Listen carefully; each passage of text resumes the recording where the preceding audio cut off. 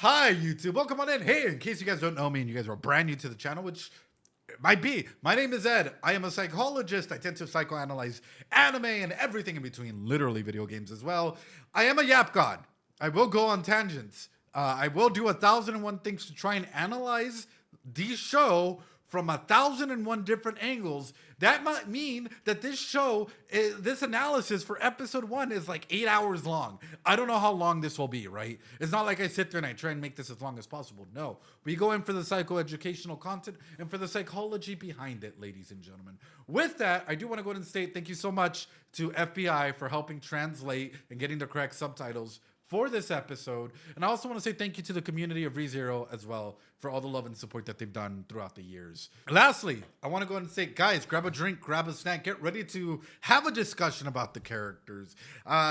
Be confused, revel in all of this, and come and join us, ladies and gentlemen. Every Friday will be ReZero Friday, ladies and gentlemen. 6 p.m. Pacific Standard Time. That's all I'm gonna say. I hope you guys enjoyed it. They've already been instructed, no spoilers or else it'll go into emote only mode. So if you see a bunch of emotes flying around, it's because someone tried to spoil something and the mods caught it. Ladies and gentlemen, boys and girls, let's go right into it, shall we? Guys, I'm so fucking excited. All right, let's go.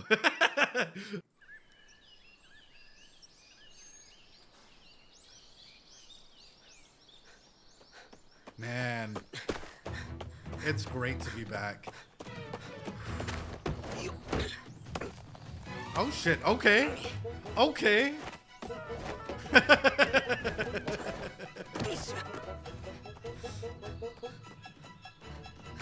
I.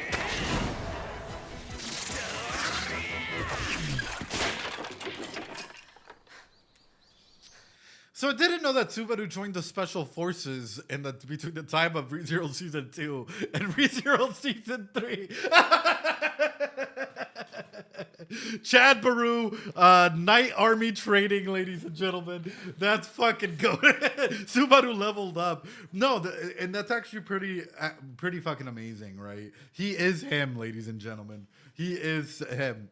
But it's great to see him actually start taking some of these things seriously, right? And I do want to stop there, and I know we're only a couple seconds in, 34 seconds in, right? Because I want to highlight the importance of this. Number one, what are we seeing Subaru do almost immediately right now compared to in the previous seasons? Thanks so much for the follow tree route. What are we seeing Subaru do right now compared to in the previous seasons, right? He's training. He absolutely is. He is starting to evolve and take into consideration this world, right? Sounds good. I have no worries. He's preparing, right? Prepare for what the future might hold.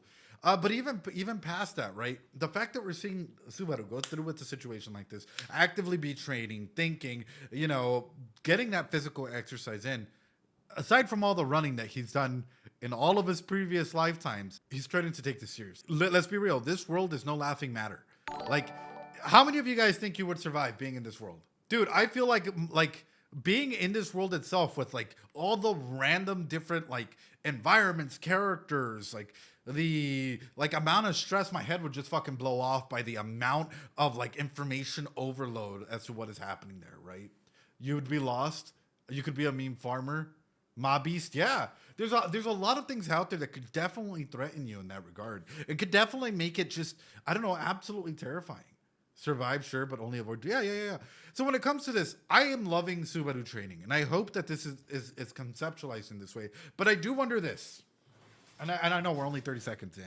I hate doing this, but it's just, I see something I got to talk about. The types of threats that we've seen Subaru handle at the moment. What have they been? Witch cult, white whale, physical, psychological, the great rabbits, right? Rabbits, bunny, curse. What are you guys not seeing in here? Are we ever going to get, and this is just something that's coming, right? Because we're seeing Subaru prepare in this way. Are we ever going to get, say, political trauma? Are we ever going to get some type, and of course, please don't answer. This is just rhetorical. This is my frame of thinking, right? Because you do have the archbishops, and you might have 1,001 other things. You might have emotional trauma. All right. And by emotional trauma, I don't just mean like, hey, this is based, you hurt my feelings, right? But it's more based on emotional manipulational strategies to try and get you to do something, right? oh God, not in this world. Are we ever gonna get, say, because we have different routes if you're gonna take into like psychodynamical psychology, and some of you guys might already know this. Not every psychologist subscribes to this, stating this right now. We have three different forms of consciousness, right? Which is a psychodynamical approach. We have the superego, the ego, and the id, right? Where everything sort of goes in between, and we tend to go ahead and be in between and try and take in moral and what would be like naturalistic principles as to how to go ahead and act and how to go ahead and do certain things. Whenever it comes to a psychological form of trauma, we also have to consider, right, when it comes to like, are you being moral about it, right? Is this moralistic form of thinking great?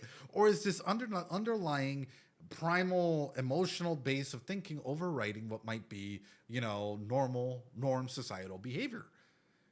In this instance, my question comes into being, right? From looking at Subaru, from looking at what's being presented in this instance, yes, Subaru is training, but I always love that the author seems to think, how can we break Subaru? And that's the type of question that's going through my mind. How can we break Subaru? If Subaru is right now conceptualizing information, trying to think morally, trying to think 1,001 things, how would you break him? Would you break him? Or would you break those around him? Why do you want to break him? Hasn't he been through enough? The thing with Subaru, and this is why I'm highlighting this. Subaru is a character of resilience, right? And I feel like people often overlook that and think, oh my God, why hasn't he evolved? Oh, he's doing the same thing again. I haven't dropped Oshinoko. We're doing the finale on Sunday, John. A lot of people seem to think like, oh, Subaru's not made any progress. He's not really advancing, without thinking, hey, for a lot of people looking at Subaru, you have to remember this has been minutes or maybe even like a second, right?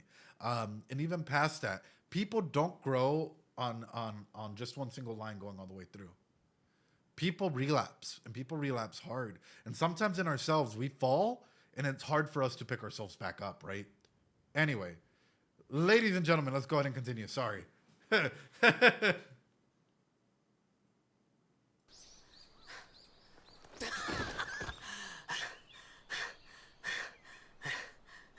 Oh.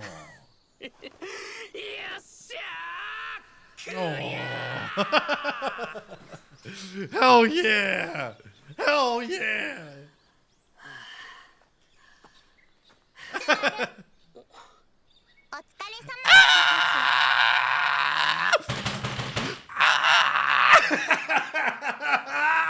She's here! I fucking love Bako. Oh my God, brother. Oh my God. I suppose. Sorry, I didn't mean to go into the fucking next dimension with that little scream. Oh, Pascal.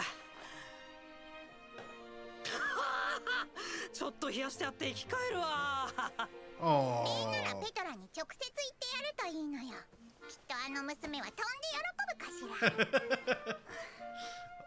俺とベアコの契約からもう1年か。時間過ぎるの早いし、俺のベアコが今日も可愛くて感慨深いぜ。ベティが可愛いのは当然のことなのよ。俺もこの1年ですっかりたくまし。Their interactions are so fucking adorable. Like, this reminds me of a brother, like a overprotective brother and like a little sister dynamic, right? Of just like, oh my God, you're like, that's so cute. Like, hey, you know what? Like, look at you. You've gotten bigger, you've gotten better, so on and so forth. Like, it's fucking adorable. Just their interactions and like, oh, you're using names, you're doing that. That's what it is. It's 1 year of propinquity. That's exactly what it is. Yeah, let's go. I guess I'll ask you this, because a lot of people seem confused about Beako, right? If you were trapped in your room for 10 years, would you have trauma? If you found a person to open up to and attach to, what would that person mean to you? That person would probably be like, you would have a bond with them like no other, right? You would probably have that person would probably mean the world to you. And in a situation, in an environment like this, right? We're looking at something unique here. And we're looking at an environment where Subaru cares about her in that regard, right? It cares about like her growth and whatnot. And we're starting to I'm getting all emotional and shit because we're starting to hear Beako use names. We're starting to see Beako literally be more comfortable in the way that she can like Just converse. And yes, it is silly little elements.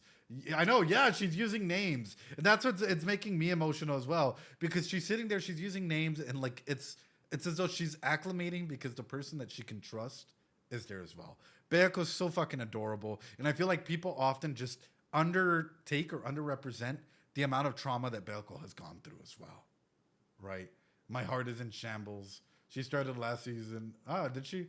Not grumpy anymore. Anyway, sorry guys. It's just something that stands out to me and something that's fucking great because his characters, this is something that often goes underrepresented. I'm going to back it up just a little bit. Sorry, I told you I was a yap god. Let's continue. きっとあの娘は飛んで喜ぶかしら。俺とベアコの契約からもう1年か。A year, okay. 時間過ぎるの早いし、俺のベアコが今日も可愛くて感慨深いぜ。ベティが可愛いのは当然のことなのよ。俺もこの1年ですっかりたくましくなったしな。プープーかしら。やられたのよ。今の冗談は面白かったかしら。いや冗談のつもりなかったんだけどな。見ろよ。この秘密の訓練所。That's pretty sick 大 though. 人でも余裕で値を上げる鬼畜仕様のアトラクションを俺パーフェクトにクリアできるようになったんだぜ。Where's Reinhardt? Reinhardt! Reinhardt! Where's Reinhardt?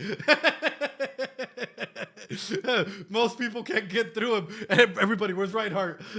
Bro's calling for Jesus. 10 Metal, thanks so much for the follow. Kazoo Man even appreciate it. Cheat code activated. But no, when we're looking at a situation like this, yeah, he is trying, and yes, this is impressive. From someone that was a self-proclaimed NEET, right? From someone that like was literally wouldn't come out for anything and had all of this trauma about going to the outside world and had to confront that trauma in season 2 to now someone that's actively trying and actively doing exercise and actively trying to get himself better. He's come a long way. But wait, let me be another streamer and say that this show doesn't have any psychological depth or growth, and that this show is boring because people grown really, really, slowly, and like in real life, because some people are still really stuck with their ex-partners and they don't know what to do, and they go through this struggle of yes and no, or whether or not they should just. Yeah, exactly. This show has already proclaimed every episode, and I think every season, how much growth the character can go through. And this is just a prime example. Take Subaru from here versus Subaru from season 1. Leaps and bounds. Leaps and bounds. 大げさすぎるのよ。だいたい秘密の訓練所なんて言ってるのはスバルとガーフィールの2人だけかしら。おお、言ってくれたな。スバルはごめんなさい。お屋敷にお客様が来たの。Now chat, hold on. Anytime she comes on screen, I gotta look at you guys. Now chat, cuidado. Absolutely adorable. Absolutely adorable. The fact that they can get along like this, though. What? She's taller now. She's growing. But it's interesting to hear that Garfield still uses this facility as well, and that this is a training facility even for Garfield in that, right? Petra's adorable. I've always thought that Petra's a great character to go out and like showcase, hey, parataxic distortions do happen, especially when we put someone on a pedestal. But whenever we're looking at this, right, it's adorable, their interactions and how they're able to get along with one another and just joke around in that, right? This is Lowly Heaven. Petra.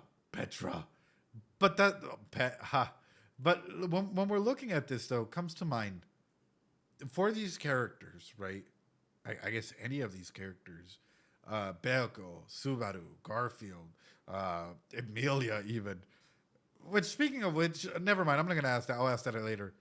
If they had their parents here with them, would they act differently? Or, whoever formed them. So, i.e.,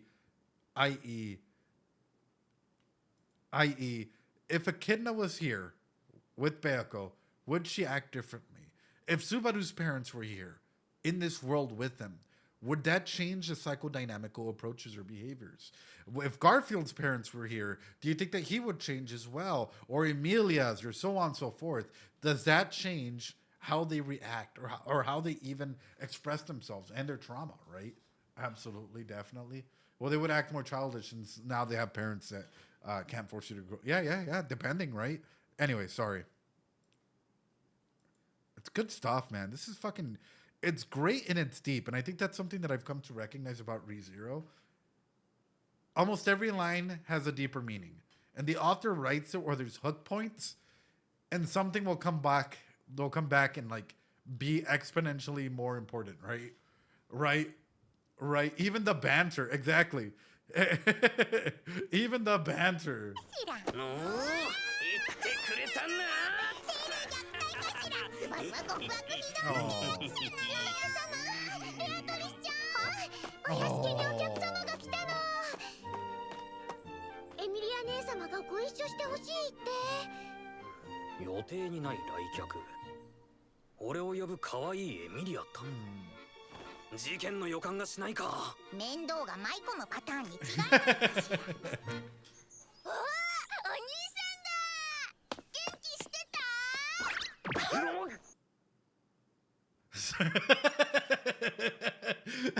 Mimi just came. Is Anastasia here?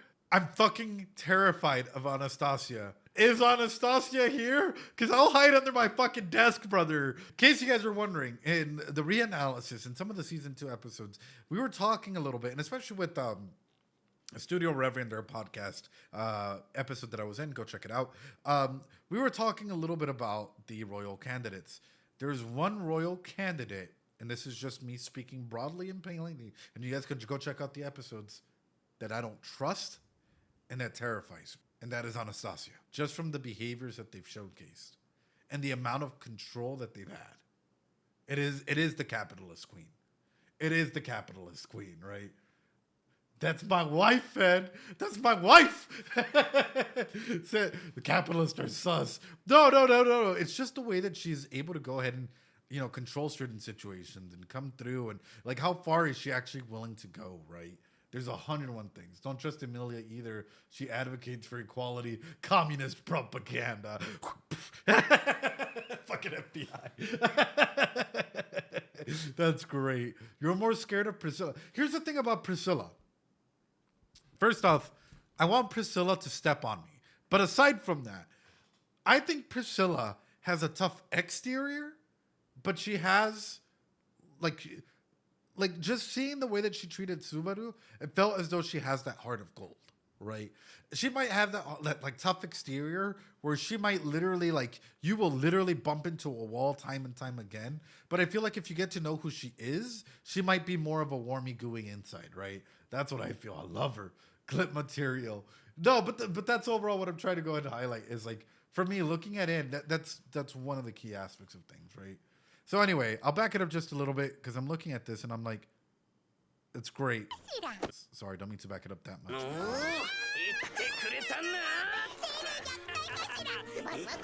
Oh.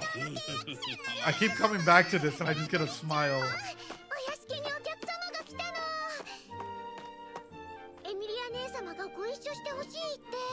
It's so good.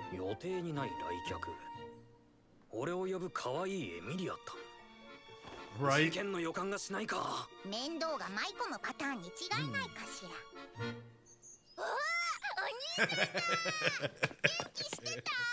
Oh. Can we also talk about Beoko's reaction right here? Hold on. Beoko's fucking adorable.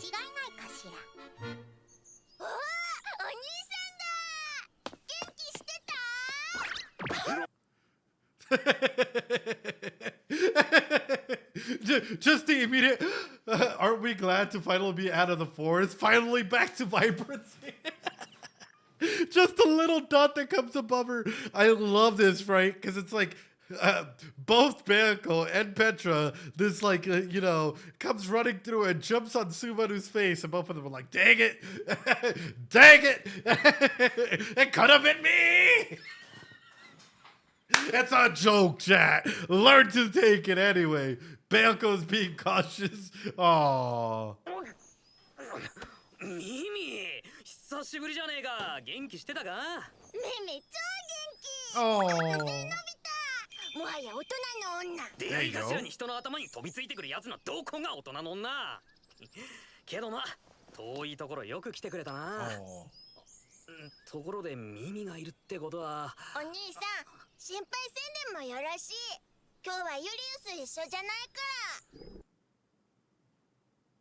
ら。I wasn't worried about Julius. I kind of wanted Julius to be here.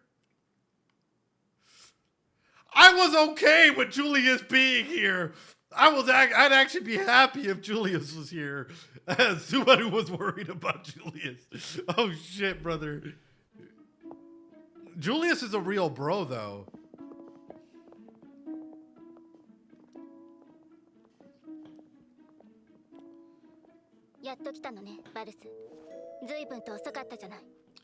Ram. お前の方がいやらしいよ。ほのぼのしい光景以外の何者でもねえだろ。そうやって何でも自分の主観で物事を判断する癖をやめなさい。覚えておくといいわ、バルス。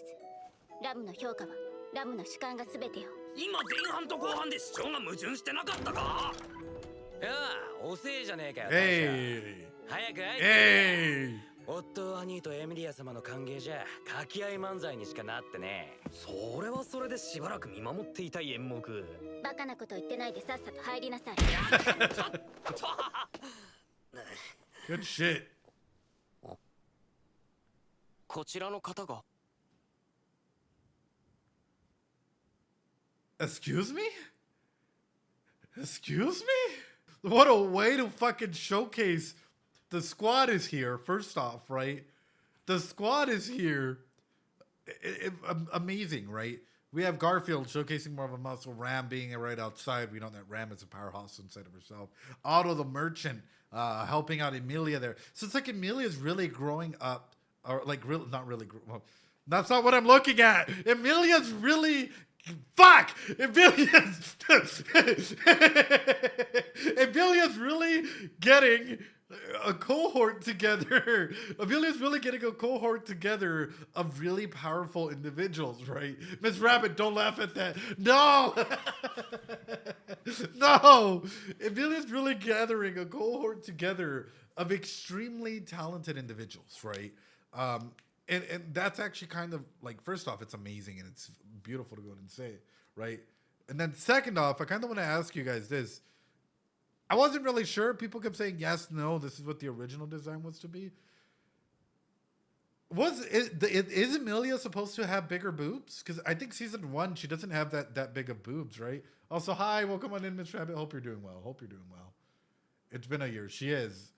A year has passed. Of decent size, pretty sure. Okay. Just making sure. Want to make sure that this is the more lore accurate Emilia. Eldris, welcome on in. Yes. You have the right figure. Can't really tell by the. We're looking for accuracy here. We're looking for accurate. Your Emilia sees them. What is bro doing? We're looking for accuracy between Emilia's here. Medium for premium. Not accurate out of 10.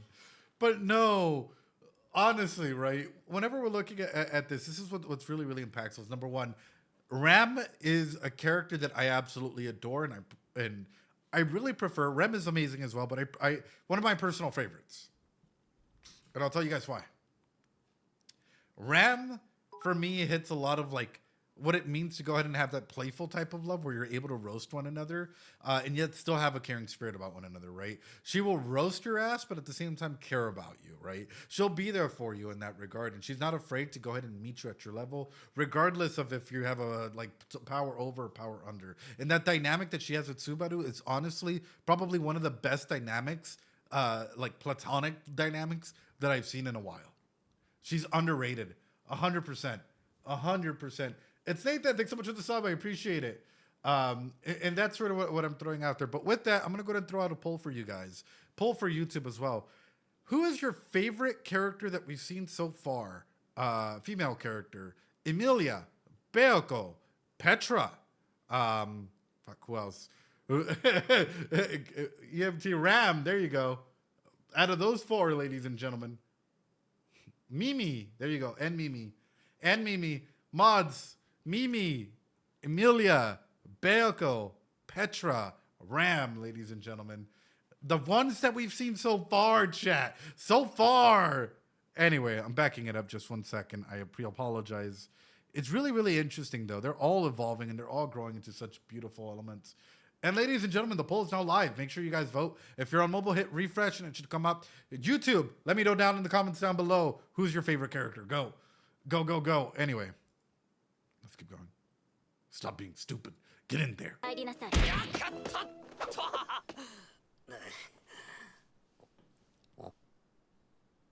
こちらの方が。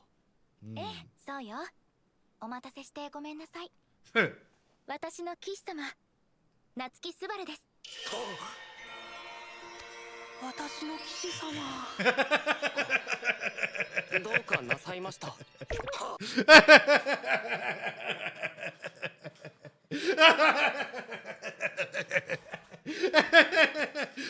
Just straight up starts like, I am her knight. I am her knight. That's so good, man.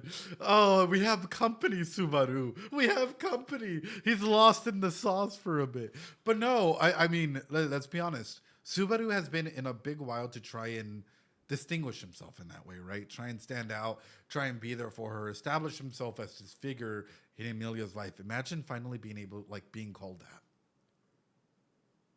Like, and I do mean this legitimately. Like, centralize this to yourself, right?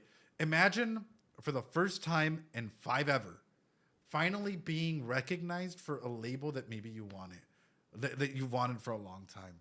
It might feel like one of the best accomplishments that you've done in your entire life. And for Subaru, who has undergone a lot of trauma and, you know, distanced himself, wow, yeah. And comparing it to episode 14 of season 1, right? That feeling of achievement. Wow. Now he's actually her knight. Right. ちょっとうっかりトリップしちゃった。 Lisa. 大変失礼しました。ご紹介に預かりました。エミリア様の騎士、夏木スバルです。ご丁寧にありがとうございます。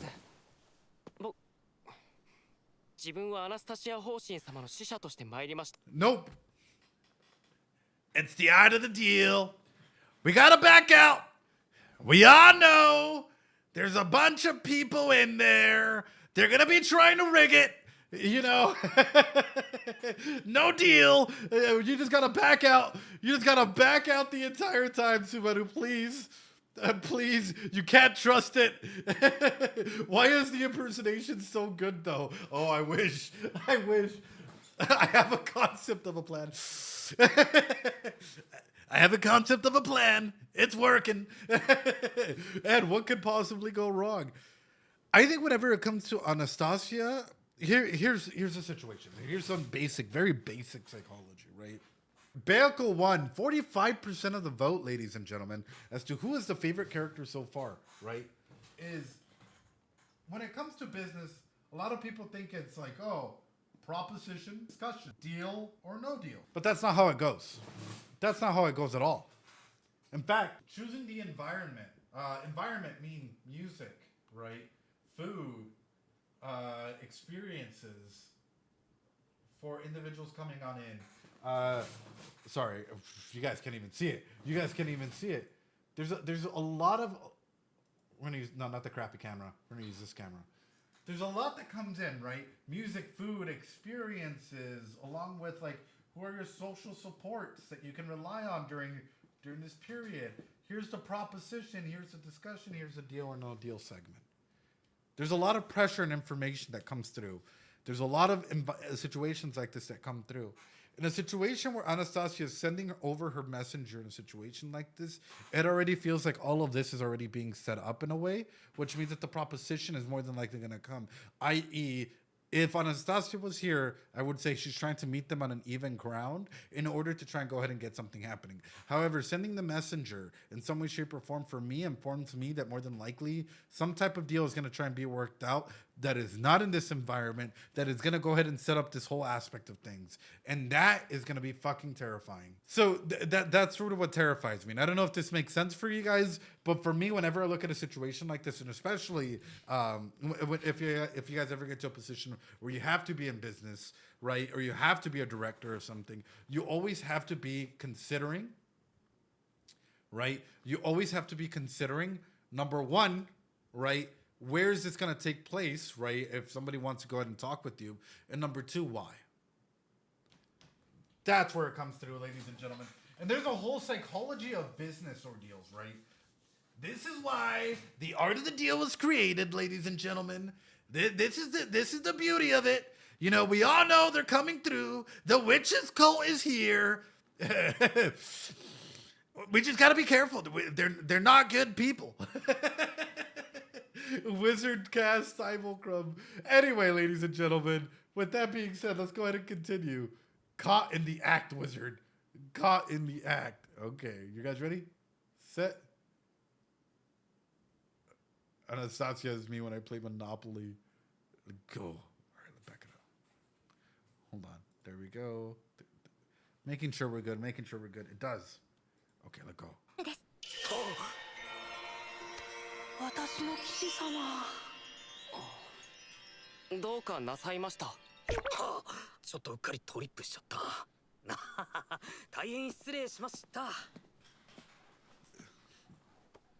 ご紹介に預かりました。エミリア様の騎士、夏木スバルです。Damn. ご丁寧にありがとうございます。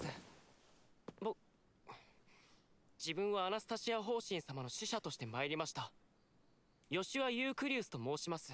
Joshua. ユークリウス？あ、すごい驚いたみたいね。そうなの。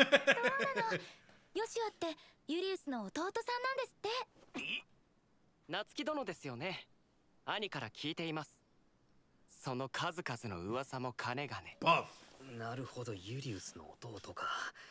言われてみれば嫌味じゃなく鋭い目とか、皮肉じゃなく優雅な口元とか、悪魔麗しい髪の色とか同じだな。ちょくちょく無理が見えるんで余計な口は閉じてくれませんかね。さて、それじゃあ待たせて悪かったなってことで。She is his puck. She is his puck. Oh, that's fucking adorable, man. That's so fucking... She is his puck. Banco, I suppose, right? Natural place to be. Fucking adorable. My God, brother. Betty and Bubby, bro. Auto gets cut off so much that when transition, he just makes it look like another cut off. Auto matches the drapes in the back, so that's how you know it's a good transition element. The slap is mine, I suppose. Dude, that's so good, and it's nice to see. Look at his hands, right? He's holding her respectfully, ladies and gentlemen. He's holding her respectfully, ladies and gentlemen. He has his hands clasped up, brother. He's holding her respectfully. He's a respectful king, brothers. Chad Baru here. They look like a young couple with a child. Yeah, 100%. 100%, ladies and gentlemen. By the way, yeah, he's a great dad. 話の続きを。ちょっと待ってください。その女の子は。ベティがどうかしたかしら。あれはベアコ。お兄さんとお姉さんの子供。Oh! そうそう。これは俺だ。エミリア。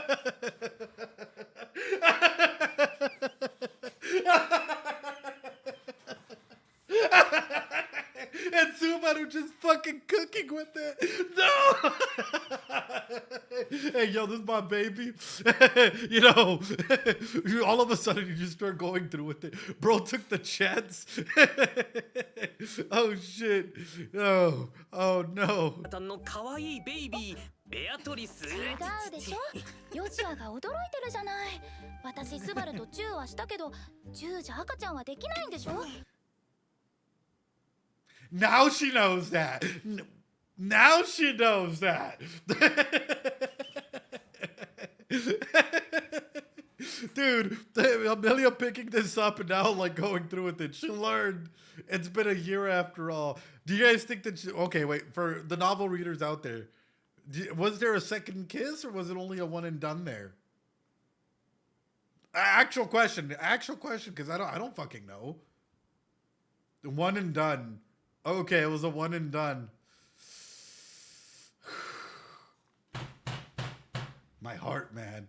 My heart. Joshua got hit with the exposition dub. 勉強したんだから。あー、ごめん。Oh, she studied up. なんかものすごい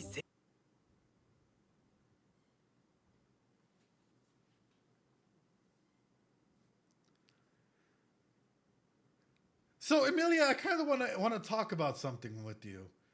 You know, I kind of want to talk about something with you, Emilia. Emilia, did you perhaps find this in your book? This is the periodic table of kink, Emilia. And now whenever we're no, I'm kidding. I think I've seen this somewhere. No, again, no. Emilia going through being like, wait a minute, what? I have that image saved, laugh my ass off. It's so good. What was that? It's the periodic table of kink. You know, it sort of goes down and you can break down what each kink does, so on and so forth, right? Get out of here, Ed. But the main element that I'm trying to highlight, though, it's good that she got that education in, because overall, being extremely innocent to any form of sexual education, guess what? It can definitely affect you, right? It can definitely affect the way that you interact with others and how others might take, might be able to manipulate that. You'll make Puck mad. Ami, 69,000, welcome on in, or 6,900, welcome on in. I hope you're doing well. Does that say cat and pig? I think she learned, since she changed her clothes, advantage of you. Yeah. It can be used against you, right? So that's why it's super important to be aware of stuff like that, right? Whether it's hand-holding, kissing, you know, being right next to one another, like what does that entail, right? What does it entail to get a partner? Really good that she's been reading up on that. I can't applaud this show enough for touching on that. Like, I really, really can't applaud the show enough for touching on the educational aspect that Emilia went to go find out more about it. And in case you guys are wondering, but why would she go and, you know, why is this important? Because this is Erikson's psychosocial developmental stages. And in here, if we look at the age ranges from 12 to 40, social relationships and identity and intimate relationships. Who am I and where am I going? Am I loved and wanted? Teens need to develop a sense of self and personal identity. Success leads to an ability to stay true to yourself, while failure leads to role confusion. And on the other hand, young adults need to form intimate, loving relationships with other people. Success leads to strong relationships, while failure leads to loneliness and isolation. And that's sort of what we're trying to go ahead and stop. Hence why we learn all about sex ed. Hence why we learn about connection. Hence why, for Emilia, this actually really makes sense for her, right? Hate to put it this way, we're all teenagers at some point, right? So we've all learned sort of what that does. Anyway, Emilia's physical age is 18, mental age is 15. And how about the opposite when sex ed is started extremely early in life? Possible explicit information. Actually, Amethyst, if done correctly, if sex ed is done at appropriate levels, a lot of studies have showcased that starting sexual education, not necessarily going into the explicit stuff, right? But like touching on elements such as consent, boundaries, so on and so forth at earlier ages, actually is what we get in terms of our like Sigma Chads out there, right? Who are like, oh, you know what? Like, I'll respect your boundaries. I love you. I appreciate what you do, but that's your boundary, and I'm gonna respect that boundary, or your consent, or so on and so forth, right? They're a lot more self in tune, and they can take no more so than a lot of the individuals that like are taught sex ed later on in life, right? So definitely find those studies out. Of course, if it does go to the explicit side of things, the extremely explicit side of things, we can talk about trauma and abuse inside of that, right? But anyway, Nick, how you doing? Welcome on in. Appreciate it. Let's go. When a mommy and a daddy love each other, they make a bearco.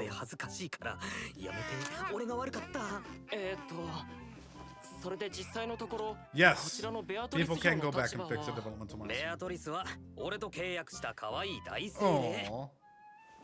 大精霊。よーお客人、うちの大将が精霊連れてっとなんか問題あんのかよ。いえ、噂は耳にしていましたが、夏希殿が本当に精霊騎士であるとは。ご存知かと思いますが、兄も精霊騎士。この国随一の精霊騎士ですので。ああ、もちろん知ってる。あいつには世話に。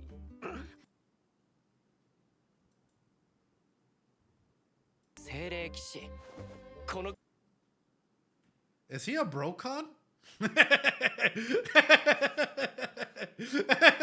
Just like, you must know my brother. It feels like it, maybe. No, I'm just saying the little blush marks that come through with it. No, nothing wrong with that. I mean, sometimes we really got to be proud of the accolades of our siblings, right? But in a situation like that was a quick turn of events in it. That's wonderful. An actual bromance, mayhaps. Yeah. 国随一の精霊騎士ですので。ああ、もちろん知ってる。あいつには世話になったから。そんなに助けられたの認めたくないんですかね。ベティとスバル以外にも精霊使いの騎士がいるのは知っているのよ。なかなか見どころのあるやつと聞いていたかしら。無論です。兄様はすごい方ですから。若干22歳にして王国騎士団の花形。この騎士団で実質的な2番手。今はお役目を離れていますが、アナスタシア様が即位された暁には団長の座は確実です。今代の牽制であるラインハルト様でも兄様の騎士としての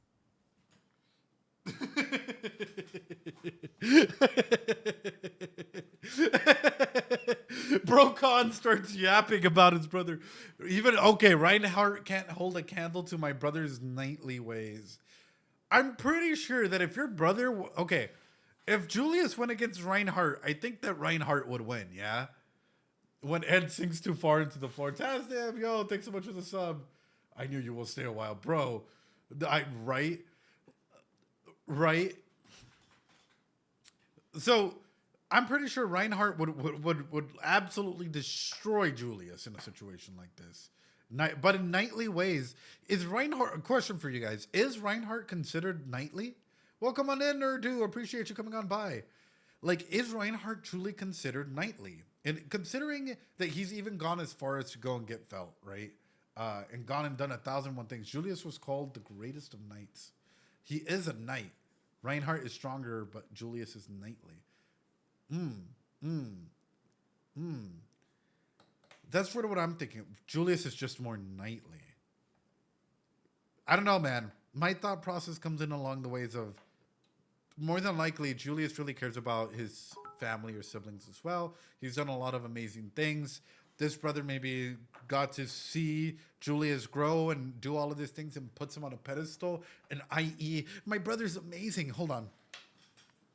Let me do this right. Reinhardt can't stop my brother. My brother would beat Reinhardt. He's the most amazing spirit user out there. You know, just a lot of fucking copium. Just that fucking copium of Brokon coming in strong, right? And that's why, yeah. And that's why whenever we're looking at a scenario like this, like, it's coming more into mind, which is how healthy is that attachment?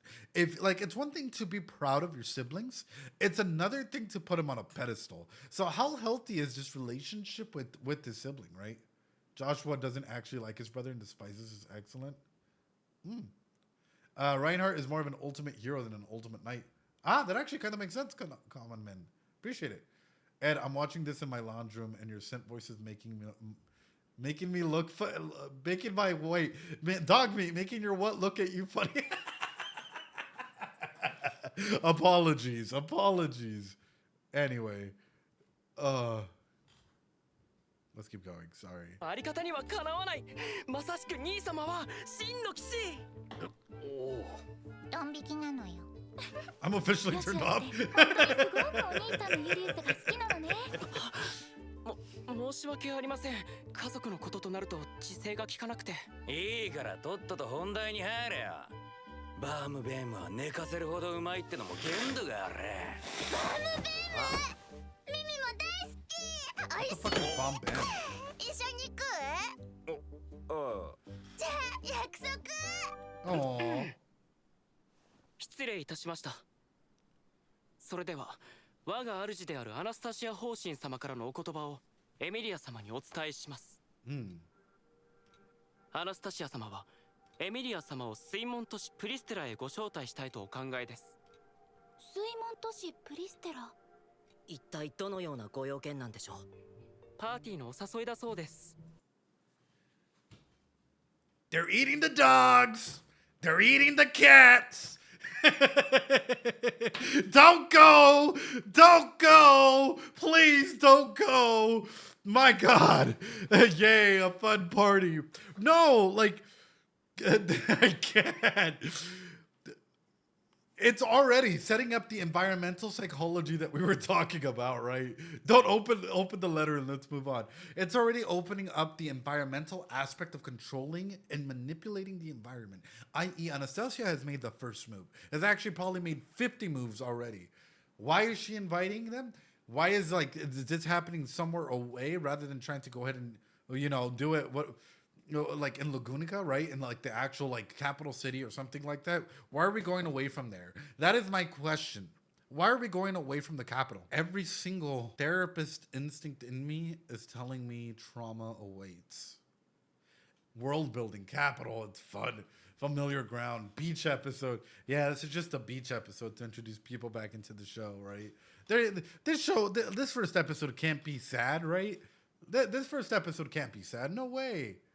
No way. Are you kidding me?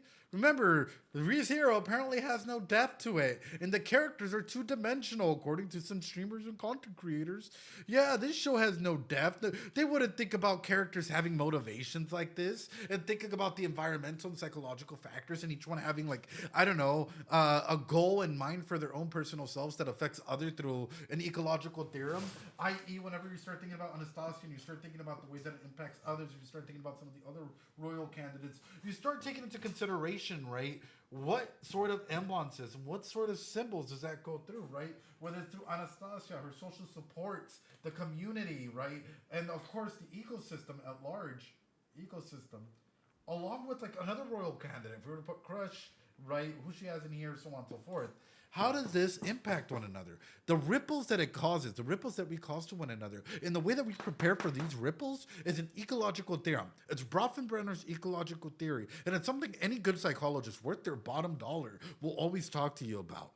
Something's at play here, and something doesn't sit right. I don't know what, I don't know how, but something's bound to come up. I know they look like boobas. The Don't Report stream, it's Brofenbrenner's ecological theorem. Anyway, let's keep going, chat. アナスタシア様のご好意でエミリア様の探し物を見つけたとのことですよ。Just found what Emilia 私の seeks. 探し物 Here we go. はい。プリステラの商人がエミリア様ご所望の魔晶石を所有しているそうです。魔晶石？はい。大精霊様を呼び戻す触媒を探しておられるのですよね。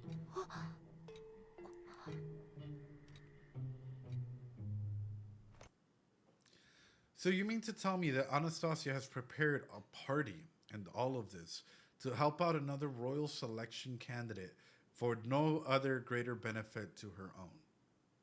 Someone who manipulated or had, I wouldn't say the environment, and had total control for when Subaru was having his breakdown.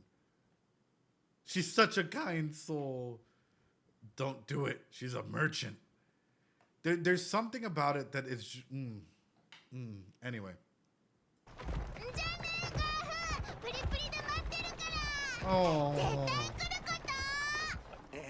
ガーフィール、すっかり気に入られたみたいですね。別に嬉しかねえよ。案外、まんざらでもないんじゃないですか。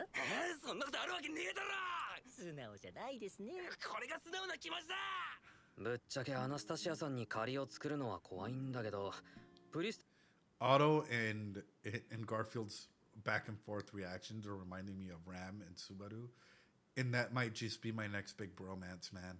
That might just be my next big bromance of them just fucking roasting one another. Like, that is so good, man. That is so good. We love them. Best bros right there. テラってどんな町なんだ？有名なところなの？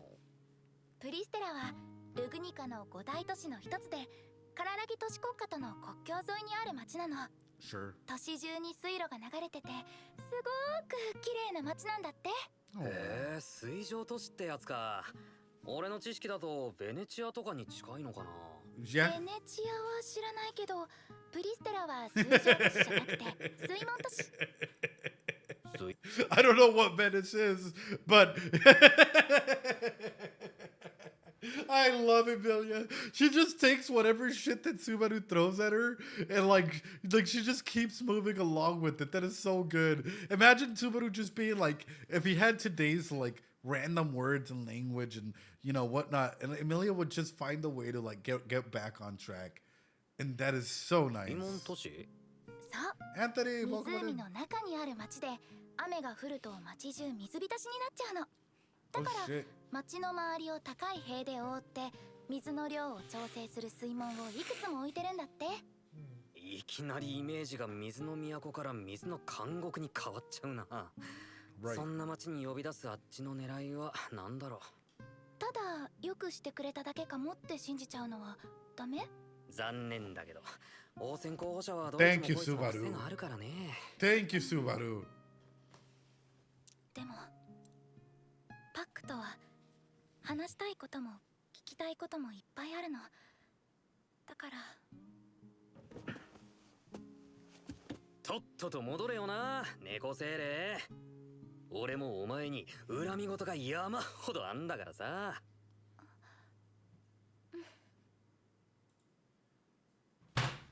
Beautiful moment. You can press spacebar to pause. Thank you. Appreciate it, FBI. Because I'm not sure if it works the same way as the others, but I appreciate that. But I also want to state what a beautiful moment, man.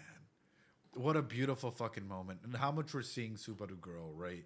Where Subaru's actually able to connect with Emilia and not an over-the-top way. Do they have their mask? Of course. Everyone has their mask, right? We all have masks on when we interact with one another or with other people.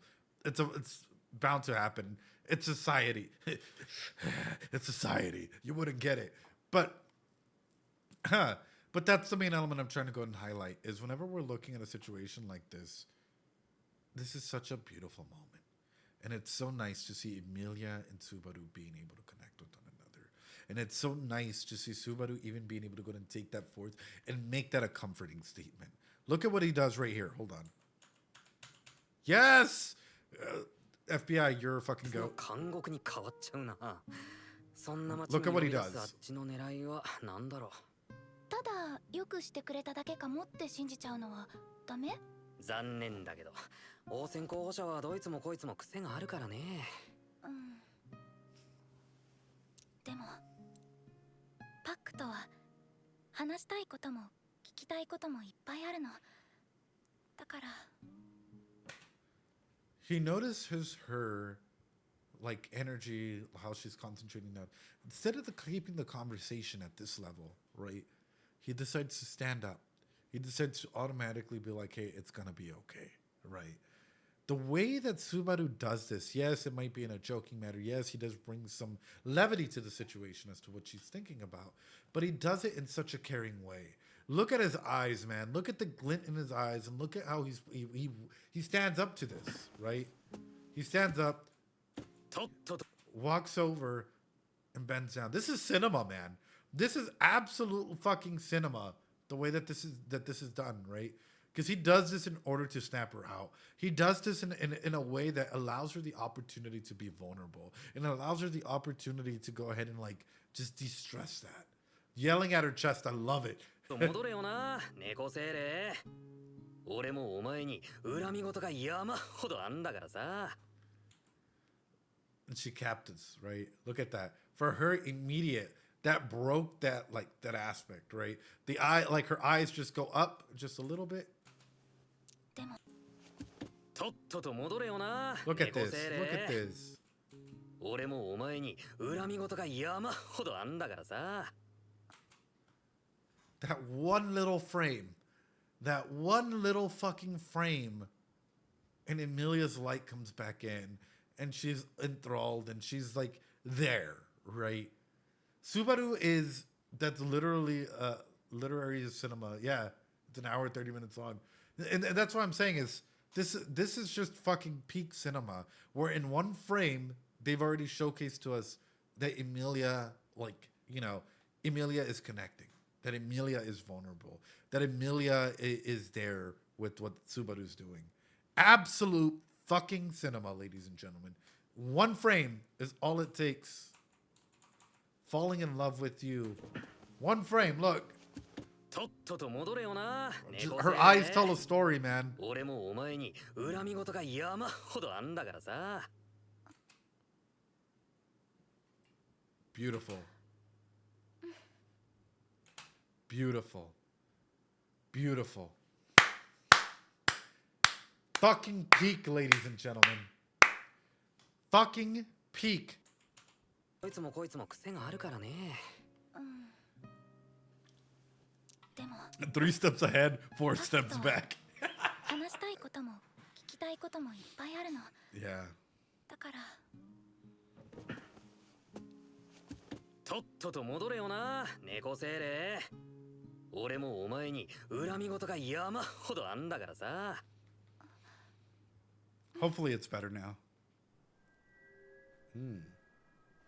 ごめんなさい。こんな大事な時に屋敷にいられなくて。いえいえ、私としてはエミリア様の意志を尊重させていただきますよ。たとえ西方貴族を集めた会合で大変忙しい時期だとしてもね。まったく旦那様は本当に反省の色が伺えない方ですわね。おや、手厳しいね、フレデリカ。当然ですよ。正直エミリア様とスバル君だけを行かせるなら不安だけど、ガーフィールとオットー君が一緒なら大丈夫でしょ。Hey, yo, what do you mean by that, Roswell? What do you mean by that? Wait a fucking minute. Hold on. What the fuck do you mean by that? Frederica is huggable. Frederica is amazing, right? Frederica is absolutely amazing. Now, Keith. So there's only the forward option, but if you want to frame by frame, you can press E to go frame forward. Oh, okay, cool. So that's the main regard, right? It's like at the end of the day, you still don't trust Subaru, or are you implying that Subaru and Emilia going alone, they might get into other forms of trouble? It's really interesting to see that, like, they still consult with Roswell no matter what, right? Of course, he still has to play the role, but considering what he did in season 2, I guess, and it's been a year, it makes sense, but how much would you guys still trust Roswell? I mean, wouldn't they? How much would you guys still trust Roswell after a scenario like that? Like if a friend did this to you, right? Even though he signed a covenant, right? He signed a covenant that he couldn't, physically hurt them. If a friend did this to you or something similar as Roswell, would you trust them? He has his uses. Oh, absolutely. He's an incredible mage or warlock or whatever you want to call him. Incredible individual, right? In terms of like his magical prowess. But would you trust him personally? You think that he, like, you don't have to trust someone to use someone, but would you trust him? And that's the main regard. That ain't no friend. No. Yeah. That's sort of the thought process that comes to me. It's like, how much would I be able to go and trust him? I probably wouldn't trust him as much just from that, you know? オットー君なら交渉で下手なドジ踏む心配もないし、最悪ガーフィールが何もかもぶち壊して逃げてこられる。それはそれですごく問題になりそうだから、私も一生懸命頑張るわね。心配ご無用だよ、エミリアタン。相手がアナスタシアさんだろうとユリウスだろうと、話し合いをケムに任せれば、俺は一級品だ。もうそれって自慢することじゃないと思うの。となると、屋敷に残るのはラムということで構わないかな。Will Subaru's, what is it, like, third hand become eventful? His third leg. Third hand, brother. Hey, yo. His third leg? Oh, I thought you were joking. No, I'm talking about, he called it something in season 2. I don't remember what, though. Yes. The unseen hand. The unseen hand, not the third leg. Subaru walking around with the stiffy.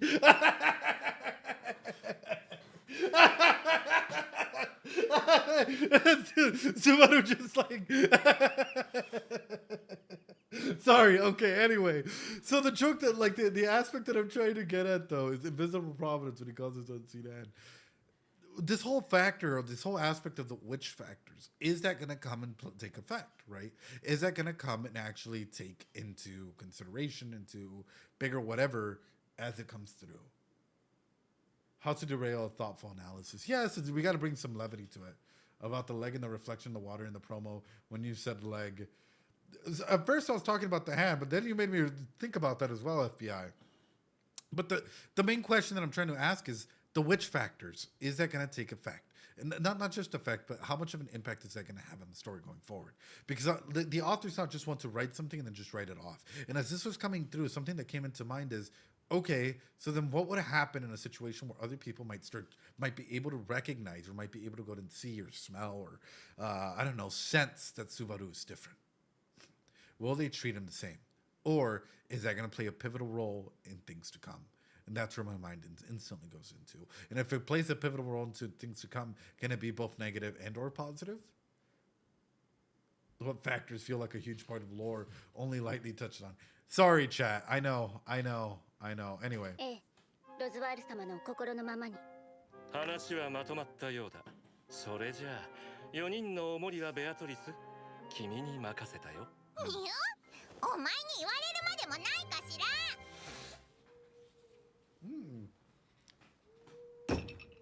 僕はね、これでもちゃんと皆さんのことを考えてるつもりなんですよ。なんかいよいよお前も完全に内省官だな。何ですかその哀れむような目つき。落ち着けって夫はね。大将もあんましからかいすぎるもんじゃねえよ。前に1日10オットーまでって決めだったろうが。1日10オットーってそれ何の単位なんですかね。Fucking adorable.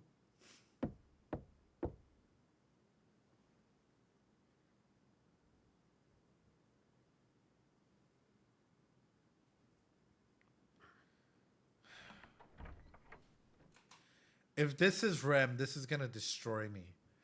If this is Rem, this is gonna destroy me. You knocked and you waited, and maybe she would call for you. I'm hoping that there's a response. Hoping that she would say, Subaru-kun, I love Emilia. Hoping that she'd be able to connect with you in some way, shape, or form. お邪魔します。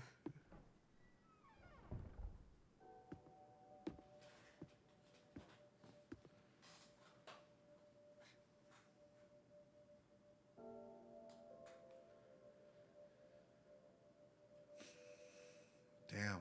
レム。どうやらしばらく会えなくなりそうだ。けど今日は話すことがいっぱいあるぞ。なんせ招かれざる客がとんでもない問題を持ち込んでくれたからな。Subaru.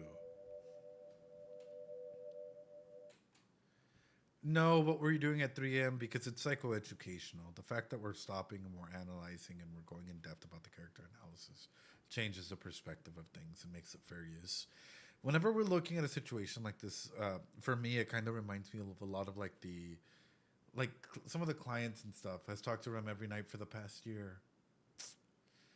That's one thing that like really sticks out to me is, and this is sort of what it reminds me of. There was, I don't know how to put it. I've done a lot of end-of-life care, a lot of end-of-life therapy, and I've been a psychologist that has to sign off on some stuff for individuals that are about to pass. I remember they brought their mom in, right? Mom started to have symptoms of dementia. First, she was very lovely, very lively, very communicative, right? Talking day in, day out, so on and so forth. Their son would come and visit. They would have a chat, and the son would leave, right? She's like, man, I really wish you would talk more. And this was like her constant thing that she would bring up to some of the nurses, to some of the case managers, and some of the individuals on there, right?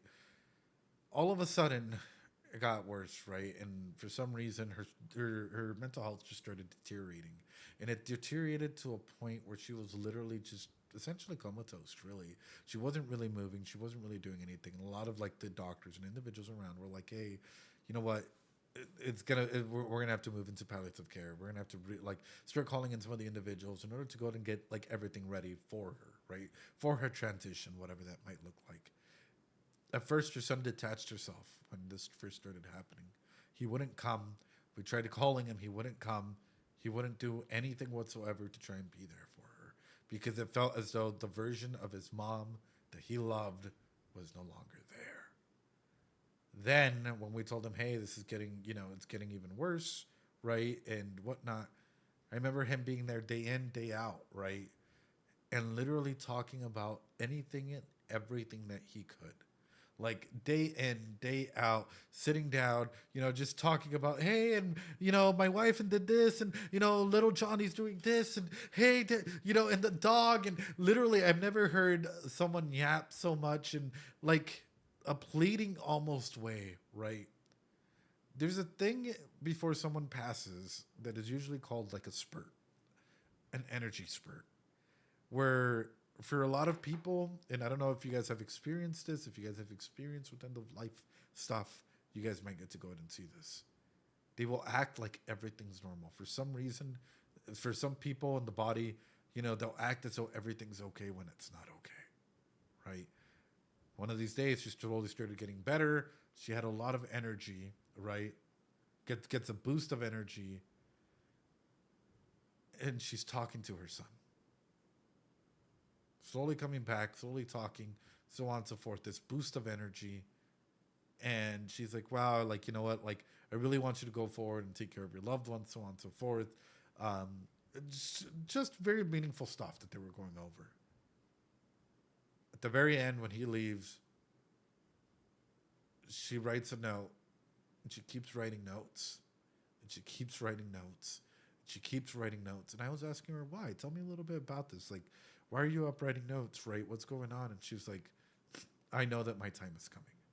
Very upfront about it. She's like, I know that my time is coming, but I'm writing this so that he has something to have. He has something to know about. At least from here till he's 70. He has something from me. So she wrote 70 different little notes of just saying, hey, I love you. I hope you're doing well. I hope you're with your family. I hope that you have your kids. I hope that, like, they're growing up. I hope that you've raised them right. All of these little messages that she just spent writing. Yeah. And then by the following week, she was gone. Yeah. So whenever we look at situations like this and I see Subaru actively caring for Rem, and I'm tearing up too, man. I'm over here like fighting back tears. I ain't even going to lie. Whenever we're here and we're seeing Subaru taking care of Rem like this and actively talking to her and whatnot, it's a great stimulus for the brain, right? Because even though you might have complete blank slate, your brain is still actively processing stuff on the side. I'm glad that she was able to say what she needed to say. Oh, 100%. But in moments like this, in huge moments like this shows everything, man. Subaru doing this day in, day out for a year, that speaks volumes about how much Rem means to him. Fuck, dude. ReZero's getting me all emotional and shit. But ReZero's not deep. Can it sometimes pretend to guilt feeling that gonna? Yeah, absolutely, madame. Absolutely. ReZero's a happy show. Writing notes to leave words to her loved ones. Damn, that's gonna make me cry for real. Miss Rabbit, and it was set so that like they could give it to him like. I think it was like once a year or once every so often for the rest of his life, essentially. That's what messed me up. Is like, they still had the energy to go ahead and go through with all of that and like sort of know what was happening. That's why I think Alzheimer's the worst. And there's new medicine and stuff that's been coming up a lot lately, and it's been revolutionary and stuff that we're working. Oh, I'm gonna cry. Oh my God. That's a great farewell present though. Yearly birthday letters, right? And it's so impactful. It is so impactful for someone to go out and have that. And I guess I'll share this, right? It's been a couple years, and an email came through the other day where they were like, every year on my birthday, it's happy tears. And I'm like, I'm glad. I'm glad. I don't know what she wrote, of course, but I'm pretty sure that they were all very extremely meaningful stuff. The only thing that she did share is that she would be asking questions about how he's doing and whatnot. And I know that the last one has something along the lines of like, I can't wait to see you again, that sort of a thing. Anyway, with that being said, let's go ahead and continue, guys. I don't mean to break us down, guys. Anyway, let's go.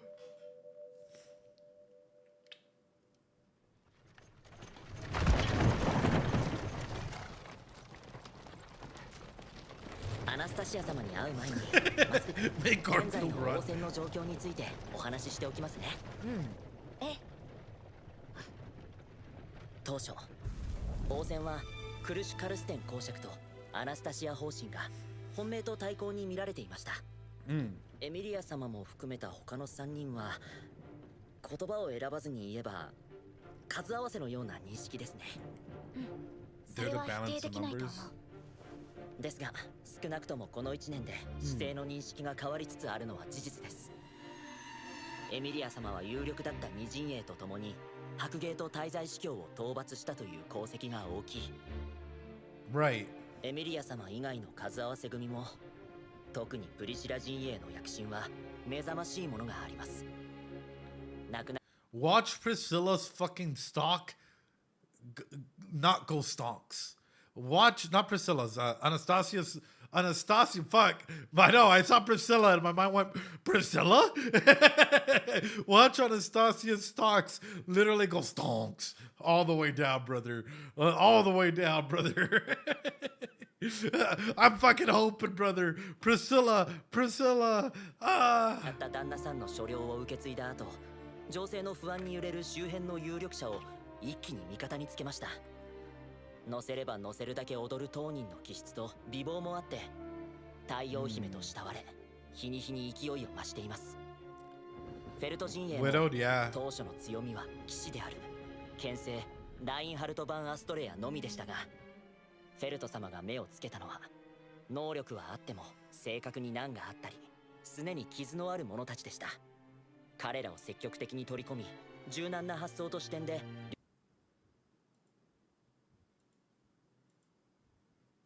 しいものがあります。Everything in here is screaming important. I don't know why, and it might just be me hyper picking. This is just screaming extremely important. Like this is everything from here on out. Yeah. I mean, it is. Yeah.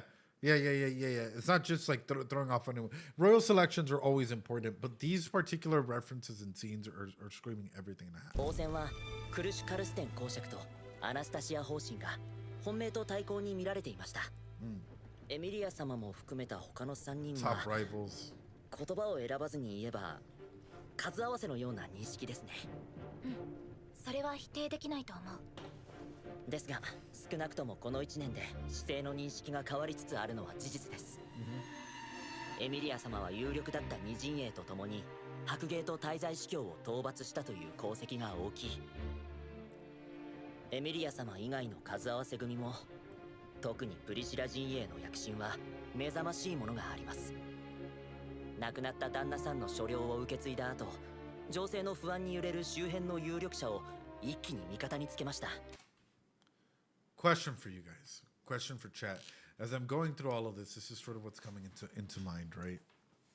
So, wouldn't it be interesting if the way that they do this selection is by literally going into the opposite? And I know what you guys might be thinking. I'm looking at this and I'm like, what would make really good storytelling? What would make phenomenal fucking storytelling in an aspect like this, right? So, for example, with Krush, right? Leader. Well, what if she can't be a leader no more? What if she loses the ability to be a leader altogether? Or is altogether just stopped from progressing in that way, i.e. making her fall from the ranks? Next one, merchant. Okay, what if her greed is her downfall? Makes a bad deal. Something happens along the line where money is involved, or maybe a good deal that ends up turning sour, i.e. making her go down that aspect. Nobility. Okay, so people think that she's noble, that there's this aspect of nobility. What if she, I don't know, ends up being betrayed by nobility, right? Or ends up having to make an ultimate sacrifice for the people, like i.e. dying for people, dying for the people. Felt the people's champ. What if the people betray her? People betray her. Satala. What if, in a situation like this, even her own camp has to seal her up?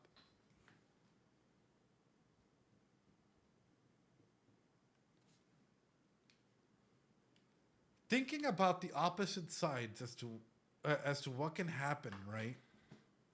Who let bro cook? I'm not even cooking, bro. I'm literally just talking about the same aspects that chat has come up with, right? The titles that we have given them. And then how can we write good storytelling to come up into the reverse aspect of things, right?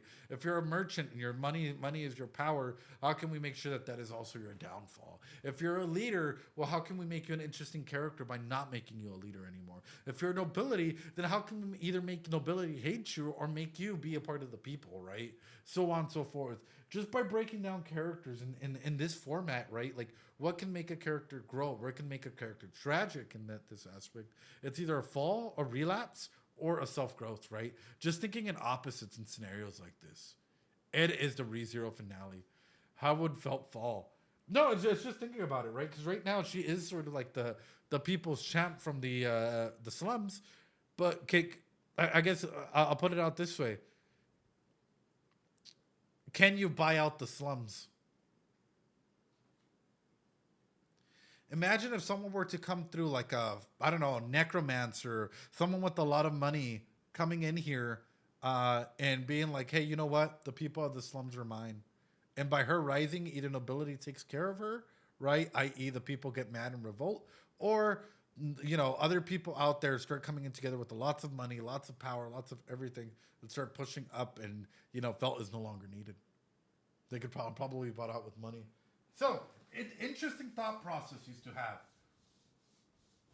And by the way, these forms of thinking, Socratic versions of thinking, are just thinking into different paradigms. Super important whenever you're trying to go out and make a decision. Whenever you're wondering about, like, hey, what can make this avenue, this opportunity different than another one? Would someone revolt against Reinhardt, though? He is with her. Anyway, I don't fucking know, man. But I'm looking at this, and I'm looking at the way that they're, like, talking about them. That's huge. That's huge. Anyway, I don't know, man. Let's go. 乗せれば乗せるだけ踊る当人の気質と美貌もあって太陽姫と慕われ日に日に勢いを増しています。フェルト陣営も当初の強みは騎士である剣聖ラインハルト・バン・アストレアのみでしたが、フェルト様が目をつけたのは能力はあっても性格に難があったりすねに傷のある者たちでした。彼らを積極的に取り込み柔軟な発想と視点で領地の大改革を始めたんです。なのでこの1年盤上から転がり落ちた候補者はいません。Sure. ただ魔女教との戦いで記憶をなくされたクルシュカルステン公爵だけは芳しくありませんね。そんな中アナスタシア陣営だけは応戦が始まる前も始まってからも一度の失速もなく安定した支持を持ってるんです。アナスタシアさんのところは方針紹介って大きなお店が力になってるの。 Which is her business, right? はい。彼女たちの武器は財力。経済でぶん殴るのは最強の一手ってわけです。Absolutely, right? Abso-fucking-lutely that these fixed subs, because Reinhardt, are these? Yeah, these are fixed subs. These are fixed subs. FBI fixed them. Yes, don't worry about that. Anastasia probably the favorite now because Crush lost momentum from her memory loss. Oh yeah, 100%. Which is kind of terrifying, right? Because I guess in a situation like this, or in a moment like this, where people are going up and down, like it's sort of like the crab game, right? Where if you're trying to get out of the bucket, another crab might pull you down, and you just got to be really careful about the plans and the executions of stuff, right? Bond and Van are interchangeably dialects. So with that, though, comes in my question. If you could have any power, right? Spirit, sword, whatever that might be, what power do you think would be most useful for you in this world? What power do you think you could get away with if not returned by death, right? Not returned by death or something like that. But like, what power would you specifically want? Or blessing, it's a blessing, would you want to be able to go ahead and use? Clones? Silver tongue? Sure. I always go with mind control. That would be interesting. And blessing of danger detection, ability to differentiate between salt and sugar. Immortality, but not the Roswell way would be nice. Pandora's authority. Ability to manipulate probability. So some of you guys have already thought about it. 僕がどのくらい胃が痛いか分かってくれました？やっとすごく身に染みました。勝手なことしてごめんなさい。分かっていただければとりあえず大丈夫です。何も一人で悩みを抱える必要はありません。この龍舎と一緒ですよ。龍舎と一緒って？今手綱を握っているのは夏希さんです。夏希さんがサボらないように見張っているのはベアトリスちゃん。周りの警戒をしているのはガーフィールですし、その龍舎の旅程を計画したのは僕です。そしてエミリア様はその全員にお疲れ様と声をかけて。Emilia, your job is just to tell us that we're doing a good job. Emilia, I planned out the entire itinerary. I have this shit locked down. But your job is just, you just gotta say good job, boys. Good job. Morale through the fucking roof. You see Kraith running out there. Kraith is Patrosh out there. If Emilia's saying good job, you'll see Kraith running out there just, Muy importante. Shadow Cardinal, you see a bunch of people just lined up, carrying this fucking carriage and running through. Basado. Oh yeah, dude. まあえっちらおっちらとプリステラを目指しているわけで。今のオットー君の言い回し、なんだかすごくスバルみたいよ。本当ですか？嫌だな。Hello, Mashite. おいおっと、なんだよズリー。何俺のエミリアタンと盛り上がってんだ。メアゴちょっと立ち直ってろ。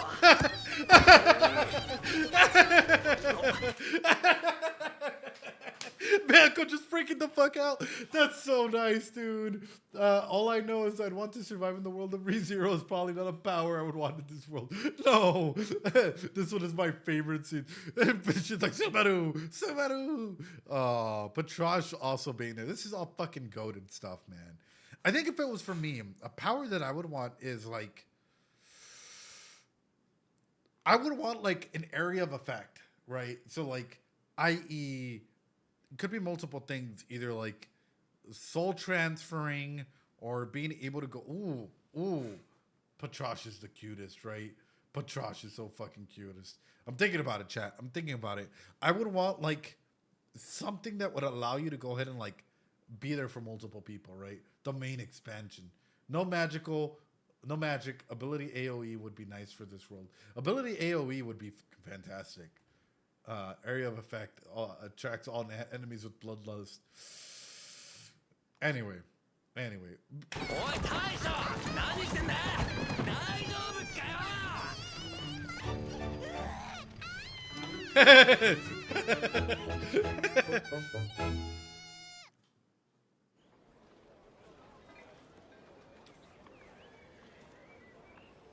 Hey, yo.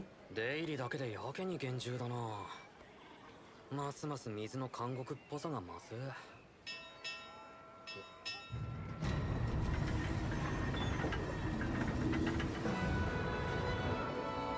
This is beautiful though. Oh my god. すごい。Oh my god. 確かにこりゃ壮観だ。Oh my god. プリステラは湖の上に建設された400年前の技術を結集した都市なのよ。おかしな作りだけど、都市そのものが罠だった成り立ちを考える。What? What? What now? Considering that the city itself was meant to be a trap? Oh no. Oh no. Oh no. Wait. Oh no. Oh shit. They're trying to trap an angel. Oh shit, brother. Oh shit. The setup is building. Oh fuck. Dude. Good thing that Peoko has read the books in a Kindle's library. What type of trap? Oh no. Literally. Like now, here, let me put you right next to my fucking heart. Hold on. It's beating so fast. It's beating so fucking fast right now. What the fuck? Really do be feel like no dialogue. No dialogue is wasted. That's why I start putting attention, like a lot of attention to just like the one-liners and stuff that's thrown out there. Because some of this stuff, yeah, Chekhovian gun moment at the moment. Yeah. Ooh. 町の中央に水が集まりやすくなっているのも当然の構造かしら。Right. 町そのものが罠だったってすごく曰くありげ。魔獣でも狙ってたのかよ。謎なのよ。記録には何のための罠だったかまでは残ってないかしら。しかしこれ本当に迷路みたいだな。町の形は水路に合わせて作られてるから陸路はすごく入り組んじゃってるみたい。都市の中は勇者よりも流線が主流なんですよ。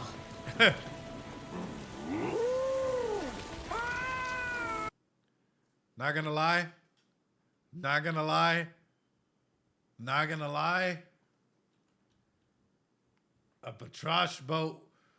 Patrosh in the water would fucking kill it. Patrosh in the water would fucking kill him. What do you mean would? What the fuck? What do you mean would?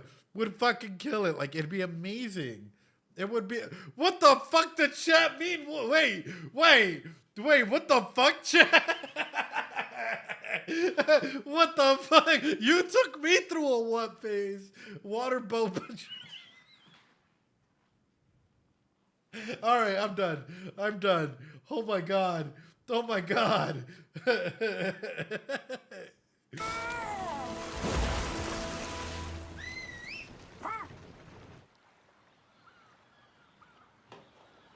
水の羽衣ってなんかすごく不思議な形の建物ね。これ宿っていうか旅館じゃねえか。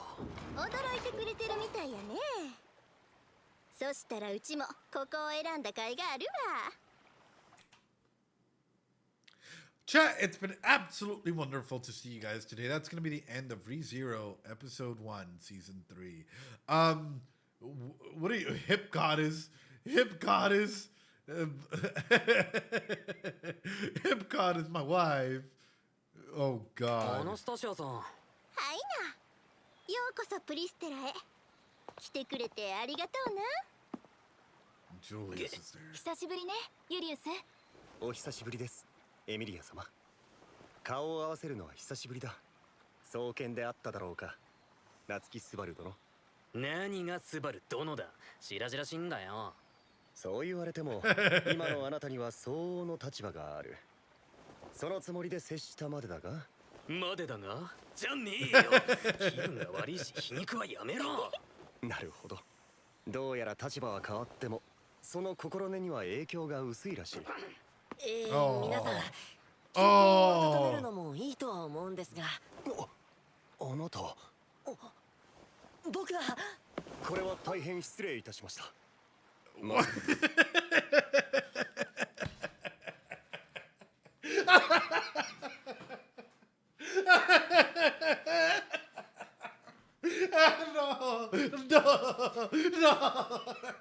Otto, no! Poor Otto, dude. I'm fucking crying. Otto's like, hey, wow, allow me to introduce myself. I feel great. I feel absolutely fantastic. Otto catching strays from... Dude, Otto's going through a fucking oof. A little off topic, but I should tell you, October 4th marks the 29th anniversary of Evangelion. Holy shit, hell yeah. Hell yeah, I didn't know that. That's wonderful. This is one of my favorite comedy scenes in the series. This was beautifully done, dude. This is such a fake out that it's beautiful the way that he did it. あなた様のような行為の精霊が同席されているとは思わなかったものですから。紹介しておいてやるぜ。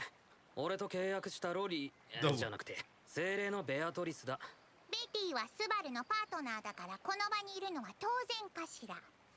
お前の連れているまだ名もない純精霊たちとは格も異界も可愛さも段違いなのよ。それをしっかりとわきまえた上で。美味しい紅茶とお菓子を所望するかしら。最後まで威厳を保ってよ。ガール来てた。じゃあなんで秘密にしてたかな。やだな探検。Hey. 話してあげる。おい待ておら、俺様はまだ話や。ちょっと待ってよ。ほら行こう、すぐ行こう。 Does Gar have a girlfriend now? Does Gar have a girlfriend now? Is that just like Gar? W ship, they're the same age. Are they? Oh, they're married now. Oh, okay, yeah. That's adorable. That is adorable. Guess he does now. Cute as hell. It's cute as hell. Absolutely. 俺たちも行くか。あ、かしこまってどうしたんだよ。いや、いいんですけどね。いいんですけどね。なんかすごく不思議な雰囲気。床に座っちゃうし、靴も脱いでるし。これは多分寝室もベッドじゃなくて床に布団を敷くんだよな。部屋着も浴衣だったりするのかな。スバル、すごく詳しいのね。ほんまやね。一体どこでカララギ式について勉強した？カララギ式ってこの宿のことか？そうやよ。和風建築様式はカララギ伝来のもん。和風建築。So then I'm guessing that Japanese architecture has been around. Kararagi, it's just Japan, isn't it? Or people from Japan have been isekai'd on here, right?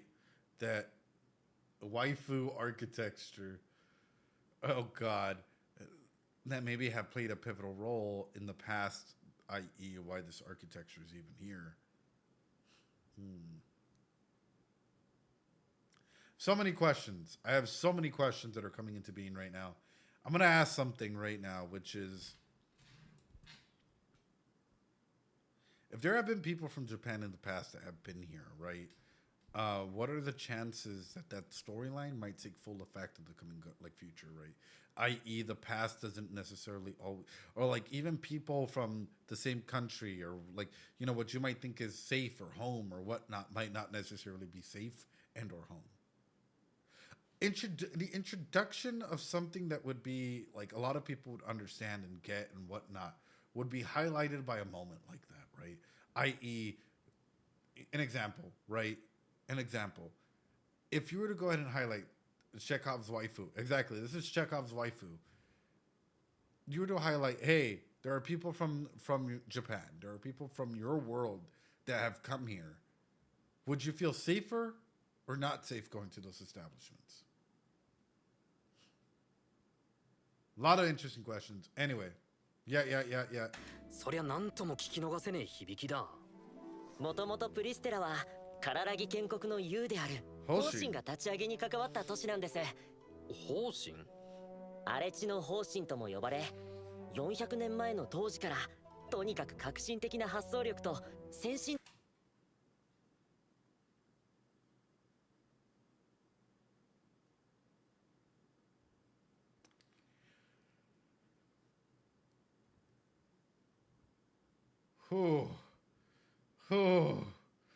That 400, 500 year time period coming back again, huh? 的な理念で知られた人物です。荒れ地の方針。その正体はおそらく俺と同じ異世界。日本から召喚された人間。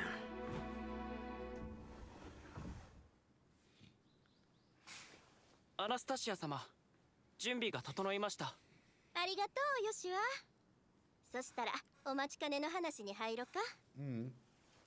お探しの魔晶石、その所有者はこの都市による大商会の跡取り息子やの。ヨシュアにはそのミューズ商会まで行く流線を用意してもらったんよ。ミューズ商会の跡取り息子。そう、本人の詳細も大したもんやけど、この町やともっと別の名前で有名なお人なんよ。別の名前で？そう、歌姫に心を奪われた男。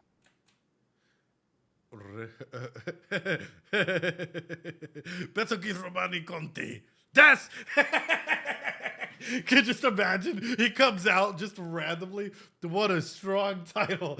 What a strong fucking title, brother. Dude, I would lose my shit. I would lose my shit if it was something along the lines of like, oh no, he's not dead. The man whose heart was stolen by the songstress. That is a wild title to have. 転じて歌姫狂い。船で水の上を渡るなんて初めて。なんかドキドキしてきちゃった。歌姫狂いって絶対変人だろ。あれ、こっちとあっちで水の流れ違う？驚いた？実は私知ってるの。ほら見て。あれが街の中の水の流れを制御してる制御塔なの。塔全体が複雑な仕組みのミーティアになってて、水の魔石の力で水流を操ってるんですって。So if you control the tower, you control the flow of traffic, i.e., therefore people can't really get out because you're so used to using their dragons to try and get out of the situation. So that tower is probably going to become extremely eminent or extremely important, or just, you know, the aspects of control here. So there's a lot of aspects of, or like, you know, just from what they're touching on, how would you get across certain things, right? The way that they're layering these Shakovian guns is really interesting. You control the tower, you control the flow of the river, i.e. you control a bunch of medias. You could still walk, sure, but what if there's a threat, right? What if I unleashed 1,000 mob beasts, right, of a bunch of like, y'all know the fucking Cell Juniors? Imagine a bunch of Ed Juniors, just, you know, out in the street, going after you like the entire time, right? And meanwhile, you can't really run. You can't really use your thing to get out of the city, because all of a sudden, if I control that tower, I control the flow of traffic. Means you could trap people. Exactly. They're focusing a lot on the city's details, which is ちなみに spectacular. この都市では水を汚すと大変な罰則があるので気をつけてください。さっきから怯えた顔で水を眺めてるガーフィールは特に。別に水が怖えってことはねえよ。ただ濡れ猫になんのが嫌だってだけでや。じゃあ力いっぱいマント掴むのやめてもらえます？ Damn. 破れそうな音してるんで。やれやれ、みんなはしゃぎすぎなのよ。もっとおとなしく淑女なベティを見習うといい。スバル？今、なんて言ったのかしら。やばい。Another seasick MC. Main characters can't catch a break with water. Oh yeah, Garf is only 15 now. He was mentioned to be 14 in Arc 4. Okay, so yeah, year has passed.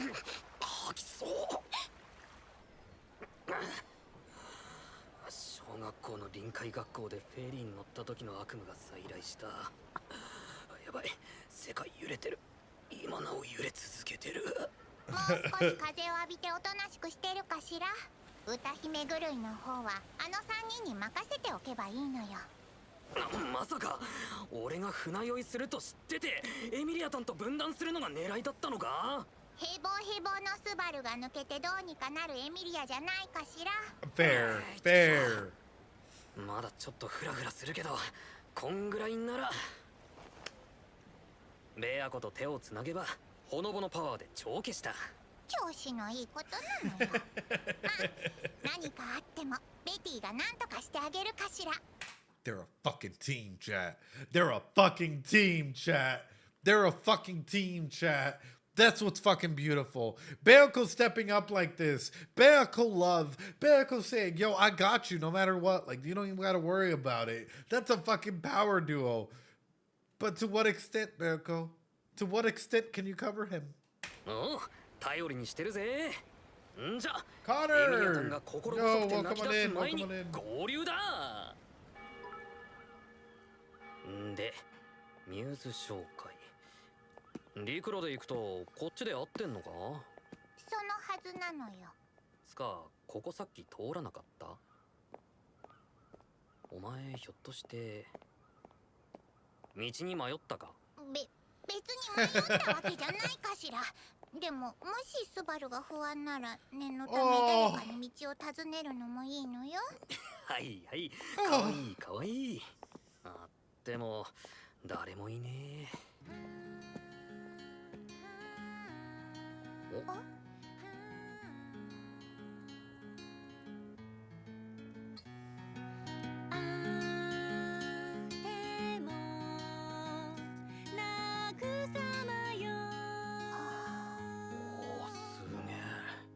Sounds good, Miss Rabbit. Thank you so much. You say-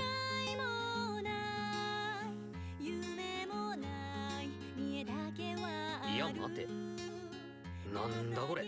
よくよく聞いたらひでえ歌詞だなおい。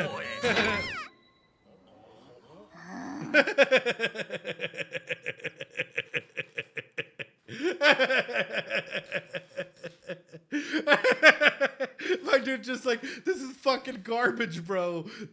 But no, I mean, it takes a lot of balls to even say that, right? Absolutely ruined. What were you doing at 3 a.m.? Thanks so much for the follow. I appreciate it. Ruined the vibe. But unfortunately, that's how it is a lot of days, right? I.e., there's a lot of lyrics that we hear today, a lot of songs that we hear today that have a lot of hidden meaning, hidden whatever, right? And unfortunately, we don't even pay attention to it just because the beat is cool, the vibe is great. Dude, you threw off my groove. ありゃ。やべえ、空気読めないことした。スバルのバカ、なんて無粋かしら。台無しなのよ。余計なことすんなよ。なんだお前。邪魔すんな。バカら。 And that's the thing there, Subarus. You got to be really careful. Music, even just like really good speakers, silver tongue, whatnot. Like if you're able to control a crowd, right, through theater, music, dance, speech, anything like that, you're able to go to affect them in 1,001 ways. I've seen a person literally turn a crowd from like really not knowing anything about a topic to like full on like being hyped up, invested in it, like full on thrilled. I've seen people literally turn against like, you know, turn a crowd against a person, or literally just be fucking, you know, have their minds blown by theories of fucking space and so on and so forth, right? Like, Evelyn, welcome on in, ¿cómo estás? I hope you're doing well. This key thing there, you got to be really tactful, and you got to understand that crowd mentality can be absolutely terrifying. And if you're not careful, they can rip you apart. You got to understand the crowd emotions, the crowd emotions first and foremost, right? How is the crowd feeling? And if it's an overwhelming feeling that the crowd is like going with, you might want to reserve your judgment or separate yourself before you go into it, because crowd feeling, crowd emotions, crowd everything can definitely affect an individual. It would react to NF. Yeah, K-pop, so on, right? Oh, shit.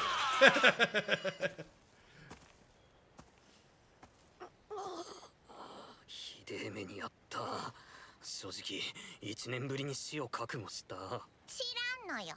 治癒魔法はかけてあげないかしら。エミリアにでも頼むといいのよ。で、お前エミリアタンに回復せがんだら不機嫌になるじゃん。あと終わり。歌を邪魔するつもりは。ひらめきました。え？は？聞いてください。デュワは恋の年の差。ドゥワワ？ねえ見えてる感じてるあなたと私の恋の年の差周りは変だと言うけれど私はそんなの気にしてないわねえ待っててお願い待っててあと少しもう少し背伸びをすれば届くくらい私とあなたの恋の距離甘くとろける恋の距離縮まる二人の恋の距離静かに燃える愛となりやがて二人にこの通りきっと二人にこう送り未来は明るい恋物語 Cause when a lady lets her hips flow like a hypno, I get drowsy. All the motherfuckers just really think I'm lousy. When I'm with the girl, I'm like I just can't let go. Till it blows up in my face. Electro, the honeys always love me cause I'm trying to be a charmer. Why can't they see that I'm a knight in shining armor? And would it be the same to try a heavy game? Nobody even knows your name. And hey yo. Hey, yo, holy shit. Hey, so whenever we're looking at a scenario, oh my God, you were with them all along. But it's really interesting, right? That he was just able to go and hop on in there and pick up on it. And then her as a musician, super duper key. And I think one of the most key copyright strike incoming. Those lyrics, though, I'm beginning to think he's a yap god. Oh, 100%. But as a musician, understanding where another person's coming from and being able to improv like that, dude, she's insane. Musically speaking, probably even empathetically speaking. Here's Psychologist, aka Ed. You're right. Like musically speaking, to be able to improv like that, be able to jump into it, be able to go and take in Subaru's mention of stuff is huge. Huge. We're gonna back it up. We're just gonna listen to them real quick and take in their lyrics, yeah? Yeah, she saw them, then made the song. We're about Beatrice. Oh, 100%. 100% Ozerith. What? Hey, yo, FBI.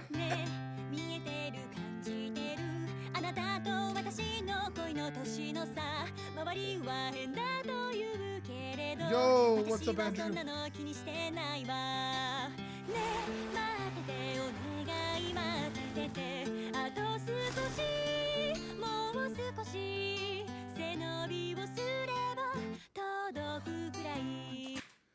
If I stand up straight, I can reach you.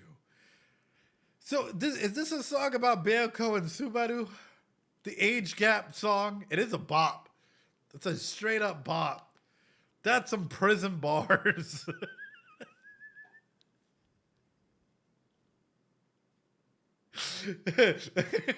Yup.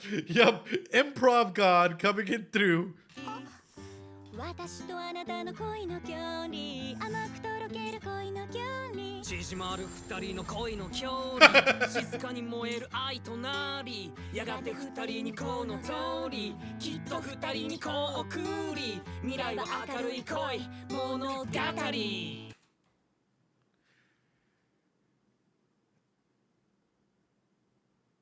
Well, I feel like Subaru took this the reverse way. That bring us a child, right? Subaru took this and turned it into a completely different phenomenon there.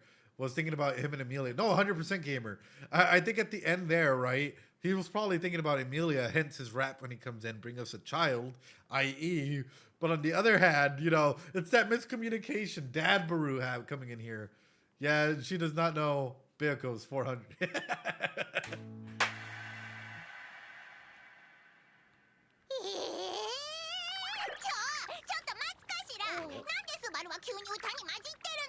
Sorry, Beoko. おいおい何言ってんだベアコ歌は国境を越えるんだぜ Yep. いい話ですねこのリリアの感動に胸が震えます震えるほどありませんが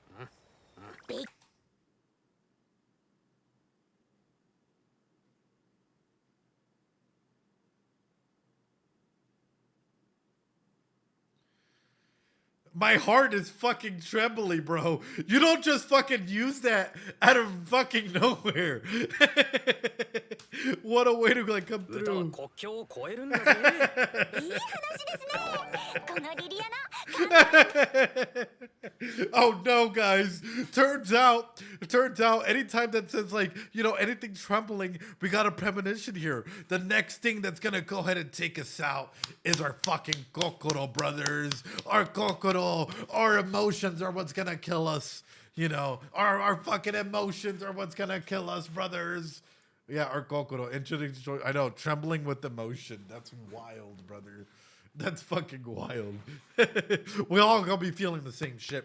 We all gonna be feeling this ride together. Rolando, thanks so much for the sub or the follow. ベティが間違ってるみたいな雰囲気は納得がいかないのよ。もっと自己紹介が遅れました私このリュリーレと歌声だけで身を立てる吟遊詩人をやってますリリアナと申します Oh. 以後お見知りおき噛んだかしら She's adorable. My God. My God. What an introduction to a fucking character. What a good way to bring levity into a situation, right? By just introducing a character like this. It's adorable, it's empathetic, they can sing, they can do 1,001 things. I hate that. I love her in the anime. Why, did you hate her in the manga, Connor? -900. She's 22, by the way. Is she? That's adorable. Nonetheless, everyone does. 盛大に噛みました。ひょっとしてこの娘。なあ、ひょっとしてあんたが巷で有名な歌姫ってやつなのか？その呼ばれ方はちょっとはずいのですが、はい。あ、なら歌姫狂いがいるっていうミューズ紹介って知ってるよな。案内するのは構いませんが、歌姫の歌を聞いたんですから、出すもん出してくださいよ。Fair。歌姫って呼ばれるのははずいんじゃなかったのかよ。それはそれ、これはこれです。お客さん、まさかただ聞きしよってんじゃないでしょうね。わかったよ。いくら欲しいんだ？それはお客さんの心の赴くまま。ありったけください。無理やり赴かせんじゃねえ。まあ、なんたる言い草。あ、ひらめきました。聞いてください。荒波高波世間の波。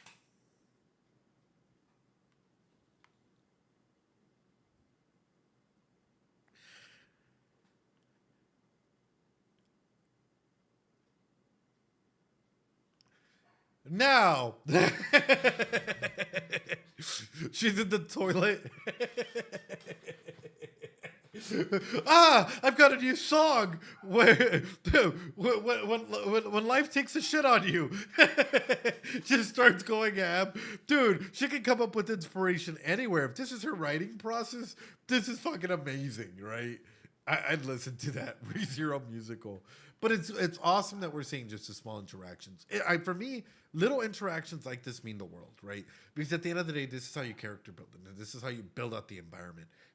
We're seeing someone who has different titles, who is yet big enough to be able to go out and like not really care about who she's singing to, what she's doing. She's entertaining. She's connecting with people's emotions, because music can be so powerful. That definitely get elevated by the anime. So, okay, hold on. I have a question. Yes or no? And I know sometimes people like to say, oh, man, you're going to spoil yourself. Because I've heard that this arc is a setup arc for what's to come, right? That a lot of the arcs after this are just fucking... If this was 100 out of 10, all the other arcs after this are like 1 billion out of 10. Not really. No. Kinda? Not really? No? Not really. Arc 4 was more of a setup? Huh. Because, like, for some reason, a lot of individuals have been saying, hey, you know what, like, Season 3, Arc, or Core 2, or Core 3, or however many cores, is going to be significantly better than Core 1. That's sort of what individuals have been saying. But people just really like Arc 6 a lot, but Arc 5 is really good. Right.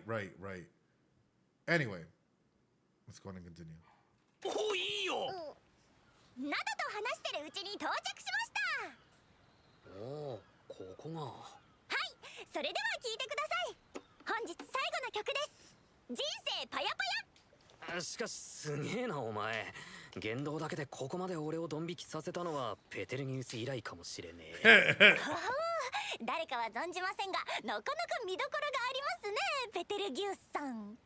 もしどこかで会う機会があれば、終生の公敵手になったかもしれません。魔女教滞在司教だぞ。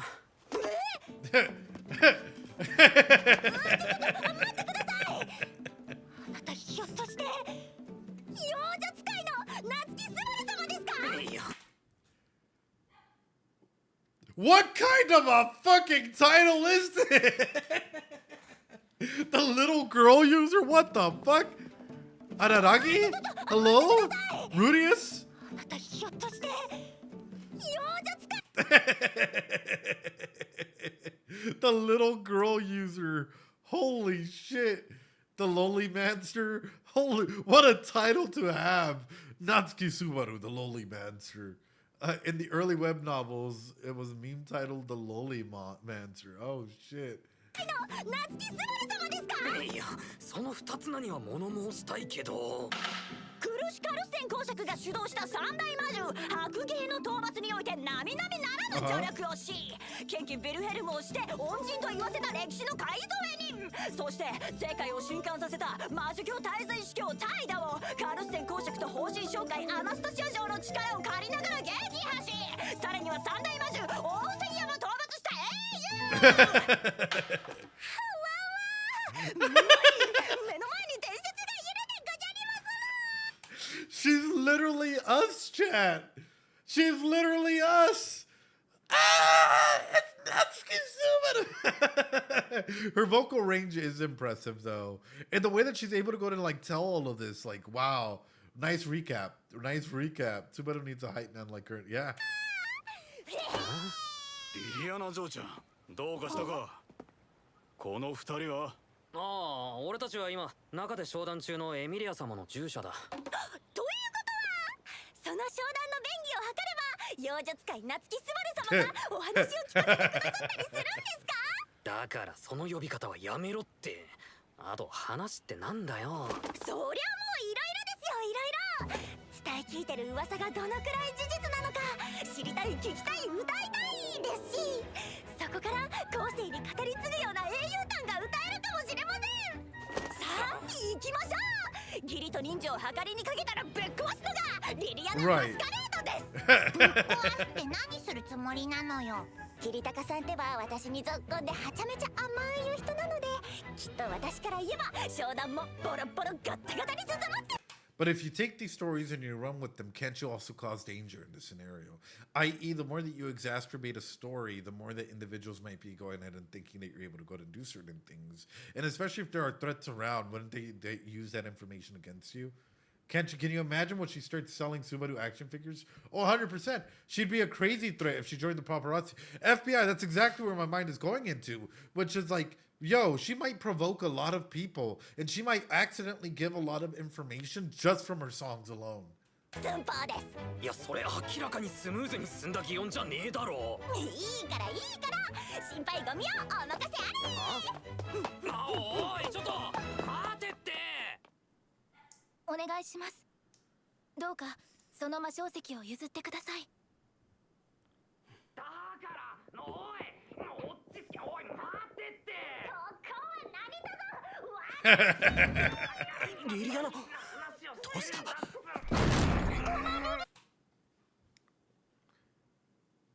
No! It's Jover, chat! What the fuck?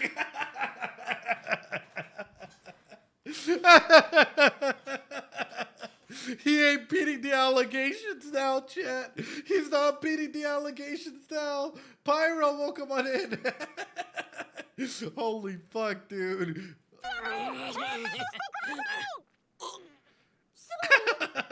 いやエミリアさん、奇遇だね。奇遇も何もあんなにうるさくして。あれ？桐高さん？ルナ。え？バケな！リリアナに触る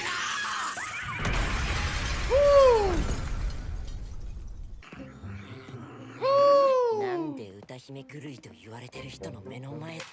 First off, she was gonna come in there and fucking start shit up at the deal. Second off, this is Walter White if he had hair. But second off, good on Subaru for not immediately, you know, going into a, hey, let me kill myself to start over type thing.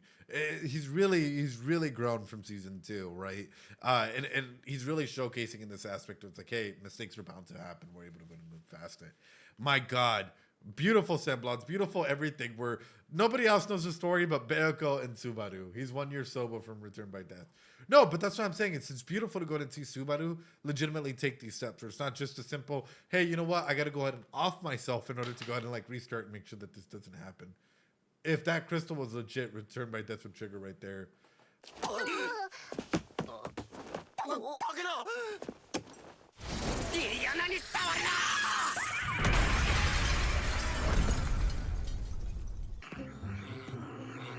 なんで歌姫狂いと言われてる人の目の前で当の歌姫とベタベタするんですかね。ベタベタしてたわけじゃねえよ。じゃれ合ってるように見えたけどな。じゃれ合ってもねえ。おかげでまとまりかけてた話がぶち壊しですよ。スバルだって悪気があったわけじゃないんだから。Right. エミリアタン、もっと言ってやって。スバルはちゃんと反省して。はい、すみませんでした。Question for you guys. So the rights for this crystal, what is it exactly for? You guys gotta correct me on this, right? Is this specifically to be able to go in and hold or puck? Or is this more in lines with like trying to go ahead and be like the intermediary between it, right? To resummon Puck, right? Right. Puck's new home, new house. Exactly. Better crystal so Puck can manifest, but it needs to be a higher quality crystal, correct? Like it can't be your everyday store replacement crystal, i.e. you need a high quality crystal in order to sustain that contract, in order to sustain that spirit. Big battery. Right. To resummon Puck so they can redo their contract as it's broken. Correct. Okay, making sure my memory was working. Resummon, rehouse. 仕方ないんだから。My dude bumped into her like he's one of those YouTube fucking pickup artists, Mr. Steal Your Girl. Like, huh, this is a hot approach. You bump into a cute girl in this. Oh, wait! That's that motherfucker! Hold on! Holy shit, wait a minute. It fucking clicked. I was going on my right. Oh no! He's about to fucking monologue us. Oh shit! That took me a minute, sorry. リアタン、もっと言ってやって。スバルはちゃんと反省して。はい、すみませんでした。仕方ないんだから。ごめんなさい。気にしなくていい。僕も不注意だった。一瞬見とれてしまったせいだね。Hey yo! 君の綺麗な銀色の髪にね。おっとストップ、そこまでだ。お言葉に甘えて今回はお互いの不注意ってことで、今日のところは失礼させてくれ。ちょっとスバル、そんな誠意のない言い方。いいからね。エミリア、お互いの出会いに感謝だ。水の都の粋な計らいってやつだな。ご丁寧にどうも。そうだね。今のところ僕が君たちに固執する理由は薄い。また機会があれば勝手に運命が僕らを巡り合わせるさ。Fucking run, bro. Fucking run, bro. Oh yeah, no, my reasons for being with y'all, clinging to y'all today is so shallow.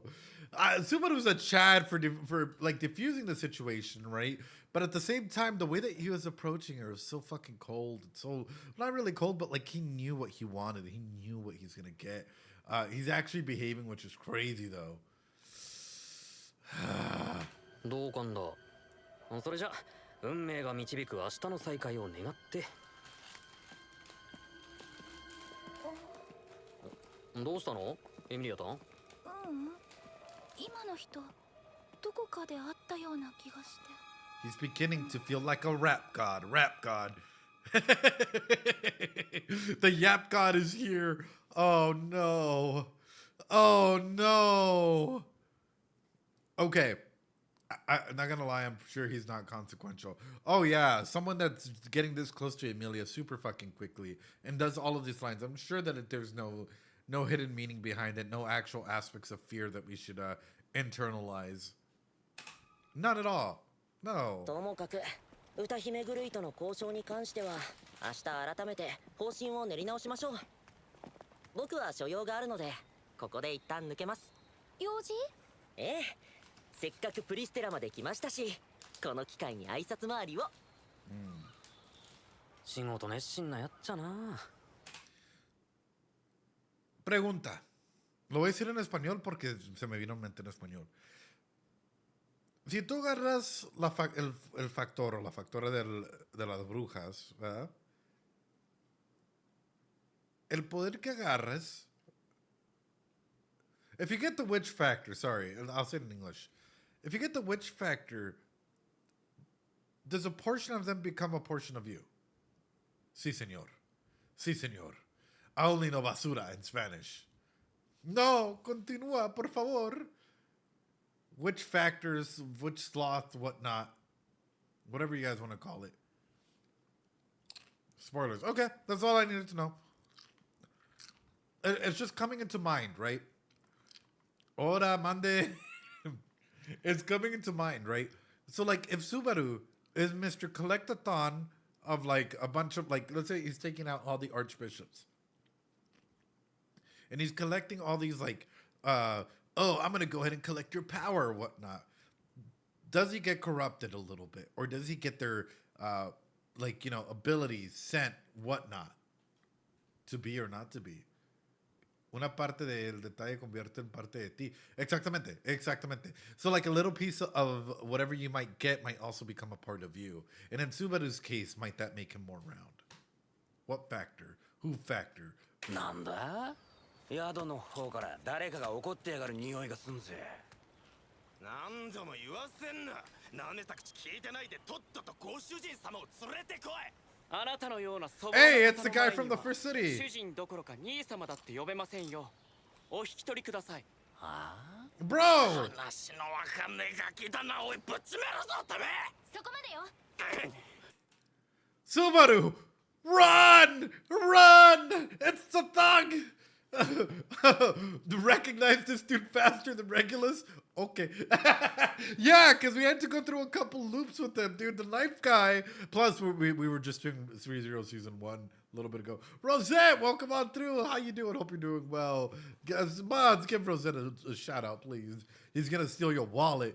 Yeah, the other dude looked like he was going to steal your girl. This guy looks like he's about to go ahead and steal your wallet again and then accidentally kill you. The true final villain. Oh, 100%. エミリア様、もうお戻りで。何があったの？落ち着いてちゃんと話し合って。どうしたもこうしたもね。このガキが中に入れねえっておざきやがったんだ。って、お前どっかで見た顔だと思ったら。チンじゃねえか。誰がチンだ。俺にはラーチンスって名前があんだよ。ラチンス？やっぱチンじゃねえか。知り合いなの？スバル。懐かしの王都の知り合いだよ。仲間と一緒に俺の身ぐるみを剥がそうとしてきたんだ。ビティの聞く限りだとクズとしか思えないかしら。誰がクズだってめえ。とりあえず俺様に任せろ。こんな野郎。ラチンス、戻ってこないと思ったら。God damn! What the fuck, bro? He literally just used aura and Garfield was about to fucking nut. What the fuck was that, bro? He literally just used aura and the entire scene just shifted. Holy shit, dude. Holy shit.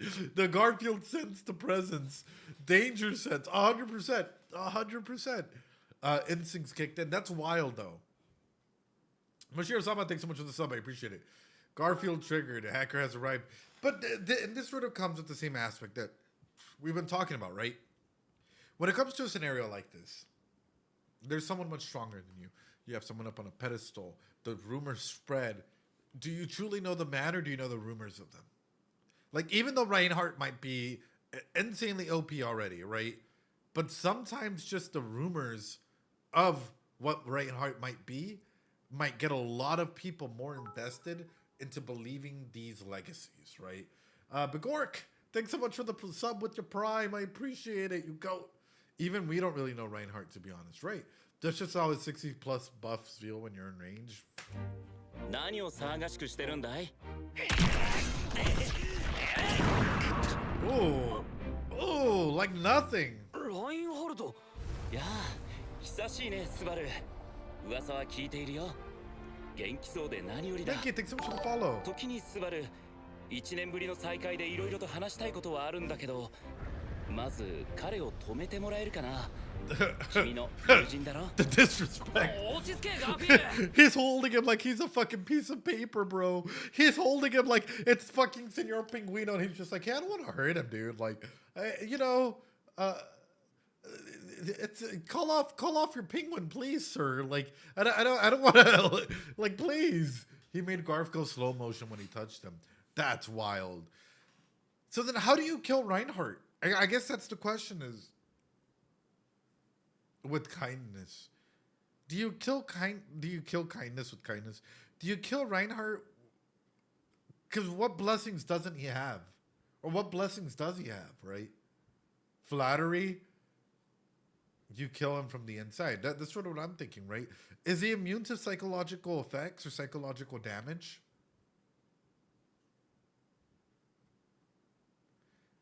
Like, the more that I'm thinking about it, the more I'm trying to go ahead and completely process, like, don't think so? You will learn all the time. Break him down. Did you read part of? Yes, but not the emotional damage. Yeah, but because emotional damage can go ahead and heal, or you can put on the mask of healing, right? Of not feeling anything, of stoicism. However, if you're still able to go ahead and cause damage, and you're able to go ahead and cause damage, right? Let me pull up the list. He may be immune from everything, but Ed does know about his abilities, but not fully. Right. And plus, it's been 3 years, guys, for some of this stuff. Emotional damage. A hero's all you can ever be, which is a snide remark. Yeah. I guess for Reinhardt, how much weight does his name carry? And I know we're going around, and I told you guys, this is going to be a deep dive, especially as we're talking about this. Because for Reinhardt, is Subaru his first friend? You attack the idea that he represents. For Reinhardt, is Subaru his first friend? He said it in episode, the expectations of him were suffocating. Absolutely. But when it comes to a scenario like this, FBI, and that's what I'm saying, like, let's take this further, right? Can his name be deadly in that scenario? I.e., does the baggage that his trauma, like past may have, cause enough trauma that he fears what future legacies might have? Not really. Garfield says an idiom for pertaining to Reinhardt. So nobody runs from Reinhardt. I'd say so, but they left in bad terms in Arc 3. こいつはラインハルト。俺の友達だ。心配いらない。聞いての通り、ラインハルト・バン・アストレアだ。君の名前を聞かせてもらえるとはありがたい。ガーフィール・ティンゼルだ。そうか。君がエミリア様の盾か。会えて嬉しいよ。Bro, he knows everything about you. That's... 気に障ったならすまない。以後気をつけるよ。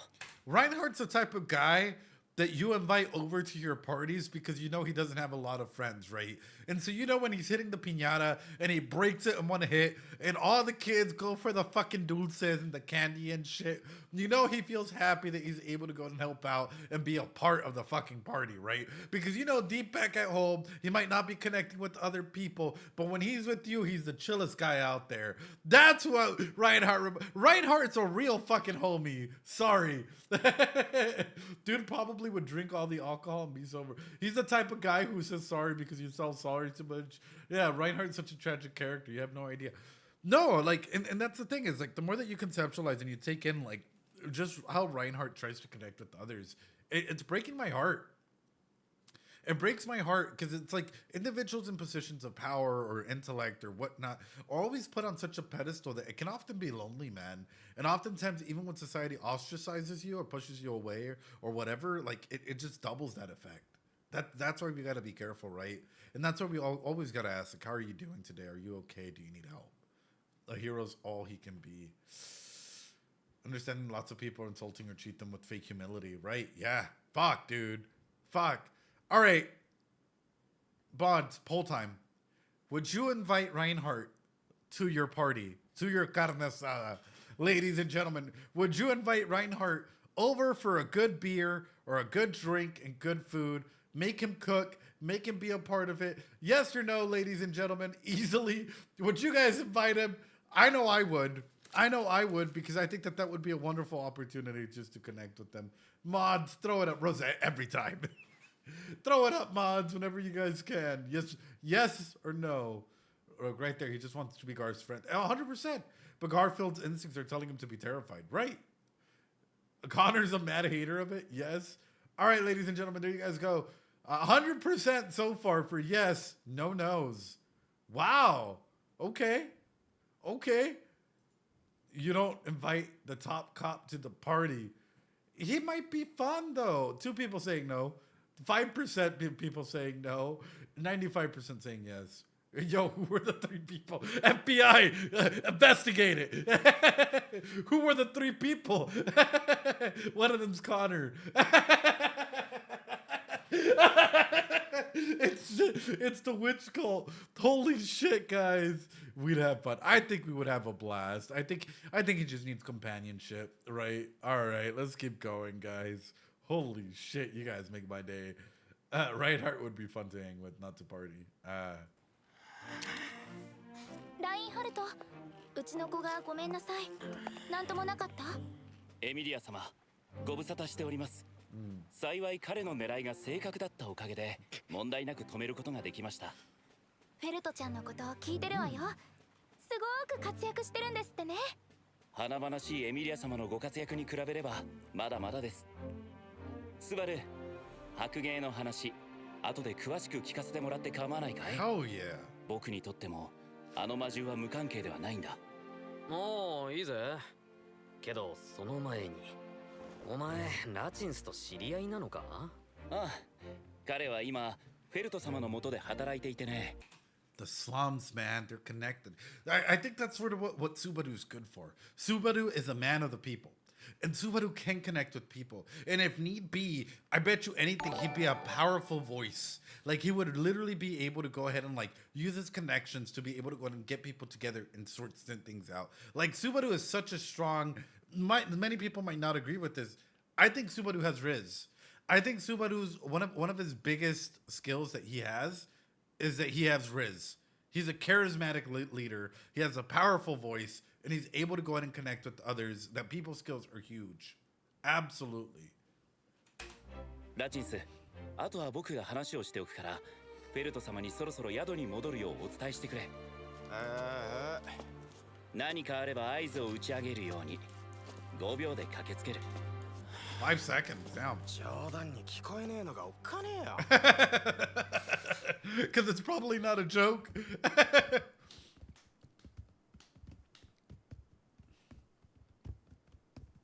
さっきのことがよっぽど答えてるみたいだな。たまにはいい薬なのよ。自分より上がいると知っておくのはガーフィールにとってもいい機会かしら。それではアナスタシア様がいらっしゃるまでこちらでお待ちください。失礼いたします。スバルキュン。お久しぶりです。フェリス、クルシさんも。My God, bro, Cruz-san. Hold on. My God, brother. あ、スバルキュン。お久しぶりです。Now I gotta say this, right? Uncle Wilhelm is there. Cruz-san's there. You know, Felix is there. They're all there. She's so pretty. She's so pretty. Mods, I have one last favor for you guys. And this just comes into consideration. Favorite royal selection candidate. Because as I'm looking at this, I sway from time to time. Crush for queen. Crush is the best girl. Crush is best girl. Priscilla. Vote Crush, no question. Felt. Poll, yes, poll please, Lena. Who is your favorite royal selection candidate? Crush. Priscilla. Felt. Anastasia. Or Emilia. Ladies and gentlemen. Anyway. フェリス、クルシさんも。ヴィルヘルムさん、お久しぶりです。おじい様、ラインハルトか。おお。おじい様、ラインハルトか。This distance, man. This distance is fucking huge. What the fuck happened between them? Like, if it's to the point where he doesn't even stand up, he doesn't even, like, it's yeah, this is speaking miles for me. Where what happened? Expectations? You need to save them, Ed. Even Subaru notes it. Yeah, like what? それにしてもクルシさんたちまで呼ばれてるのは驚きだった。私たちも皆さんがお揃いとは思いませんでした。嬉しい偶然ですね。ラインハルトとビルヘルムさんが家族だったなんて驚いちゃった。でも二人とも目を合わせないわね。ところで、アナスタ。So did something happen? Something had to have happened with either family-related issues. Either it has to be mom, dad, grandma, grandpa, something to do in that scenario, right? Like either Wilhelm and Reinhardt don't get along because they're just inevitably enemies, or something happened to do with like an experience with Wilhelm and his grandma, Reinhardt and his grandma, Reinhardt and his mom, Reinhardt and his dad, or something to do where there's this internal struggle, right? How sus are you of Anna? Oh, Connor, I'm extremely sus. Like I'm extremely sus of Anastasia, dude. I hope Emilia wins the election. All right, for those on YouTube that might want to know, Emilia has a 29%, Crush has 18%, Felt has 14%, Priscilla has 27%, Anastasia has 12%. Emilia is winning slightly. I think by 3 votes at the moment. 1 vote. It's tying up. We can tie this up. Priscilla can win. Priscilla can win if you put in your efforts. Emilia's doing great though. Holy shit. Anyway. アシアさんはなんでみんなに声をかけたんですか？疑り深いんやから。うちは本当にちょっとお話ししたいなって思っただけやよ。だからお話の通じん人らには声かけんかったし。お話が通じない？では、プリシラ様には声をかけていらっしゃらないのですか？あそこは完全に独自路線なのと、呼び出す口実が全然見つからんかったんよ。フェルトさんとはちょっと仲良くなってたしな。So you invited the people that you feel you could manipulate easier. You invited the people that would be more responsive to whatever proposal you have. That's what that is. Tie! Emilia and Priscilla. Tie! Wow. Wow. 口実って？どうせ来てもらうんなら喜んでもらえるお土産を用意したいやん。じゃあ、クルシさんたちのそれっていうのは？私たちがプリステラに足を運んだのは、アナスタシア様から滞在司教、暴食の件でお話を伺えると聞いたからです。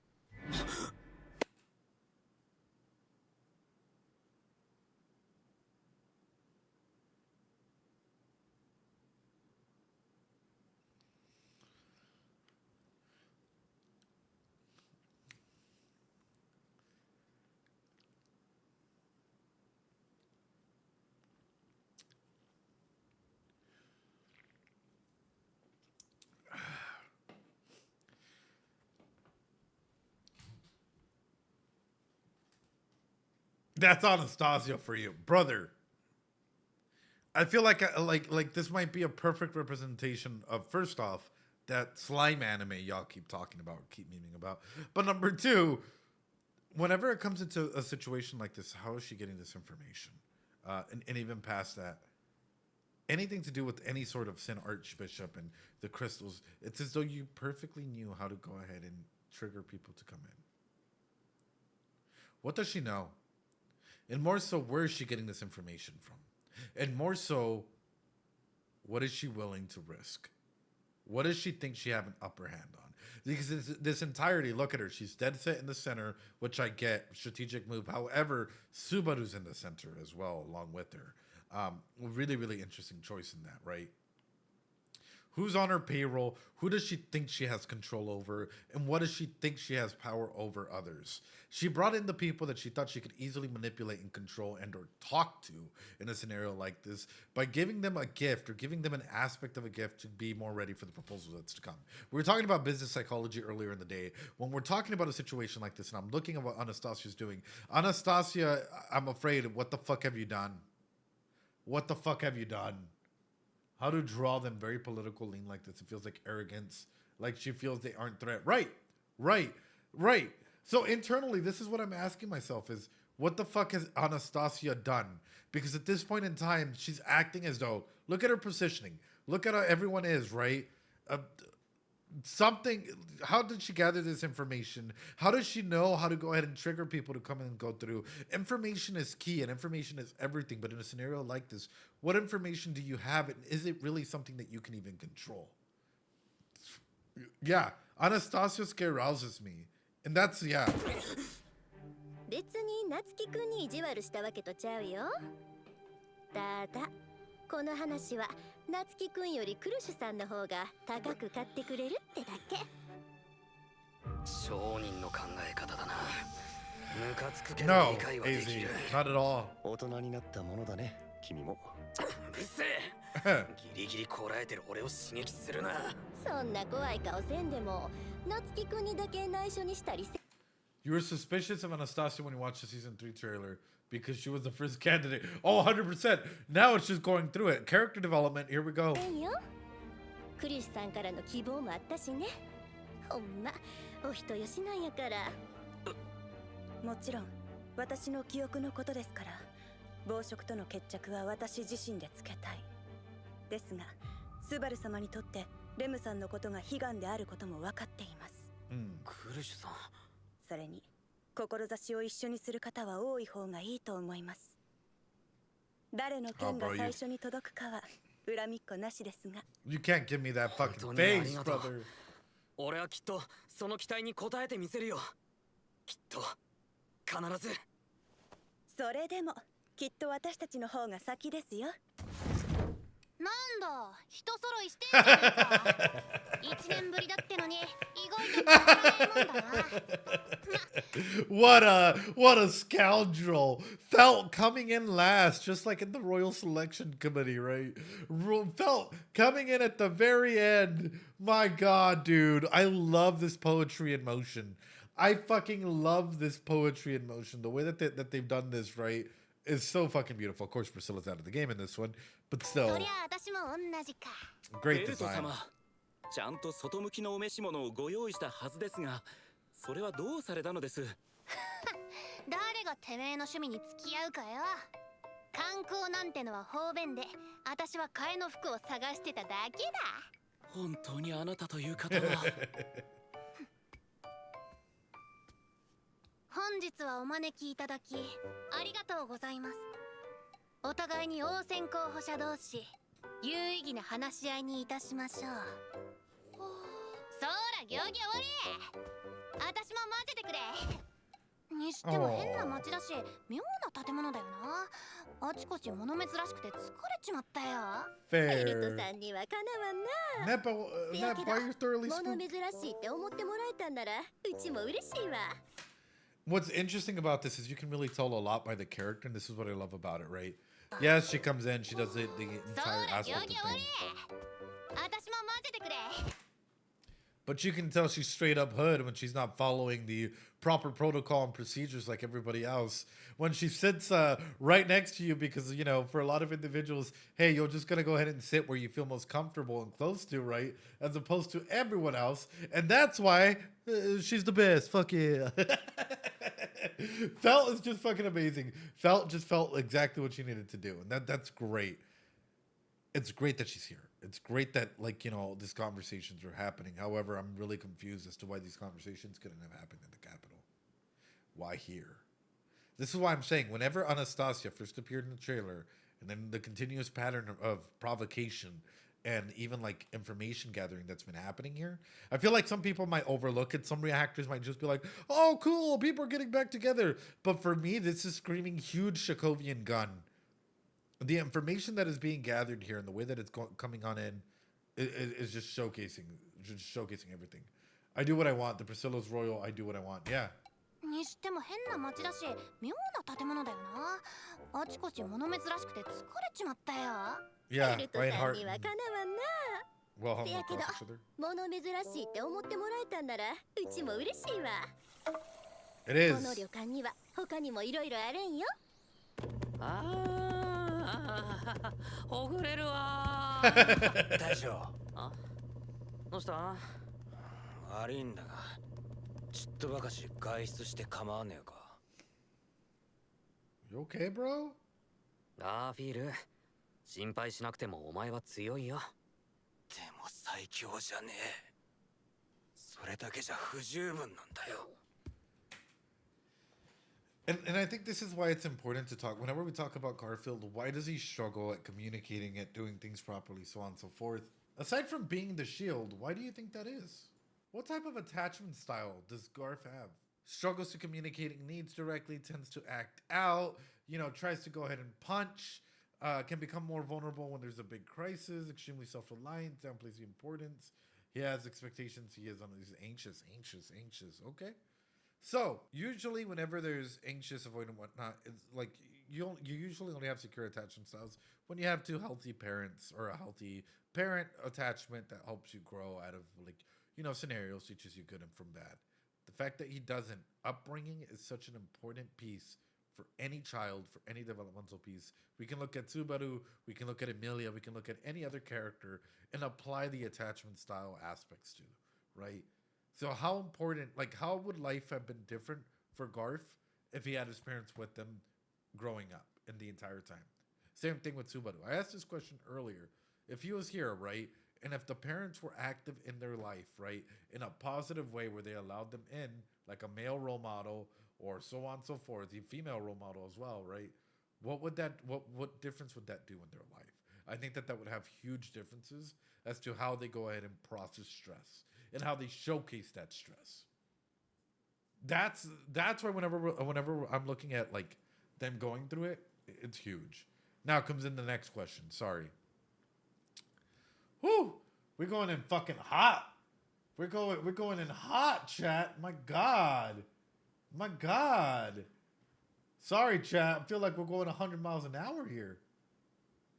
All right, you guys ready? Okay. So, comes in the next question. We're seeing a lot of Anastasia. Okay. What are her shadow and light sides that are coming over? For Anastasia herself, what is the shadow side? What is the mask that she shows to others versus the mask that she holds onto herself? What is the aspect that she has, like, you know, that she tries to have over others, right? What is the archetype that she tries to show others versus the archetype that she might not necessarily be? Creator and destroyer? Big thing is innovation in that. That's interesting. Not enough info. Control?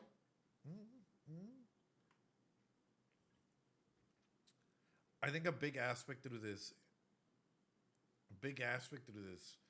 might be accidentally setting yourself out. Sage and elitist. I bet a lot of people are sage and elitist. Criminal and outlaw. You can name it, right? But now that we start to understand that people, because not just characters, but people have multiple effects and interventions even for themselves, right? The good that we try and showcase others versus the shadow that we keep to ourselves, we can learn that Anastasia and some of these characters might have different motivations as well.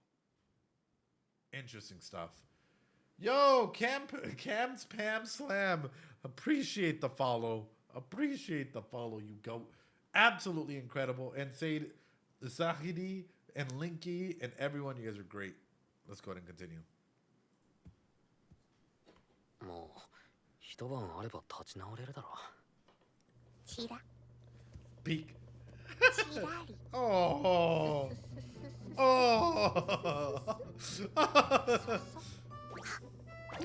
T-pose. She's adorable. You gotta be praising her. She's fucking adorable.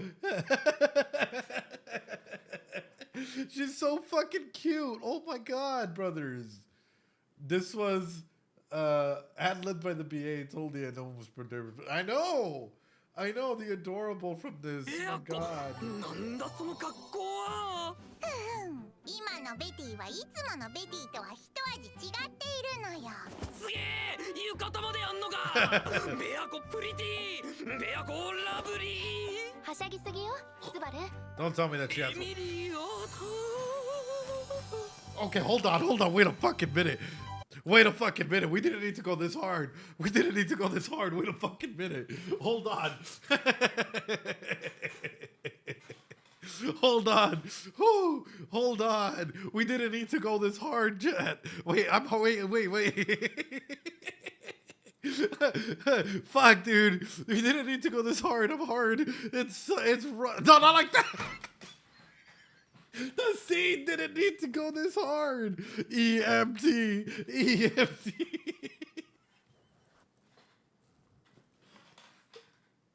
An Eddie slip. Fuck. Okay, we're back. Good stream, guys. My wife. Oh shit, me too, Ed. I'm dead. Ooh. Why'd you start off with the cute and then hit us with Emilia, brother? Are you good? I'm excellent. Those lips though, that design, the hair quality, the shine, the nep. The neck. Brother, Jesus. Hey, we do this to have a good time, y'all. Also, guys, make sure that you guys go ahead and follow some of our amazing content creator friends who are absolutely incredible. Thanks so much for the follow, user 110311. All right, let's go ahead and continue, shall we?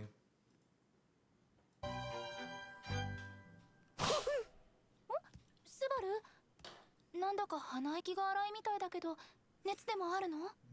恋の微熱がちょっと。おい、風呂で聞いたぜ。なんかうちのポンコツ騎士がそっちの金髪の兄ちゃんいじめたんだってな。フェルト様、彼とは少し行き違いがあっただけです。実際はあの年齢で末恐ろしい実力者でしたよ。その無自覚な上から目線、ほんと説得力ねえな。時にフェルト様。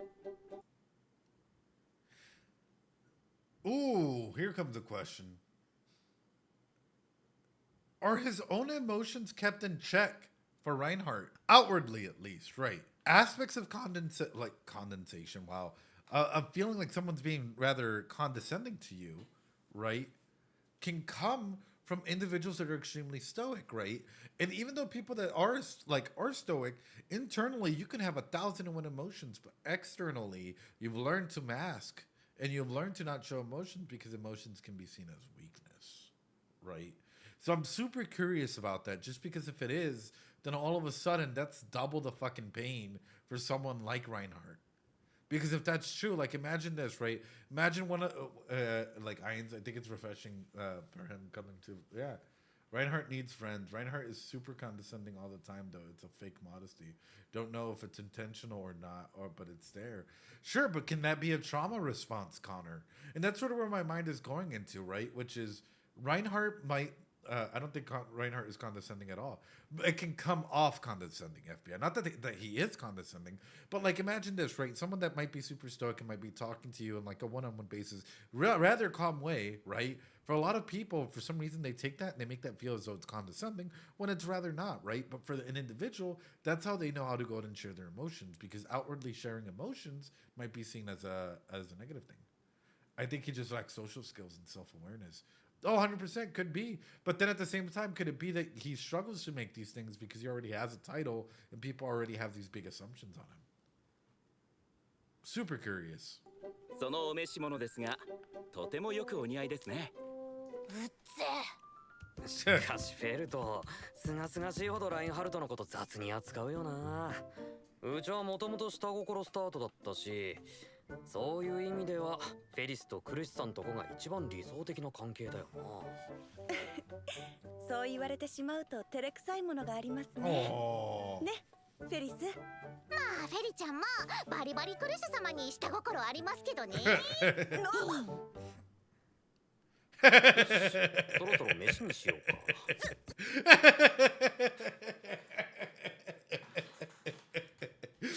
Just fucking leave it in silence. Like, it's like, all right, well, now that I've called that out, I'm gonna go make some fucking tea. スバル様、こんな空気にしたまま逃げないでください。心配しなくても冗談に決まってるじゃないですか。本当に育児なしね。私の姿がなぜ見えているのか、あなたには分かっているでしょ。Okay, what the fuck?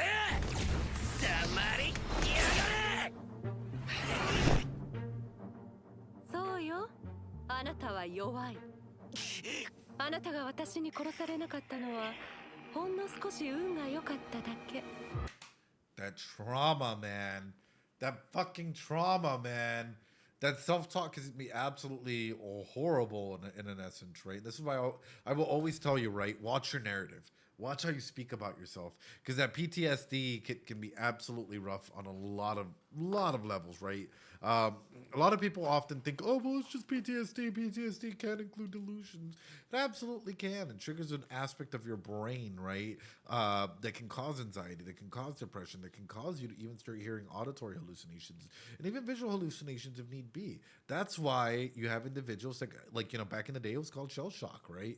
That would hear one thing and they would automatically go into that fight or flight mode, which we're seeing happening here with Garth. Even past that, like I've seen individuals who straight up like lost a loved one, who imagine and like they're having a full-on episode due to hearing a tape, due to seeing something of that loved one, where they feel as though that person is there talking to them, telling them stuff, right? Trauma is stored in he has expectations of an adult now. There's a lot of expectations that are coming through with it, and a lot of grief, right? Personal grief, punishment, guilt, 1,001 things. It's hard. Yeah, absolutely. Allows him to be with his sexy psycho girlfriend forever. I see no downsides. Oh, God. あなたが私を殺せたのはただの偶然。うるせえ！だってあなたは弱いんだもの。ただの育児なしの弱虫なのに私を殺した。So imagine how he must feel encountering Reinhardt. Right. Can you imagine how Garfield would feel when he massacred all the villagers, Ram and Otto? But like even past that, right? He's already feeling this way. I'm weak. I'm weak. I'm weak. I'm weak. Like deep down inside of his unconscious, this is a self-talk that he's having, like, once in a while. And then he encounters Reinhardt, which makes him feel like a fucking pebble. That's going to exacerbate everything. The inferiority complex that comes through with it. Right. That self-talk is a face that's rough.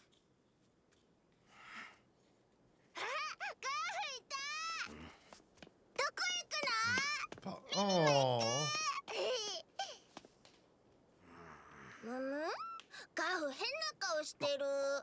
なんか面白そうなことあった？これが景気のいい面に見えっかよ。話したくねえし、話す義理もねえよ。義理とか人情とか難しいこと言ってると。Guys, empathize. Empathize. You're so cute together. When your girlfriend comes in and sees that you hungry, and she's like, "Hey, hungry, let's go get food." Empathy, boys. That like doesn't talking about obligation makes you sound like Joshua. A little bit, but still actually being there, caring about him, seeing like, hey, you have a rough look on your face is huge. よしやみたくならん？もっとテケットでいいと耳は思います。アホみたいに笑った方がガフ。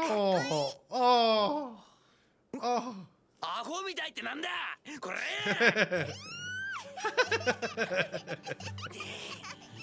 That's so cute. 見てみ。夕焼けがめっちゃ綺麗。超赤い。てめえちっと落ち着けや。無理。My God, my heart, man. My fucking heart, man. The ship is sailing. The ship is fucking sailing, brothers. Like, she's over here making him forget about, like, this little trauma that he's having, this friend. It could be a platonic ship, but it's sailing, brothers. 即答かよ。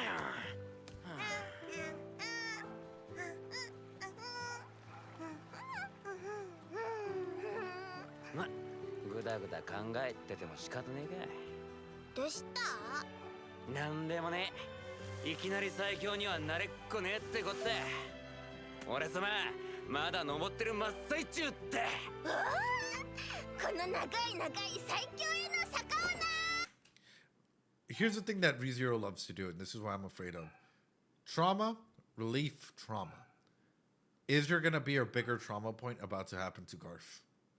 That's exactly what I'm wondering. The way that they layer the interactions, right, between Garth and the other characters and give us some levity, as though he's able to go and start the process of healing again, and then all of a sudden they sweep that underneath and make him start doubting himself. I can smell it, right? As the ship is... the floor can hold you.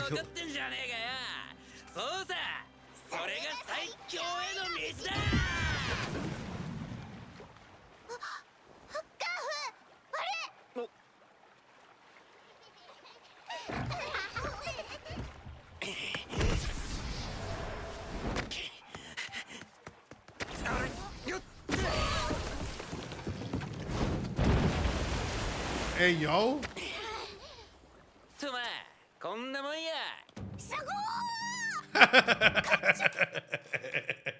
Oh, why does this remind me of Subaru and Emilia in the first fucking episode when they were going around doing cute shit together to heal over the importance of the trauma that, like, you know, they were just experiencing, and Subaru and Emilia wanting to go save kids, and they went to go do all of this stuff. This is so cute, man. So cute.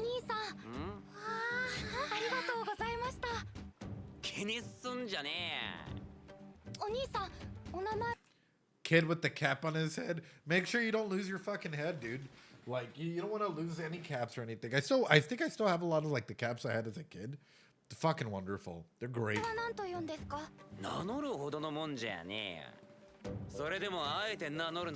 Tiger.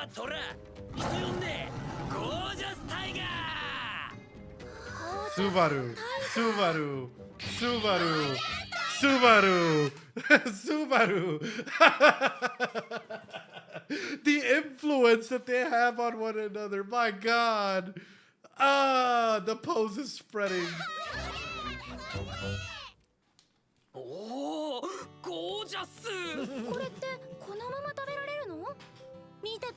He's so chuny, it's great. ティグラシー大河の近くやないと経験できん料理やろね。これはこうするのが正解。うまい。懐かしのお刺身。最高。アナスタシアさん最高。美味しいの？絶品だよ。新鮮だからかな。めっちゃめちゃうまい。Oh, Beko. どうしたベアコ？この緑の塊はどこかしら。 What is it, wasabi?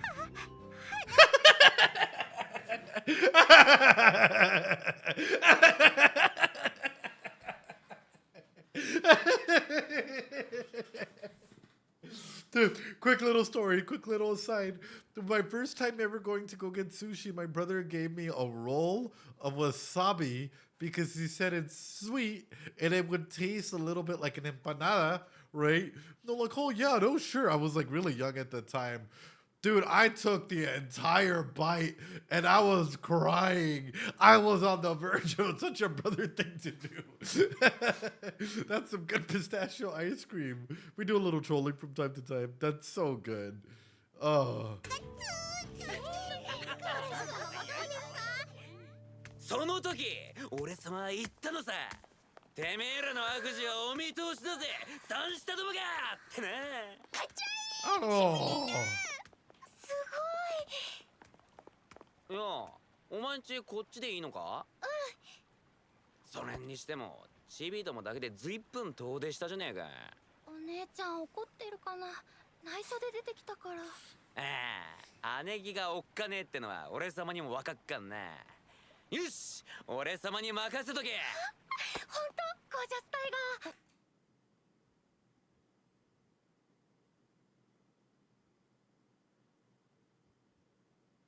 I mean, they're all blonde. フレド。お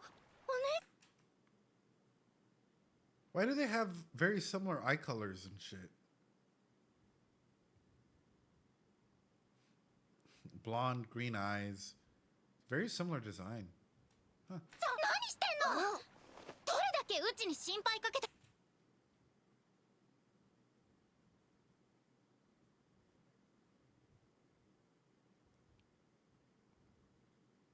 Now, I don't mean to be one that fucking jumps to conclusions, but I'm about to fucking jump to conclusions here. Wait a fucking minute. Hold on. Hold on. Wait a fucking minute here. I'm about to jump to fucking conclusions here. I'm about to fucking jump. I don't want... It's a fucking jumper moment. Are they related in some way, shape, or form? The parallels in this are fucking insane. Hold on, you're in the frying pan. Are they related in some way, shape, or form? What the fuck? You can't do this. You can't. Cousins, I don't fucking know. Second cousins twice removed. SAO, here comes the cousin squad. I don't know. Happy accidents? Yes, you said they're a brother and sister. No, Nate. No, I'm talking about Garth having very similar designs to this. Yeah. They don't seem like tigers. No, they don't seem like tigers. ったら気が済むのよ。 It might just be me overlooking shit. It really might just be me overlooking shit. It might be me just being like, why are two like blonde characters with green eyes that mimic very similarly to what would be him and Frederica being the scenario? That's my brain putting pieces together that aren't there. Apologies. Oh, the hair is lighter though. Oh, 100%. 100%. Share moms, not dads. Ah, could be. Yeah, just parallels. Just parallels. まあ姉ちゃ Could ん be. こいつにも悪気はねえんだ。ここは多めに。お姉ちゃんフレドはいたの？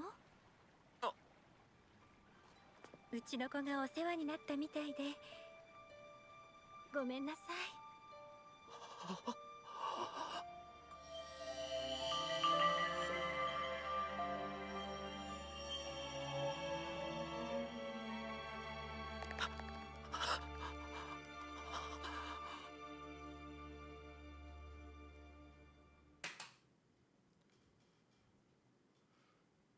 Is it or is it not? What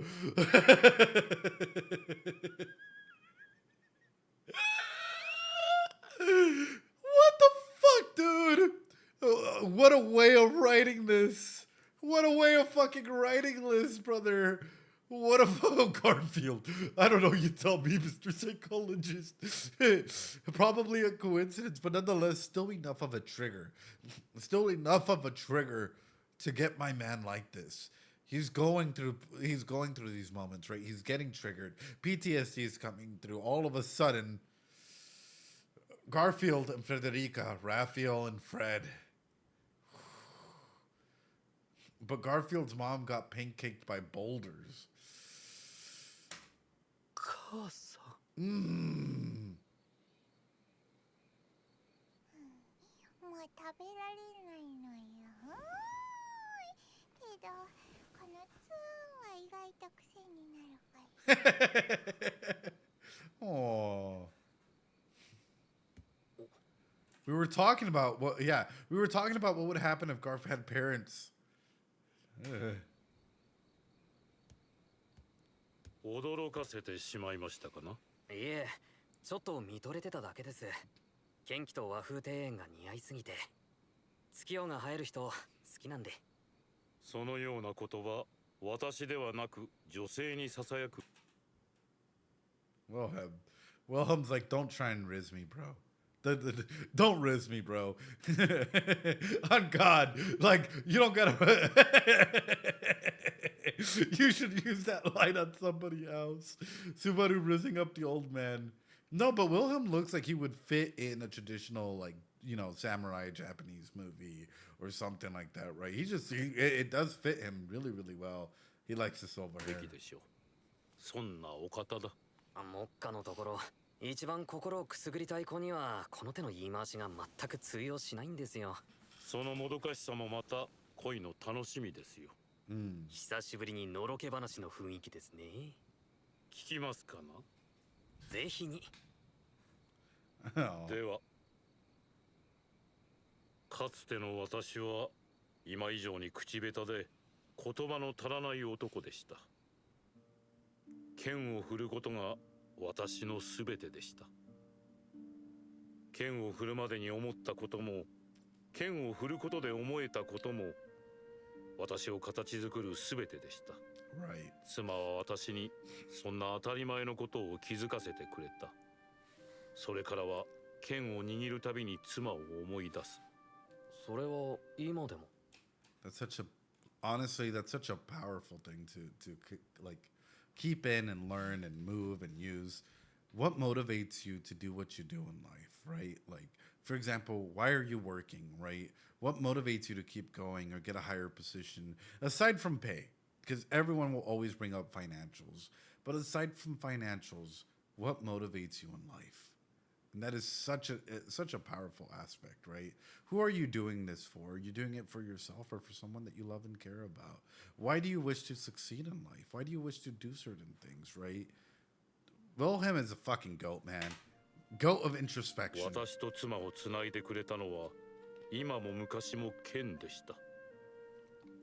剣を握る限り私は妻を思い続けるでしょう。奥さんは先代の剣聖だったんですよね。平次の妻は花をめでるのを好むおー普通の女性でした。歴史に名を残す英雄たちが常日頃から英雄であり続けたわけではありません。Right. そしてそれはスバル殿も同じです。あなたの名前も今はあなたが思う以上に広がっている。そんなこと私は確信しております。スバル殿は一人で成し得ないことを一人では成し得ない誰かを集めて成し遂げてしまう人物なのだと。Yeah. 俺はちっぽけでどうしようもないろくでなしですよ。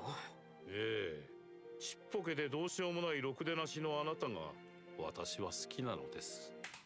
God damn, bro. This fucking OST. Oh. Wilhelm out here spitting what I was saying previously about Subaru's power being able to go ahead and make these connections and use these connections. You know, Subaru's main power is being able to go ahead and connect with others. And honestly, it doesn't matter how insignificant. Doesn't matter how insignificant you might think you are in life, or that you don't have power to go ahead and do certain things. Every connection that you build, whether it be big or small, you will impact them in some way, shape, or form. No matter where you are in life, and even if you're having a rough time, I can definitely say that I've had a lot of conversations with people who have mentioned that anime has saved them. That anime has allowed them the opportunity to connect with others, to laugh, to do certain things, that they've made friends, that they started to realize that even relationships, partners, 1,001 things, by liking anime and connecting with them. And when it comes to feeling insignificant, like as I mentioned, every impact, every connection that we have, we create ripples in our lives and in their lives. Small or big, we never truly know. But at the end of the day, those ripples can turn into waves as they keep interacting with other people.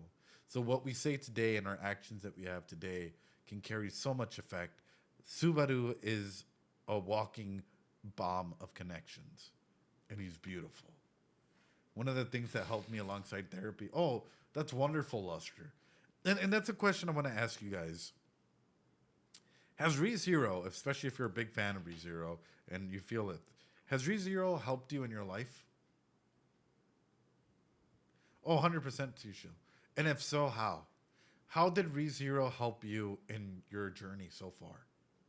Or Moshiko Tensei, or an anime in general? How has that show or anime helped you in your life? Could be motivation, could be getting you out of a dark spot, could be so on and so forth, right? I'll be honest with you guys, and this might sound really fucking silly, and it is, and I like using this example. Trigger warning. In the darkest days of my own personal journey, two things, right? I guess I'll share two. Back in 2016, 2017, when I had my attempt, right? And I'm very open about this. I've always shared this. Yes, psychologists do have ups and downs. I was studying to, go into my master's. I'd gone through a really, really bad breakup. What helped me a lot get over it, I'll be very honest with you guys, and a lot of people might be like, wait a minute, what the fuck are you talking about? I couldn't get out of bed. I was having horrible aspects of going through and taking a shower, doing pretty much anything because I felt as though my life had ended at that point in time, right? Losing pretty much everything that had built up, house, school, because, partner, pretty much everything due to the situation that had happened, infidelity, couldn't go to the same university, rumors were being spread about they cheated, they did this, they did that, can't be with them, so on and so forth. I was literally rotting in bed. I was absolutely rotting in bed. And as silly as this might be, and I know it's silly because a lot of people crap on this show, the thing that actually helped me get up, aside from my parents and whatnot coming through, was Dragon Ball Z. As silly as this may sound.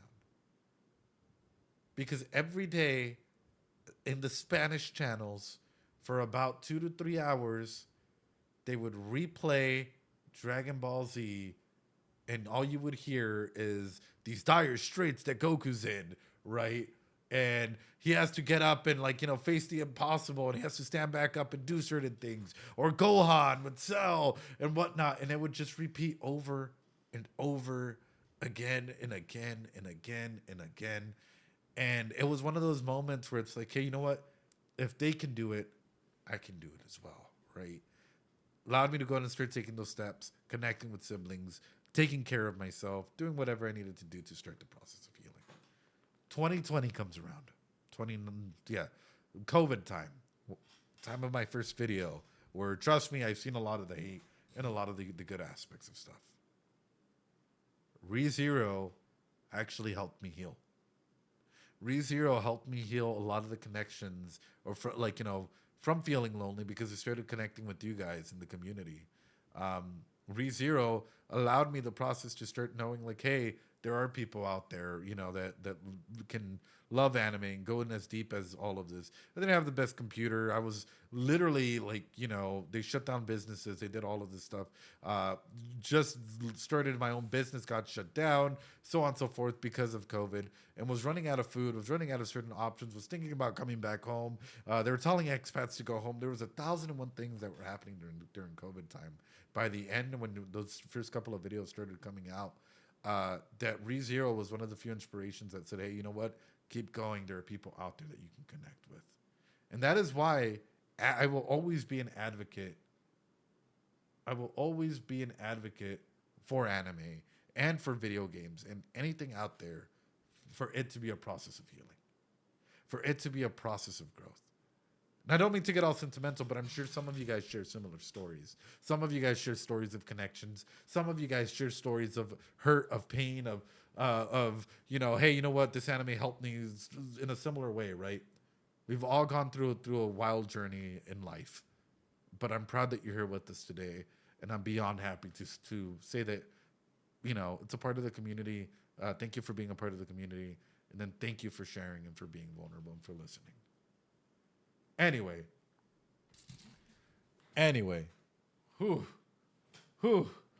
out of the sappy moment there. Are you guys ready? Because of ReZero, I found you. Oh, Kurokagi, thank you for all that you do. Oh, thanks, Wolf. No, thank you guys.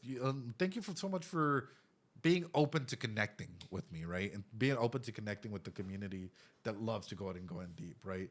Even if you don't relate to their ideas, don't directly change, they still don't work by keeping you hanging on for a little bit longer. Exactly, FBI, exactly.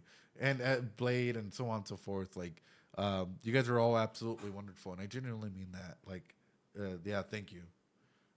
Anyway, let's keep going. Fuck, guys. We're going in fucking wild right now. The reason I found you was less because of anime and more because of the therapist content. And yeah, well, thank you, Sisho. I'm glad. 少々喋りすぎましたかな。しかし、スバル殿と話しているといつも思ってしまう。どうして私は自分の孫とこうして言葉を交わすことができずにいるのだろうかと。ラインハルトとは仲良くできないんですか？家族ですよね。私には己の人生の中で決して言い訳のできない後悔が3つある。そのうちの1つが今の私と孫との間にある溝の原因です。どしがたいほど許しがたいほどに愚かでした。妻の敵討ちを理由に私はその後悔から目を背けてきた。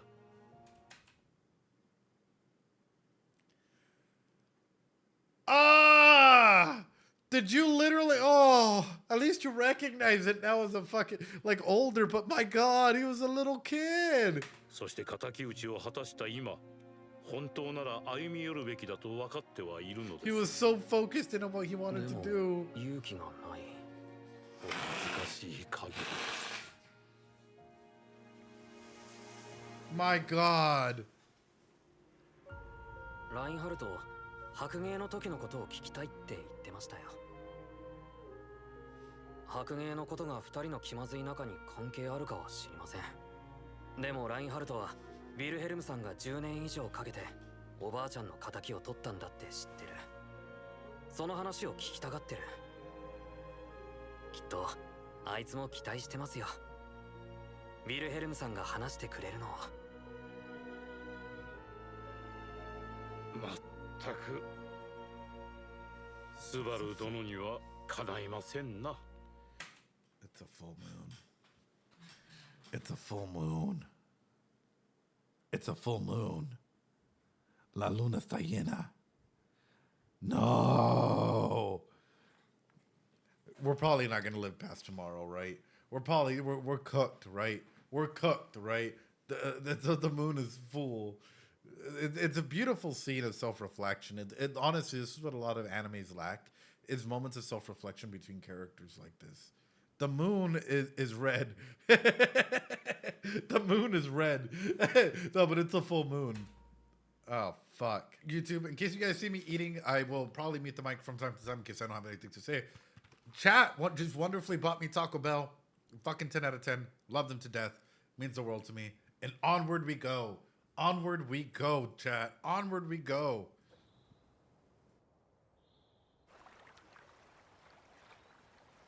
It's 2, 3, 4, 5, 6, 7, 8. 1, 2, 3, 4, 5, 6, 7, 8. さあ、両手を上げて、Victory! I love the fact that they're still doing the fucking radio calisthenics. Fuck you, chat. Victory! That is so fucking cute, right? Like, they kept up their little routine. That is so good. That is so fucking good. Hell yeah. But also, it just showcases their attachment, man. Wait, so they've been together or they've been working with one another for a year, and Subaru hasn't tried any moves? Hey, yo! We cheered that for the group at the AX premiere. Oh, shit. なんだか今朝はすごくご機嫌ね。昨日は寝る前にちょっといいことがあってさ。そうなんだ。よかった。スバルちょっと悩んでたみたいだから。スバルと違ってあっちはひどいありさまなのよ。もっと二日酔いか。せっかくプレステルまで来たんですから、昨夜はいろんな人と会って顔つなぎを。そういえばガフィールが見当たりませんね。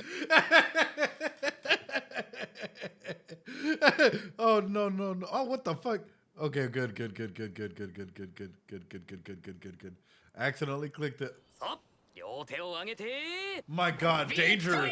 Danger! Save the Betty! スバル、なんだか今朝はすごくご機嫌ね。昨日は寝る前にちょっといいことがあってさ。そうなんだ。よかった。スバルちょっと悩んでたみたいだから。スバルと違ってあっちはひどいありさまなのよ。もっと二日酔いか。せっかくプレステルまで来たんですから、昨夜はいろんな人と会って顔つなぎを。Right, reestablishing connections. そういえばガフィールが見当たりませんね。あいつは今ちょっとナイーブな状態なんだ。見かけたら優しくしてやってくれ。それでオットーくん、今日はどんな予定なの？リリアナを人質にして魔性石と交換するって作戦で行くんだっけ？とりあえず夏希さんは居残りでお願いします。反論は受け付けません。よー、揃ってんな。ずいぶん朝が早いじゃんか。あれ、この緑色の兄ちゃん昨日はいなかったよな。うちの内政官だ。まあお前らにとってのチンみたいな存在だな。そういえばフェルトちゃん、ラインハルトとは一緒じゃないのね。ガキじゃねえんだから、くっつかれてもうぜえだけだってな。それにこれは私も認めたくねえけど、あいつ私が呼んだら1秒で来るぞ。フェルト様。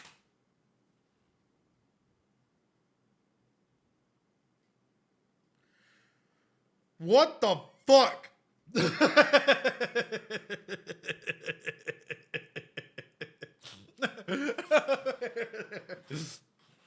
He's a fucking monster, bro. Does he have like fucking instant teleportation? Is he like fucking Dragon Ball Z, like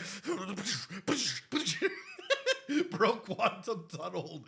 The homie is Superman. God, bro's an Enderman. Like, that is so quick, but at the same time, I guess the question still stands. In that year period, chat, this is an actual serious question. What was Subaru doing to get with Emilia? Or appeal to Emilia? I know that he was fast, and I know this is a joking moment, but that question still stands because it's like, wait a minute.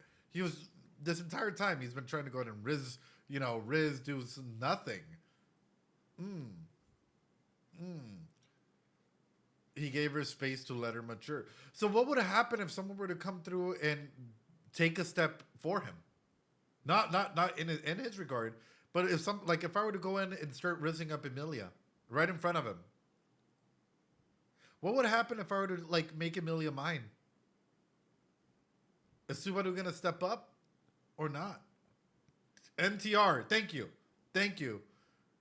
War. The whole camp would step in. We saw what he did to Regulus earlier. Sure, he stepped up in that way, but he still hasn't taken action. Yeah. There's a lot of interesting elements at play. I'm sort of wondering, Anyway, sorry. お呼びですか? 呼んでねえよ。エミリア様、おはようございます。スバルもおはよう。いい朝だね。フェルトちゃんとラインハルト、すごく仲良し。そうだね。仲良しごちそうさまシナリオだね。その死ぬほど不愉快な言葉は気に入らね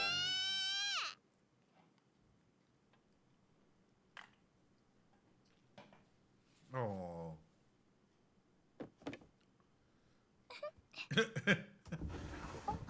はようさ。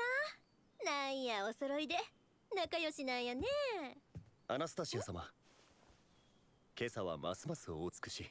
Oh, Julius with the うちの隠し玉やで。あれ？リカードとミミたちとは一緒やなかった？リカードは戻っていません。それとミミなのですが、どうやらガーフィールについて回っているようで。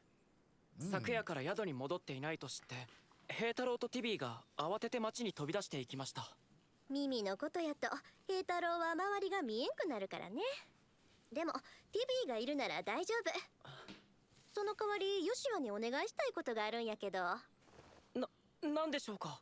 平太郎たちの代わりに大正門に手紙を届けに行ってほしいんよ。大事な手紙。I swear to fucking God. I swear to God. If Anastasia fucks us over, ladies and gentlemen, y'all can say goodbye to Senor Pinguino and Emilia. If Anastasia says anything along the lines of like, hey, you know what, close the gates, or anything that fucking traps us in here, we can say goodbye to Emilia and Senor Pinguino version 2.0. If it's anything along those lines, my fear is just skyrocketing at this point. My fear is just fucking skyrocketing at this point. Why Emilia though? Oh no. My man just got the figure and he's about to fucking obliterate it. Oh no. Oh no. それってまさか暴食の？頼んだぞヨシュア。お前が俺の希望だ。なんであなたに頼まれる必要が？遅くなりました。私たちが最後のようですね。これで今朝は人揃いみたいやね。そしたら運び込んでくれる？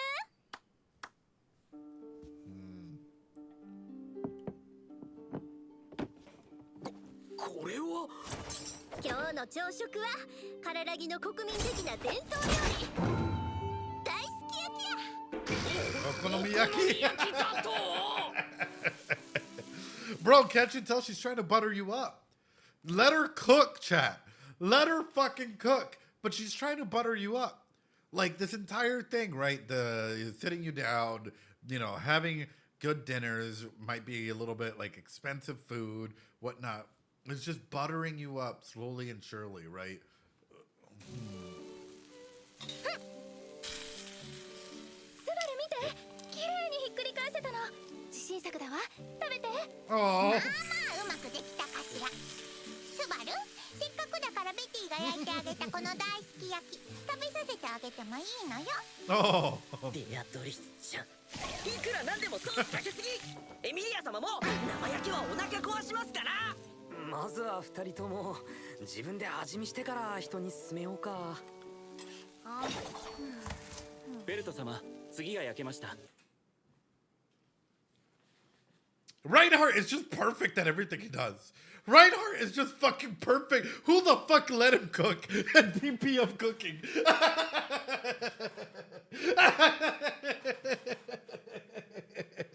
Bro learned from Senshi. Divine protection of cooking. My man can sit there and make fucking quality Michelin star foods. Too much divine protection. This is why he's not invited to the party. Bro, even more reason. Could you imagine him just, making some good ass food? 上手上手。その調子でガンガン焼けよ。Reinhardt. なんか見ちゃいけないものを見た気分だな。プリステラ市民の皆さん、おはようございます。気持ちのいい朝ですね。なんだこりゃ。この町の毎朝のお約束。都市庁舎にあるミーティアを使った放送なんよ。ミーティアの放送。毎日放送があるのですか? This is going to become important later, isn't it? This is going to become one of those Chekhovian moments later as well, right? Introduction of another media that's able to go ahead and amplify your voice, more than likely, and then with the personification of Subaru being used as a form of connection onto others. At some point, don't answer this, please. This is sort of my brain just thinking, right? Is Subaru going to be using something to broadcast himself, right? I.e., as you know, earlier, as Wilhelm had put it, that Subaru isn't insignificant, that he's able to connect with others, that he has that riz, that he has the ability to go ahead and be there, for others, and so on and so forth. Is he going to go ahead and use this system in some way, shape, or form, considering that the author doesn't write nothing for nothing?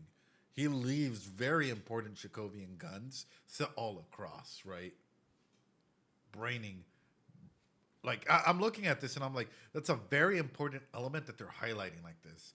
Everything is important, but we just don't know how, right? Tape is such a good writer for another rap performance. それは何のために? 有事の際の備えと聞いています。この都市は構造上、緊急時の避難経路が限られていますので。なるほどね。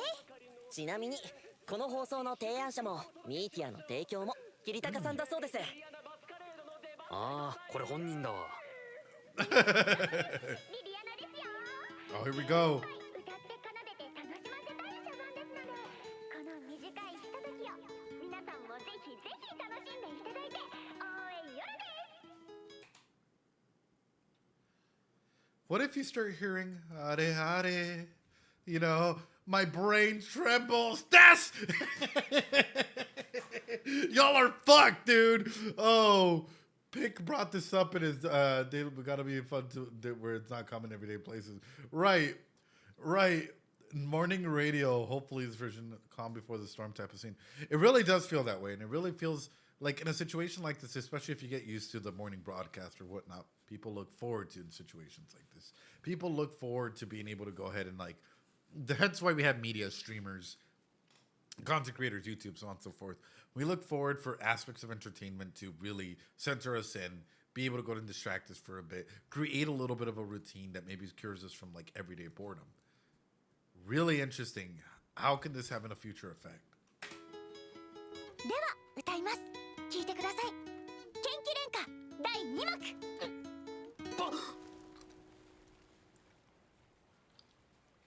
街の外れの人気のない片隅へ元気は向かう孤独を手に携えその先には花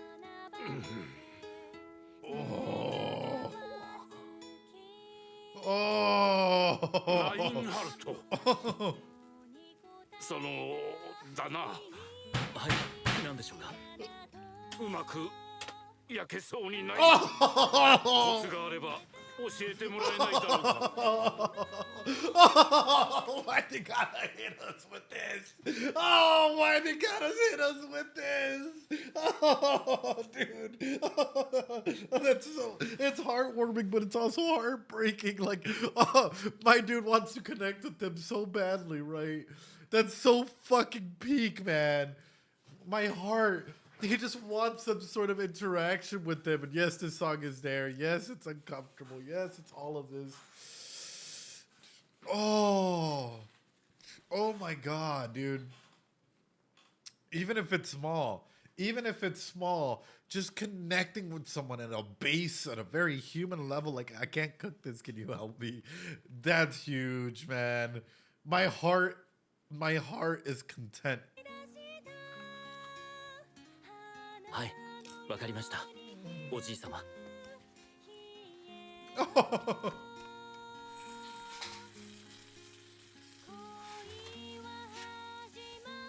This really is the comedy. そりゃないぜ。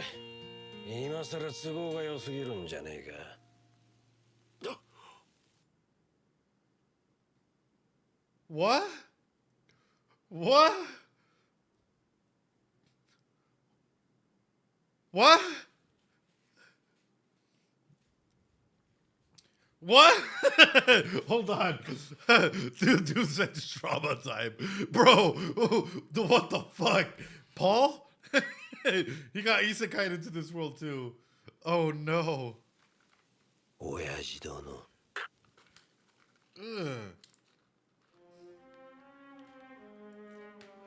あんた誰だよ。ああ、随分と敵意満々な目つきしてくれてんな、ガキ。The calm before the storm. はい、牽制でもユークリウスでもいい、この無礼なガキ、ぶった切れ。お言葉ですが、現在私もラインハルトも特務により本来の役目を離れております。たとえ副団長といえど、我々への命令権をお持ちではないはず。おお、怖い怖い。冗談に決まってんだろうが、熱くなんなよ。いくら俺がお飾りの副団長って言っても、そんぐらいの弾足はわきまえてら。お飾りの副団長？そうだよ、お飾りだ。お飾りで嫌われ者のルグニカ王国この騎士団副。So essentially, he's trash. He's fucking trash. He's the true basura. He's the true basura. You know? What the fuck, bro? He's all proud of it too. He's like, I know I'm the hated vice captain. Nah, he's the best. He's the best. Evil Paul, or is he just, you know, maybe people don't really know. Nah, dude, he's Masalo for real. 副団長、無駄飯ぐらいハインケルってのは俺のことさ。無駄飯ぐらいも嫌われ者も開き直ってんじゃねえよ。落ち着きたまえスバル。副団長の空気に飲まれてはいけない。さすがは最優。お行儀のいい言葉選びだ。ハインケル！ハインケル！一回呼べばわかりますよ。まだ耳が遠くなるような年じゃありません。それより白状じゃねえですか。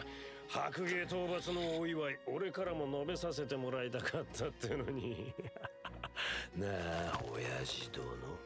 ハインケル、私は。I love him. I love this interaction where these, like, literally what's probably going to destroy Reinhardt is just the family dynamics.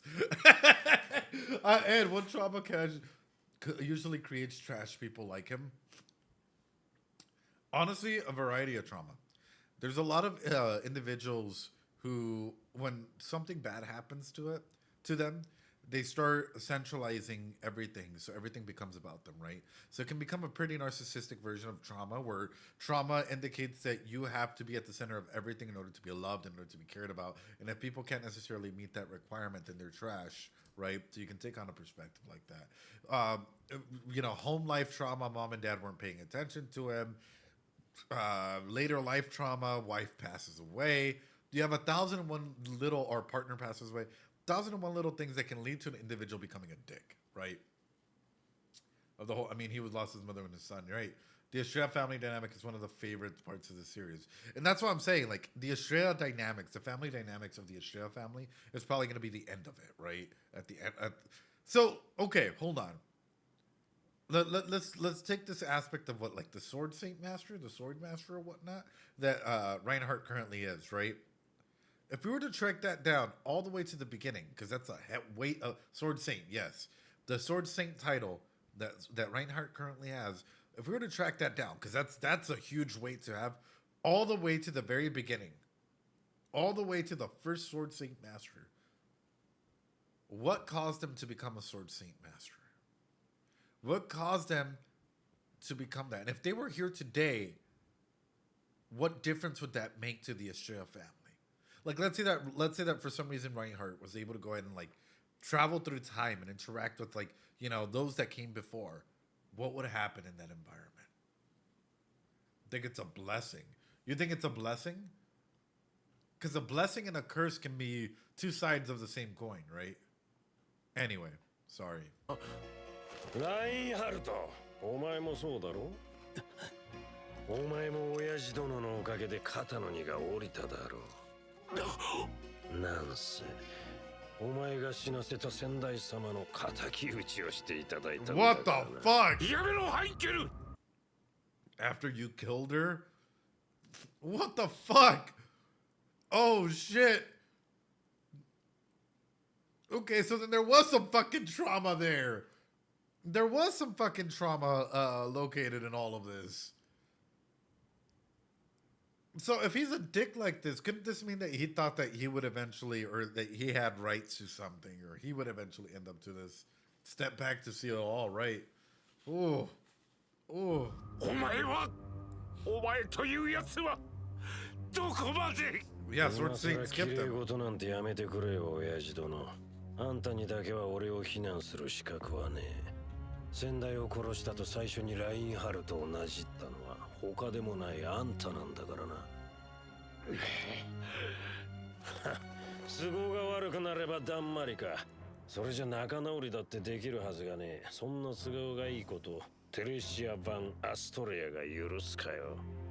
ハインケル・ヴァン・アストレア。ヴァンをつけるな、ガキ。ブラー。その件名はもらってねえ。ハインケル・アストレアだ。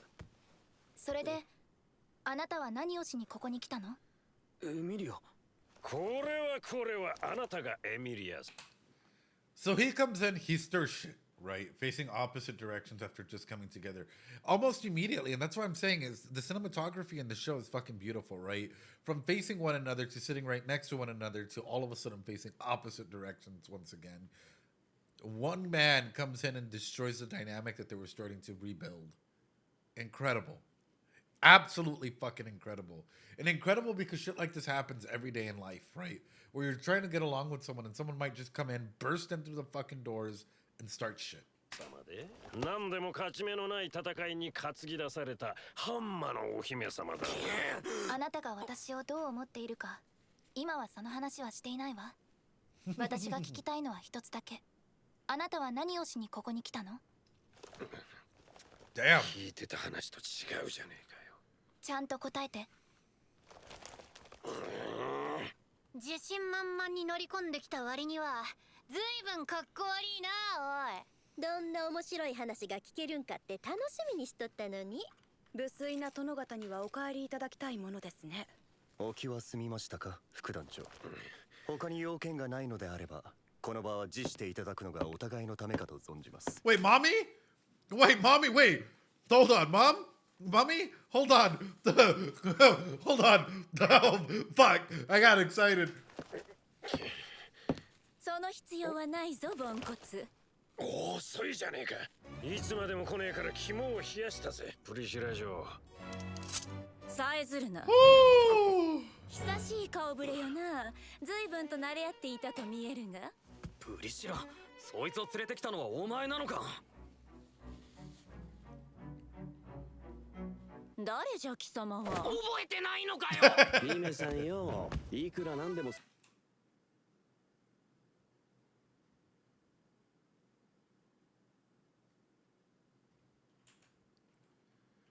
お前なのか？誰じゃ貴様は。覚えてないのかよ。姫さんよ。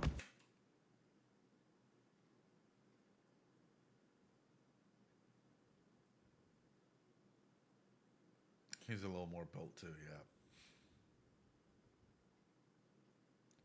Question for you guys. As I'm looking at Al and I'm looking at the positioning of this, yeah, I can say maybe he was walking behind her and all of this, but the timing behind that kind of alludes to a way where I'm gonna ask it in a rhetorical question. That's sort of what I'm thinking about. So you guys get the constant questions that are coming through my mind. Okay, we have Priscilla there, right? We have Al. We have the, other guy. Nuve Seiki. Okay. How much do you trust Al? Fujiwara was the original voice actor brought back for season 1, but unfortunately he passed away, so this is a new one. Okay. How much do you trust Al?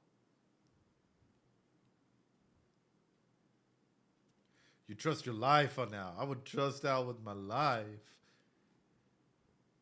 I'm really curious about the motives behind Al. I'm really curious about what motivates him. I'm really curious about why the mask. I have 1,001 questions surrounding Al, and specifically with more to do with intentions, self-goals, self-everything in that regard, right? I trust bro to cook in the story. I trust him to cook too, FBI. I trust him to be a major plot point at some point in the story, because no way would we leave a stone unturned like this. No way would we leave a stone unturned like this, right? Oh, emo only mode. I love the side stories as well. But what kind of meal is he cooking? Real question. What do you mean? Oh, an emo only mode comes out. I was fucking... あれがそこの問題だよ。姫さんも散々腹抱えて笑ってたじゃねえか。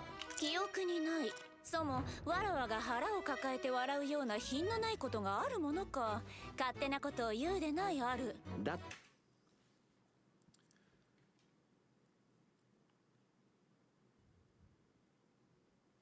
We have 24 minutes to go. That was a good run. I don't know what the fuck that was. But y'all fucking jumped instantly to fucking emo only mode. So, the question still stands. You made it through 4.5 hours, chat. That's pretty good.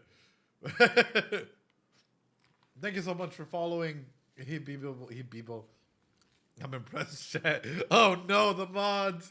Oh, the mods are hitting you guys with the I'm impressed. The question still stands.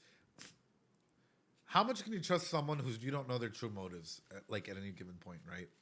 For me personally, whenever it comes to a situation like this, whenever it comes to Priscilla and whatnot, a lot of people seem to think that Priscilla might have negative intentions. I don't think that way. I think Priscilla is actually a very caring individual with a tough exterior. And people, you might agree, you might disagree with me, but the way I look at Priscilla is I look at her as though she'll test your mettle, but if you come in, she'll give you all the love. Like, she'll care about you, she'll rely with you, she'll rely on you, as long as you're able to get past that tough exterior. Who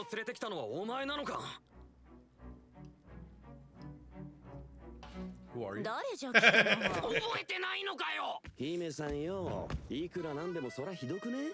城で初心表明した時、大勢の前で大恥さらしたやつがいたじゃん。あれがそこの兄弟だよ。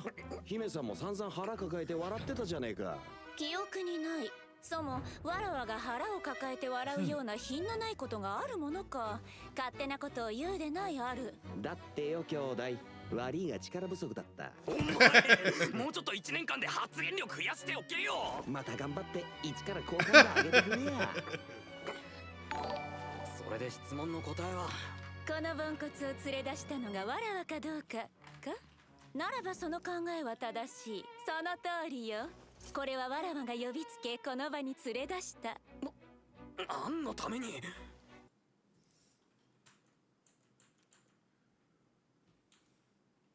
自分と慣れ合っていたと見えるが。プリシラ、そいつを連れてきたのはお前なのか。誰？ Why do I feel as though this? I know this comes off as rude, right? Thanks so much for the follow, Boo Womp. I know this comes off as rude, right? But why do I feel as though this is more her saying like, "Who are you?" in the way of saying like, "You're not the same person that I saw earlier," like, you know, that I interacted with earlier, and I'll like, you know, I'll act as though that didn't happen, or I don't care as though that didn't happen. That sort of mentality, yeah. I don't know why it comes into mind where it's like, like she sees him and it's like, this is not the same person that was trying to go ahead and lick my feet earlier. Like, you're a new person now, right? You're not the person that I interacted with a while ago. That's the sort of mentality that I got out of this, just from her standard interactions, because she's a smart cookie. She's a smart girl. 覚えてないのかよ。姫さんよ、いくらなんでもそらひどくね。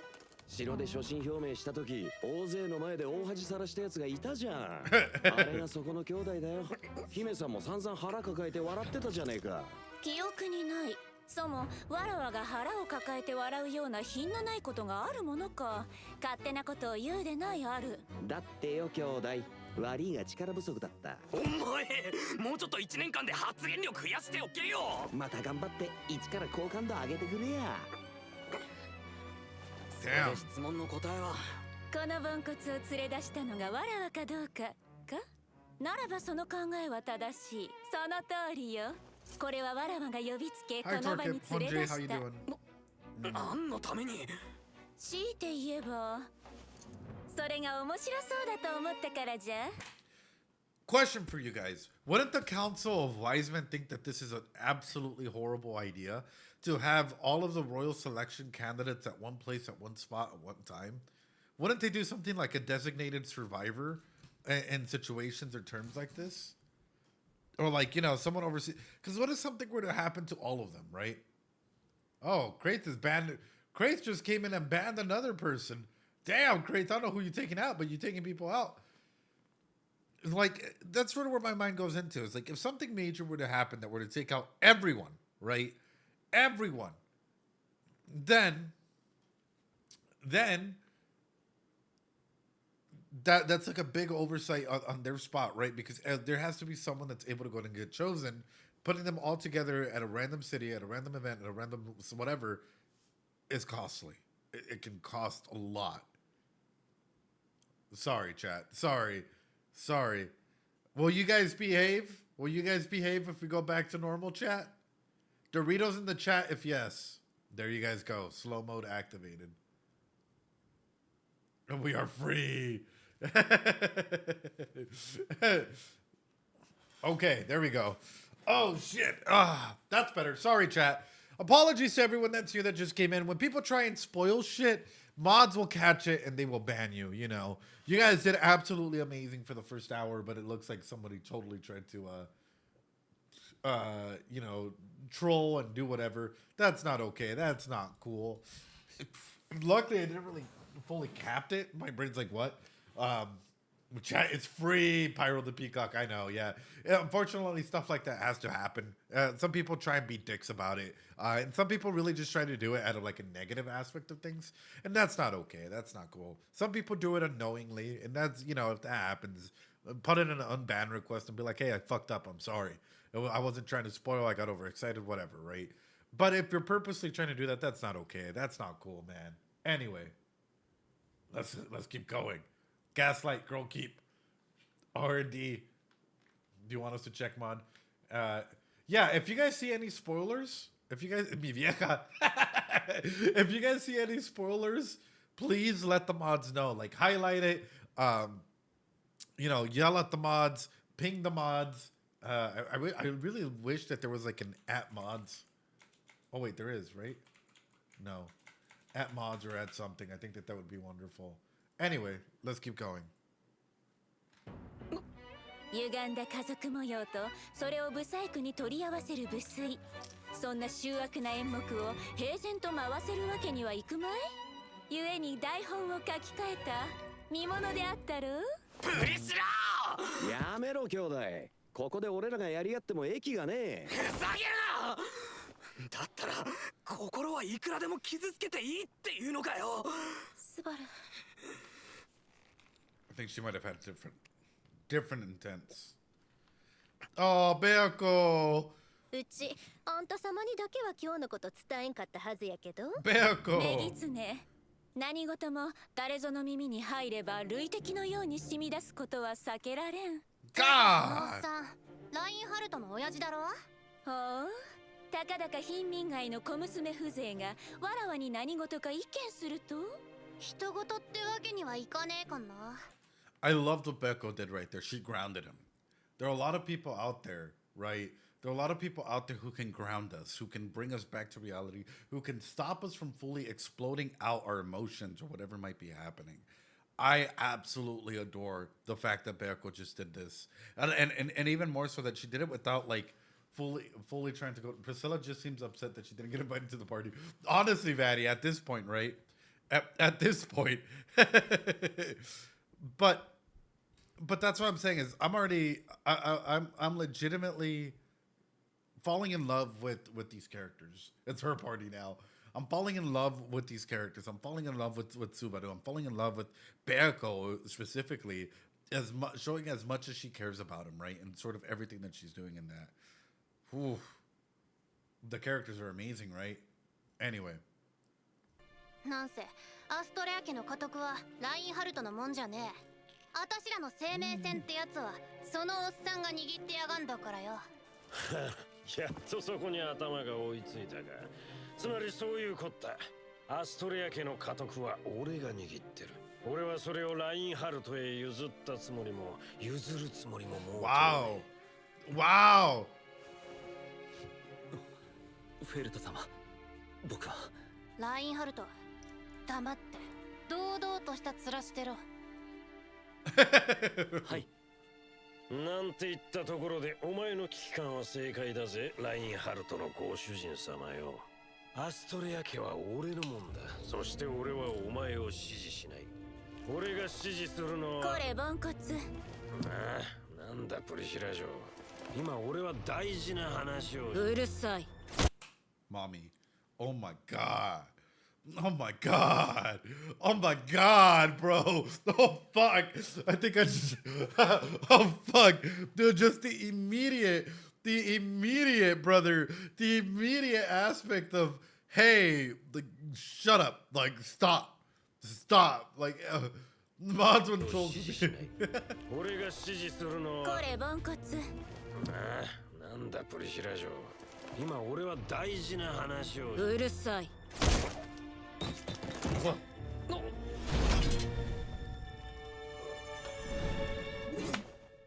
姫さん、感触はそこ。Did she just transform her fan into a fucking sword like that? Oh my god, dude. That's fucking clean. That is fucking that's fire, man. She pulled it out of the air. She was go for the fucking claymore here. たく勘弁してくれや。妖剣まで抜かれちゃ心臓にぶっどき。シルト、そこなポンコツを運び出せ。解放してやるがいい。はいであります。プリシラ様。失礼するであります。ハインケル様。よいしょ。Oh. She shut up Al for trying to spoil shit. Right. The way that she's interacting, she's controlling the narrative, and she's pretty forceful about the narrative that she's trying to go ahead and do. Priscilla is a big proponent, I see, of child labor. You know, and using child labor to go ahead and clean up her acts. It is what it is, you know, in a scenario like this, if he's getting paid well. Dragging a body. Love Schultz. It is what it is. But interesting enough to see how she works with the people that she works with, right? And who she chooses to go ahead and do certain things. I feel as though he was overstepping the line pretty quickly, which is why Priscilla acted this way. Schultz is just chilling. で、さっきのおっさんの話は本気か？私ら追い出して漁師 I に know, 戻んのか Vanonian, よ。 it was a joke. 仮にそうだと言えば貴様はどうする？泣き寝入りして素直に引き下がるのか？笑わせんじゃねえよ。私は誰に言われようが泣き寝入りだけは絶対しねえ。あのおっさんからこいつに家督を譲らせてやる。それでよい。いずれ来たるわらわの勝利は約束されている。ならば道筋には波乱と勇況を求める。わらわを沸かせよ。それが貴様ら早くの役割じゃ。そのおごり泣いて後悔させてやるよ。くそ、頭冷やせ。結局カッカしてたの俺だけじゃねえか。そう床に当たるものではないよ。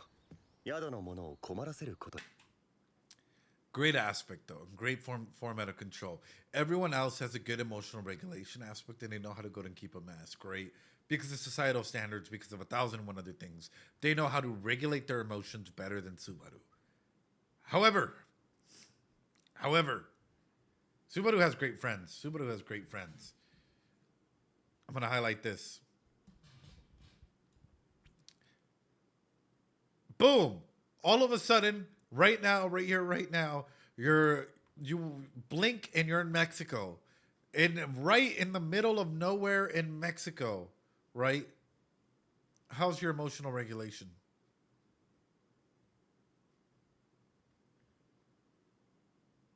How's your emotional regulation at that point?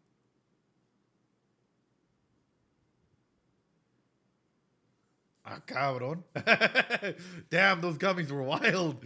I'd fall distraught. Okay, you spend some time there, right?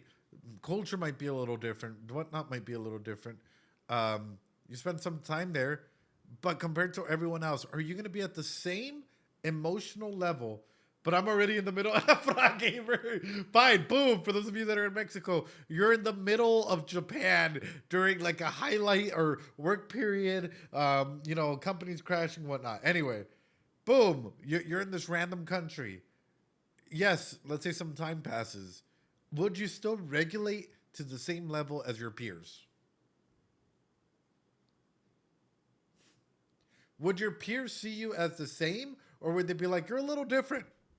I'll be honest, I lived abroad for like 4 to 5 years, and I was still looked at as though I was a little different because the way that like I talked, I interacted, cultural things, even my emotional regulation was not the same or to standard as the country that I was in, right? So that's why I'm highlighting that, right? Like emotional regulation, seeing Subaru go through this, and this is a really big internal struggle. It's like we can relate to this in the here and now just by putting that in that situation. That will always happen, right? Has changed how I view my surroundings. 100%. If I had been abroad, I'd been fine living abroad. 俺は一人でただ勝手にキレてただけだ。みんなが冷静だったのに情けねえ。そんなことはない。君が短慮な振る舞いを見せたから、周りがかえって冷静になることができた。君の軽率さが役に立つこともある。お前、本当は俺のこと褒めるつもりとかねえだろ。確かに騎士らしさを求めるなら、君の行いは褒められたものではない。だが、何のつもりだよ。見ての通りだ。君に感謝を。私に代わり、あの場で義憤をあらわにしてくれた君に感謝したい。Because they couldn't technically, because it's their boss, right? So at the end of the day, they still got to follow that protocol, but he can. That fucking character dynamic is beautiful, man. That aspect where he's like, hey, you know what? Like, thank you for doing it in this play instead of my stead. Wow. Because he's knightly, right? Because he's knightly, and that's the vice captain at the end of the day, right? That is... Talk about fucking character dynamics and understanding. Like, if for Subaru, right? Hold on. Nandesu ka? For Subaru, this is huge, man. This is fucking huge. Julius and Subaru. Yeah, Subaru's an outside character. Always great to have a friend. Subaru and Julius are extremely great together. That's why whenever we're looking at these character dynamics, we're understanding that everyone impacts everyone in that room. And it's beautiful to see that like they all understand that thanks to Subaru like sort of releasing that pressure in that room, everyone else got to feel heard. 代わりに怒ってくれてありがとうってか。くさげんな。なんで俺がお前の代わりに怒ったことになんだよ。俺が怒ったのは俺がムカついたからだ。お前もムカついてたんなら怒ればよかったじゃねえか。仮にも直属の上司にそのような無礼は働けまい。Yep. 窮屈な考え方しやがって。Yep. 騎士らしく。Watch. Some people will be like, pre-watched, even though it's like over 4 hours or 5 hours of like stopping, talking, and analyzing. Like, situations, and this goes throughout the entirety of this fucking thing. Situations like this is just understanding where the characters are coming from. Put yourself in their shoes, right? And whatever's going on in that scenario, how would you interact with the superior if you were in Julius's shoes, right? Why would that affect you when people are coming through, right? So on and so forth. No matter, like, that's the key thing to understanding characters is, number one, empathy, and number two, understanding the psychology of sociology, right? The psychology of the social aspects of shows, right, within the character himself. って思い詰めてる間に心まで鎧着ちまってんのか。心まで鎧をか。まったく耳が痛いよ。あのヒゲ面だけどよ。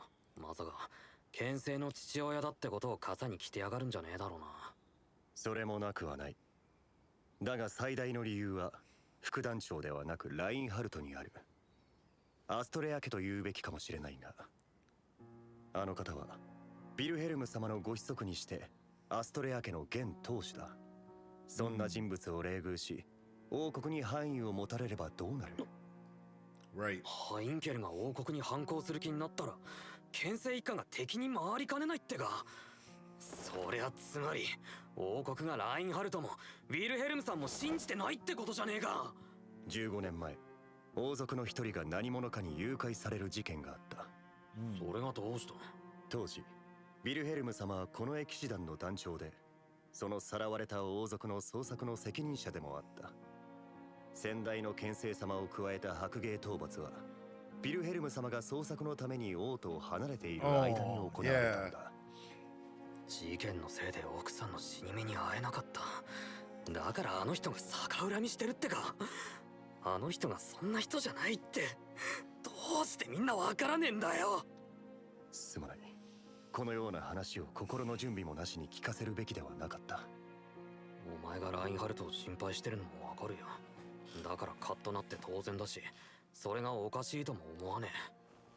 さっきも言ったろ、お行儀がいいばっかりの騎士らしさに別にこだわり続ける必要なんかねえだろ。わお。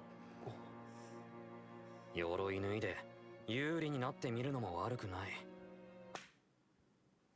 So I think, is that who Subaru wants to be friends with? Like, he'd rather see Julie than Julius.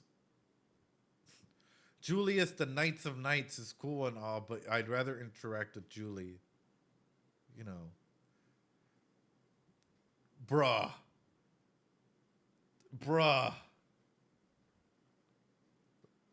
My heart is shattered. My heart is like, oh, the bromance is fucking real, man. The bromance is fucking real. あれぐらい融通聞かした方がうまく回ることもあるかもしれないぜ。有利か。なんとも懐かしい名前を引っ張り出してきたものだ。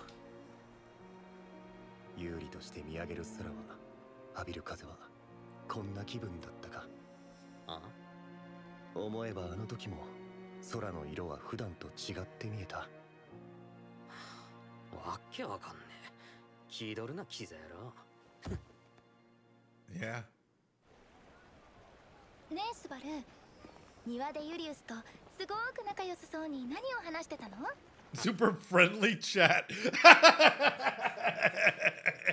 Emilia trying to go ahead and think. Fucking Emilia. I love her. My God, the way she's EMT doing EMT things, an angel. But the way that she approaches it, she knows what she's doing. That is just so fucking cute and adorable. あいつと仲良くってのがすごく間違ってるけど、何の話だったと思う？今度どこに遊びに行くとか？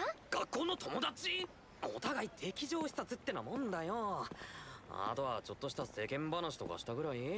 それって友達なんじゃないの？まあ友達じゃないよ。それだけは間違いない。意地っぽり。まったくかしら。あ、なんだかすごく賑やかね。そのようなのよ。昨日と違ってやけに騒がしくやってるかしら。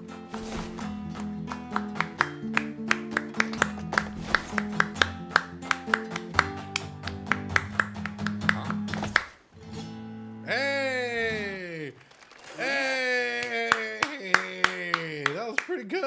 That was pretty hot. That was still pretty good though. Like, dude, Priscilla's a fucking queen, man. Being able to go ahead and like, I wanted to see the whole dance. I wish there's something out there. I wish there was a whole dance out there. My God, though.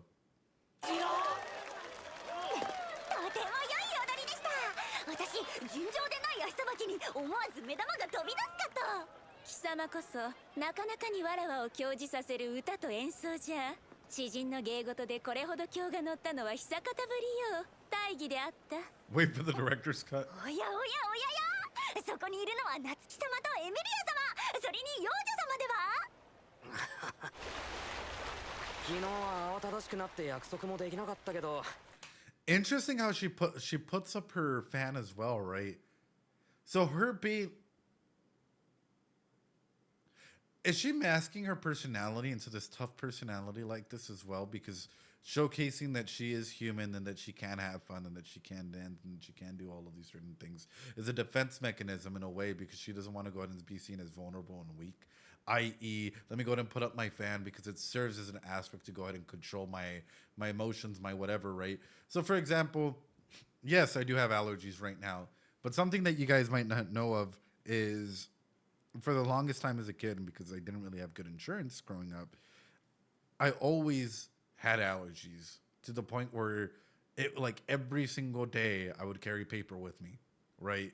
And even now as an adult, I might not have allergies and whatnot, but yet when I go and perform, or whenever I have like a presentation or something, I will always carry something with me like this as a way of going ahead and grounding myself, being able to go ahead and maintain that level of professionalism or whatever I might need. I know it might not seem much, I know it might be silly or whatnot, but for a lot of individuals, carrying something that's able to go ahead and ground yourself to be able to continue forward, you know, people do shit like that. Sorry, don't mean, not that I'm doing it now, but I'm just saying, like, everyone has a different setting, a different thing, a different item, aspect or thing that allows for composure to happen. For Priscilla, it's making me wonder, is this what she does, right? No, I don't have anxiety if I lose the tissues, but it was just something that I noticed myself doing even more, right? Or simply she's being as she is. 今日もここにいてくれて助かった。 The world should be hers, sure. なんじゃ貴様、わらわをじろじろと見つめおって不敬であろう。ごめんなさい。でもプリシラが踊ってたのがすごく意外で、わらわとて興が乗らねば舞は踊らぬ。それをさせるだけの価値がこの芸者の歌にはあったのでな。マジか。お前もリリアのベタ褒め勢かよ。 So where does greed come from? If everything belongs to you, if something doesn't belong to you, what does that mean? I want you guys to conceptualize that just for a second. Right? Saying that something belongs to you, or saying that you, like, you know, that everything, everyone, everywhere, that's a lot of responsibility. That's a lot of things to take in. Say, like, you know, not having everything under your control, that's a lot. Or maybe even having everything under your control, that's still quite a bit. Putting in all that pressure onto yourself can literally, you know, it can be a lot. More like pride, absolutely. And that's sort of what I try and highlight. Even the strongest characters that we see are all dealing with something, right? わらわをじろじろと見つめおって不敬であろう。ごめんなさい。でもプリシラが踊ってたのがすごく意外で、わらわとて興が乗らねば舞は踊らぬ。それをさせるだけの価値がこの芸者の歌にはあったのでな。マジか。お前もリリアのベタ褒め勢かよ。それだけ私の歌がすごいってことですか？まあまあテレリか。貴様の歌にはその価値があった。どうじゃ、わらわのそばで歌目として使える気はないか？どうもどうもありがとうございます。なんとも光栄な評価。私も鼻が高々ですとも。お断りさせていただきます。ほう、なぜわらわの誘いを断る？私はリリアナ、吟遊詩人です。いずれは風に流れて再び流浪する旅人の身。土地に縛られず、人に縛られず、それがなりわいであると生き方を決めております。ゆえにわらわの誘いには乗らぬと。母もその母もそのまたさらに母も私の一族はそうしてきました。私たちは形あるものを残せず、歌のみを人の心に残して生きる一族。風を囲うことができないように、歌を遮ることは何者にもできません。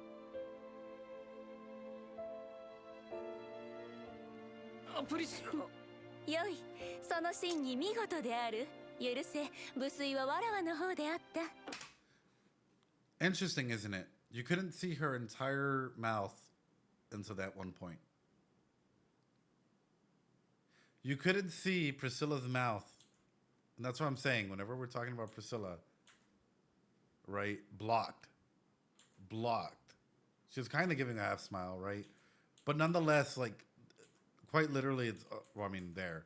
But, like, whenever she was speaking, for the most part, it's always something to do with either the fan being in or around her. I feel like it's the same sort of test that she gave for Subaru, right? Masking camp with the blocking AI. Yeah. いずれは風に流れて再び流浪する旅人の身。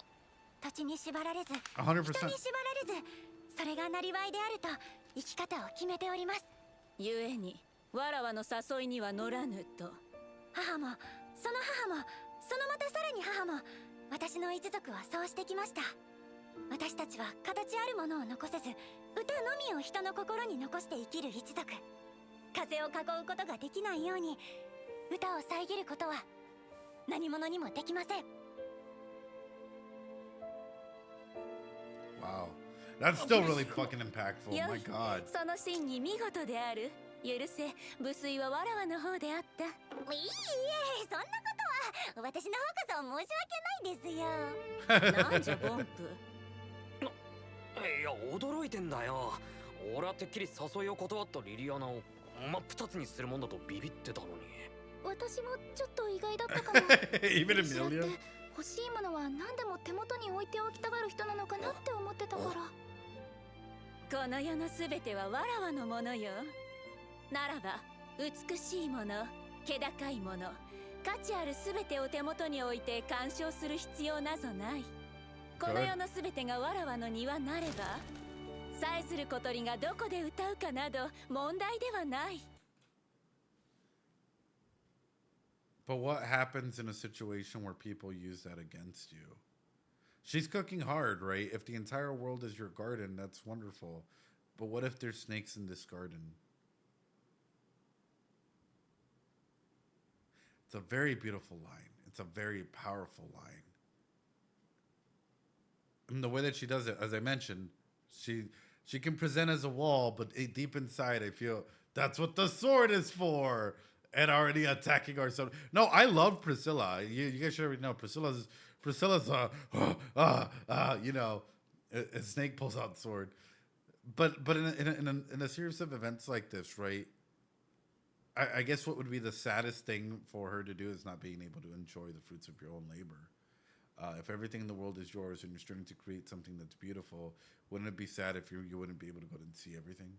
Sorry, I'm going into dark mode. I'm going into yeah, she's an insanely interesting character. I'm going into some like insane dark levels of thinking for Priscilla, just from the like the interactions, the light and dark sides of her that we're seeing, right? After this, it would be great. Oh, yeah, it would be great. It would be great if is there a lot of Priscilla art out there? Hold on. Give me a figure for sure. Is there, oh. さっさっさ、ここは一つ皆々様も落ち着かれた頃合いで親睦を兼ねて私が一曲ご披露いたしましょうか。そして歌の後はご歓談。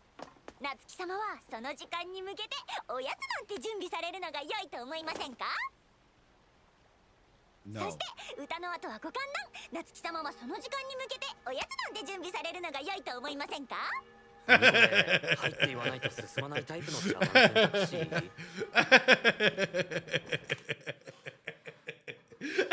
She's just straight up about it, right? Yeah, Natsuki, Subaru, would it be nice if you went out and grabbed us some snacks? Hi, chat. Would it be nice if you went out and grabbed us some snacks? Like, bro. 俺ってへたれてるよな、本当に。おっと、あわり。おいおい兄ちゃん、それが謝る態度か？もっと誠意ってもん。なんだ、チンか？だからチンじゃねえっての。なんでてめえがこんなところいいんだよ。そう冷たくすんなって。命のやり取りをした仲じゃねえか。そんな覚えねえよ。寄ってくんじゃねえ。まあ、聞いてくれよ。実はよ。しつけえんだよ。大体てめえは慣れ慣れす。 Doesn't he have something that can call in Reinhardt if need be in 5 seconds or whatnot? Last time they bumped into each other, Subaru got stabbed. Right. Thanks so much for the hydrate, Kazuman. Appreciate it. Colin Chen. ご歓談中の皆様、お急ぎの方々。なんだ？ごめんね、お騒がせしております。ほんのひととき、こうして皆様の時間を拝し。Nope. Oh, her getting everyone's attention like the fucking run. Corre. What the fuck, bro? What the fuck? No. But what's under the wrap? But no. Mummy? Oh shit. And I'm scared. Hold me. Holy shit, bro. Yo, Ed. Oh no. What? But oh, when chat is full of degens. What the fuck, dude? させてください。ありがとう。ごめんね。 This is theatrical. This is very theatrical. ごめんね。お騒がせしております。ほんのひととき、こうして皆様の時間を拝借させてください。 Run. Fucking run. What she's doing right now is she's gathering everyone's attention in on her. I have a big fear. Either she's about to fucking go in and just slice everyone up, or she has some sort of fucking AoE. It's one or the other. The way she's like announcing herself, going over the top, doing certain things. Either she's about to go down there and fucking wipe everyone out, or there's more than likely going to be some sort of emo only mode. What the fuck did chat do? I literally just I'm fucking thinking deep and hard for myself here. Run. The theatrics in this is not even fucking funny, right? The aspects of everyone, please bestow your attention to me for this brief moment, right? Like, it's so over the top, right? They didn't deserve emo only.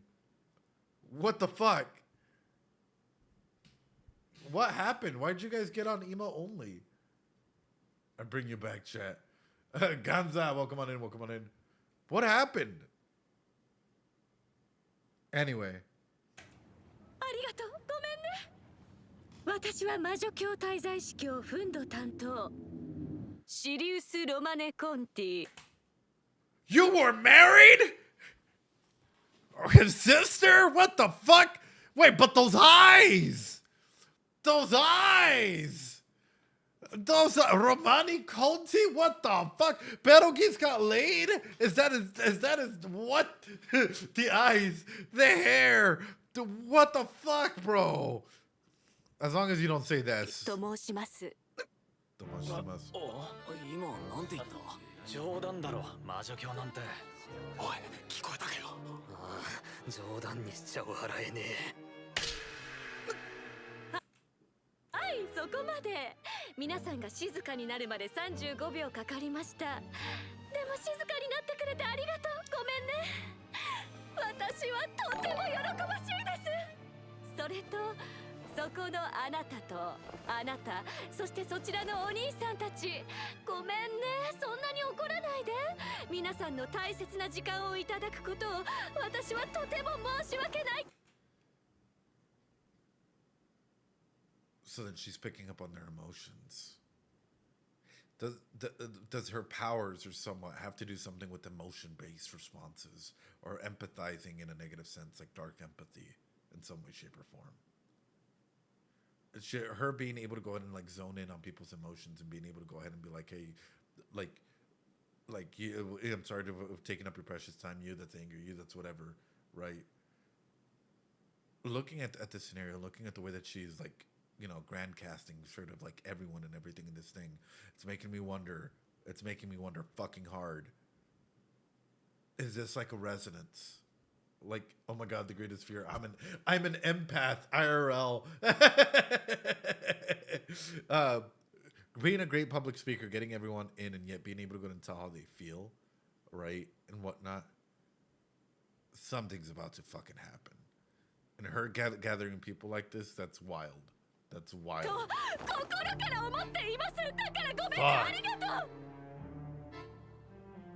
はい、ありがとう。どうやら皆さん少し落ち着いてくださったようですね。不安はわかります。ただ今日はどうしても確かめたいことがあって、こうして皆さんのお時間を頂戴しているだけなんです。確かめたいこと。ごめんね、ざわざわしないでください。何かあればどうか話して。私、皆さんのためなら割と何でもお話ししますよ。お言葉に甘えて質問させてもらっていいか。どうぞどうぞありがとう。何の用だか知らないが、俺は女の子を待たしてんだよ。それも4人だから、なるだけ早く用事を済まして解放してもらいたいんだが。あら、それは大変ごめんね。でも隅に置けませんね、お兄さん。4人も女の子を待たせるなんていけない人。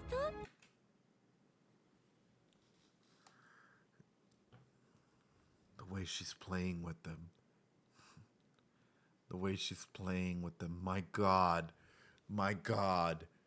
My God. She's either delusional, I mean she is, or a genius. My God, she's a fantastic speaker and fantastic at keeping them all centered, right? That's wild. That is absolutely wild to go ahead and see. She seems pretty normal to me. でもありがとう。ごめんね、急がなきゃ。いや、いいんだ。落ち着いて穏便に話を進めてくれた方がありがたいし。気を使わせてごめんね、ありがとう。では本題に入りましょう。私がこうしてここへ現れたその理由を。俺たちに確かめたいことがあるって言ってたよな。何を確かめたいんだ。そうよ、早く聞かせて。早くしないと仕事に遅れちまうってんだよ。ごめんね、ごめんね、本当にごめんね。すぐに話を終わらせますか。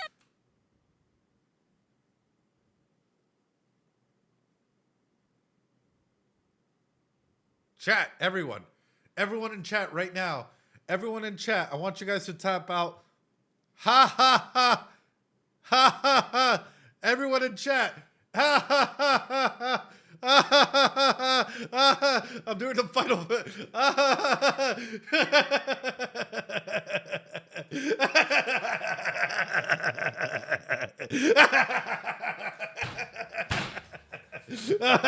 Yes. Okay, good. You guys are fucking killing me here. That's great. It started off as a joke, but you guys are hi-hiing me too hard. I'm in danger. Exactly. I'm in danger. But the main reality is, and the main aspect that I'm trying to get at with all of this, Ed, Archbishop of Psychology, das! Oh shit, why am I crying? The main aspect that I'm trying to get at is a situation like this is mob mentality, right? This aspect of like, and especially in mobs, it's a lot easier to go ahead and move emotion-based responses, which is why this is terrifying me. What kind of a power does she fucking have? Because you have a big crowd that's very illicit towards emotions. One thing can spark up another, and can get a whole crowd to start feeling them very similar. Like, kind of like mass hysteria. Exactly. But even in crowds, right? This is why comedy clubs work, right? This is why for talking about their hearts trembling after genuinely made me laugh. You got caught under my genjutsu. Like, this is why comedy clubs work. When you go to a comedy club, right, you're in with a group of people that all want to, like, you know, laugh, essentially, right? So even jokes that, like, are pretty mid would become funny at a comedy club because everyone's in that environment. People start laughing. Everyone starts laughing. Ha, ha, ha, ha, ha, whatever, right? In a bigger group like this, right, even nervousness and laughter, like, is something that's very occurring. ですね、私が確かめたいこと、それはズバリ愛について。Oh God. 私の愛の確認作業にどうかお付き合いいただけないでしょうか。いいぞ。いいぞ。もちろんだ。They're all, and Especially for Subaru, this is weird. This is a witch cult member. This is really fucking weird. For a Subaru car?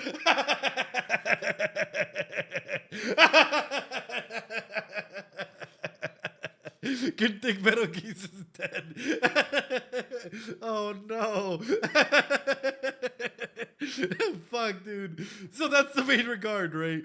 This is weird for him to be able to go ahead and react this way. For him to be calm, despite all the trauma that the witch cult has caused.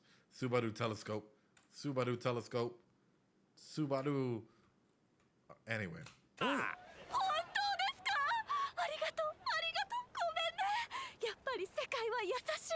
優しさと愛に満ち足りている。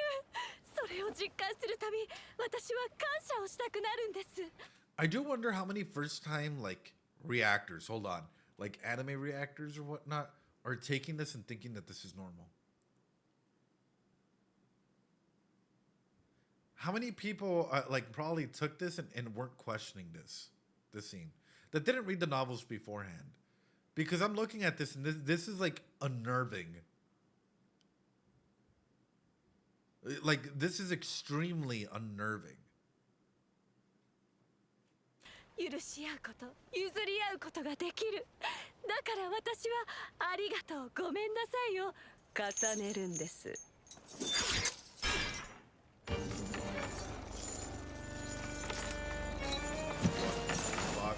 ほらこっちにおいで。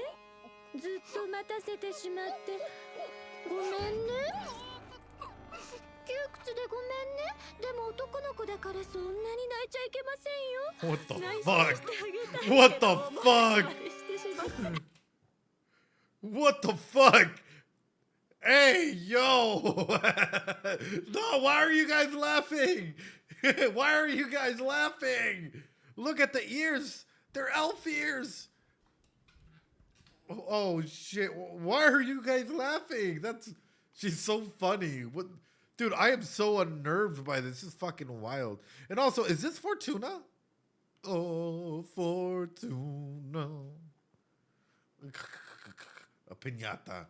Oh, don't say that, Connor. Connor.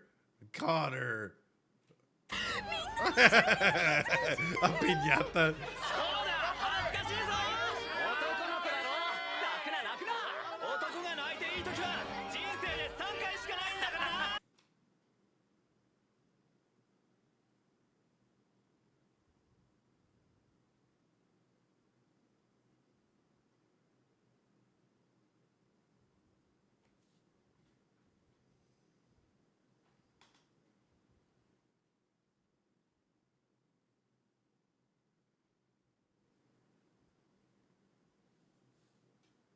What the fuck, chat?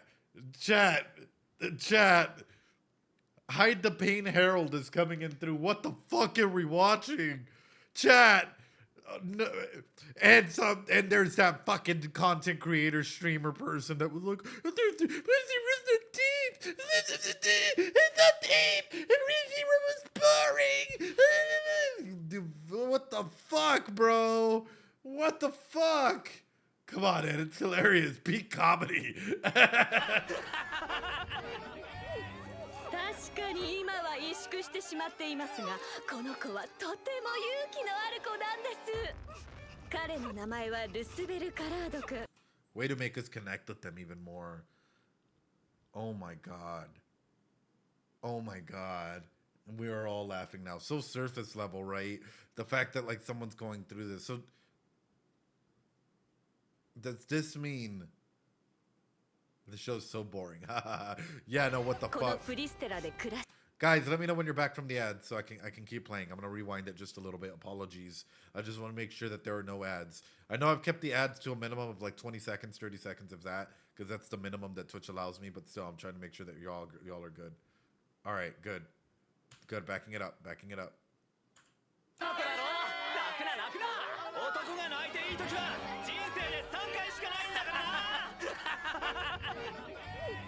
確かに今は萎縮してしまっていますが、この子はとても勇気のある子なんです。彼の名前はルスベル・カラード君。このプリステラで暮らしているまだ9歳の男の子です。うわー、将来有望ですね。そんなルスベル君には幼馴染がいて、金髪の巻き毛が可愛いティーナちゃんって言うんです。二人はお互いを大切に思い合っている理想的な関係で、ここへ来るのもどっちがいいか、私はとても悩んだんですよ。最初はティーナちゃんかなと思ったんですが、あんまりルスベル君が一生懸命お願いしてくれたので、私は心を打たれてしまって。だからここはルスベル君の心意気を買って彼に協力してもらうことにしました。 I know who this is. It's I from Oshinoko. Totally get it now. She's just been reincarnated in this world. All of a sudden, oh shit, of course, right? I can't believe it.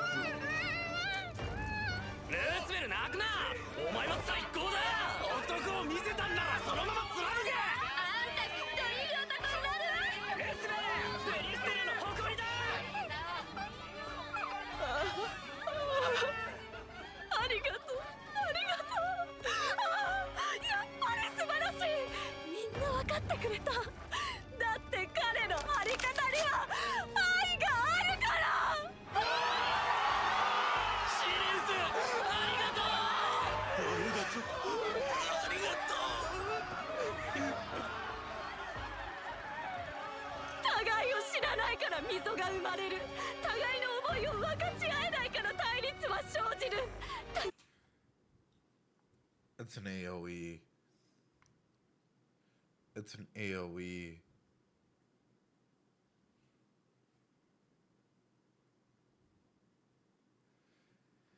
It's an area of effect attack, isn't it? It's probably emotion-based control, emotion-based manipulation with an area of effect for crowd control.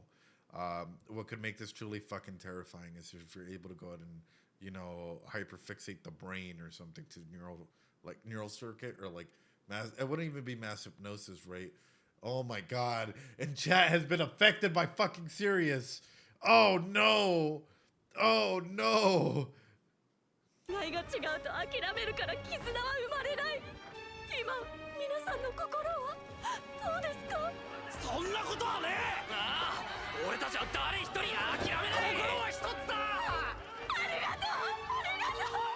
今皆さんは幸せに思ってくれていますか？当たり前だ。こんな気持ちは初めてだよ。ありがとうルスベル。シリウスもありがとう。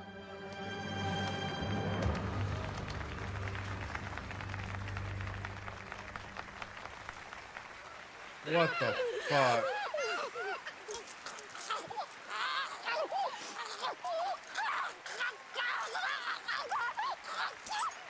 なたの勇気をたたえますルスベル君。やっぱりあった。愛はあったのです。今この時皆の心。 This is the creepiest fucking shot I have seen. What the fuck? Bro, what the fuck? Damn, Sirius is he truly is the Lion King. It's true love, man. There is love. That's already a fucking meme. Things are pretty serious now, absolutely, man.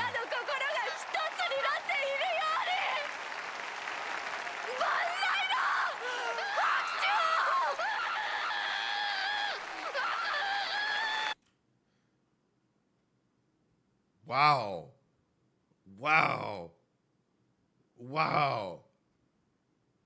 Wow. Tape fucking cooked with this scene. My god, this is just fucking flavorful. This is amazing. Holy fuck, what a way to reintroduce introduce a fucking character like this.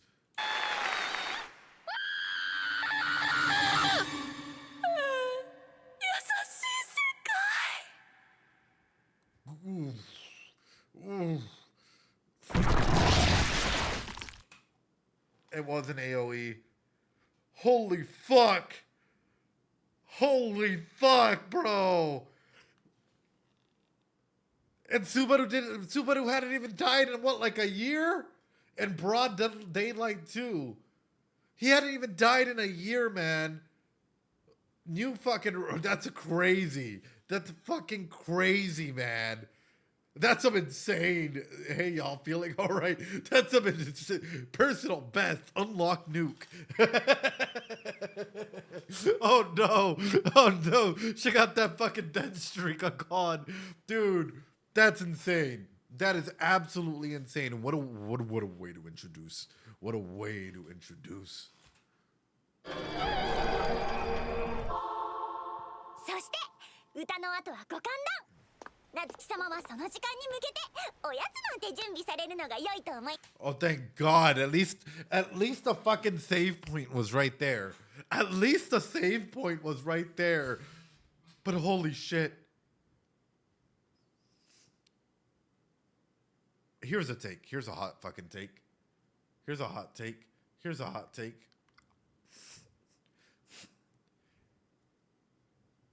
Is ReZero just a more fucked up That's So Raven? Less than an hour?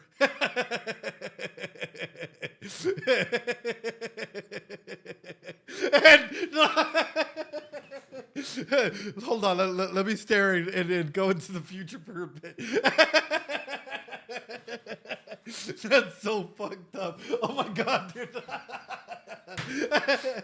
It's a joke. More fucked up Groundhog Day. You've never seen That's So Raven, Blade Dragon? Okay. Yo, there's some fucking... Okay, we're good. We're good. That's just Subaru. It's a future he can see. Oh no. いませんか？あれれ？どうされました？もし？もしですか？おーい。おーい。おー、スバル、急にどうしたの？何事かしら？スバル？スバル？ Dude, at that point, what do? You gotta communicate this effectively.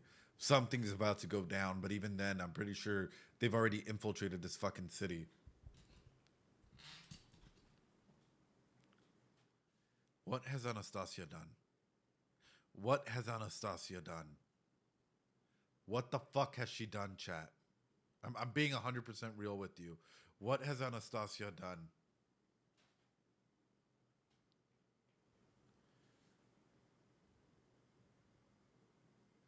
Brought all of the big people together. Brought all of the big people together. Snap, there goes gravity. Oh, there goes gravity. The knee's weak. His arms are heavy. There's vomit on his sweater already. EMT spaghetti. Oh, Otto did it, bro. Otto did it, bro. I liked how before the death scene. Yeah. That's wild. This is absolutely fucking insane. This is absolutely fucking insane. What a way to start a fucking season. My God.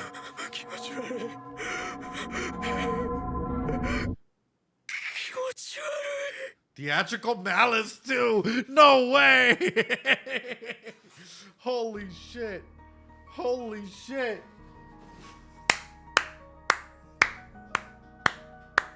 Absolute cinema. Absolute fucking cinema.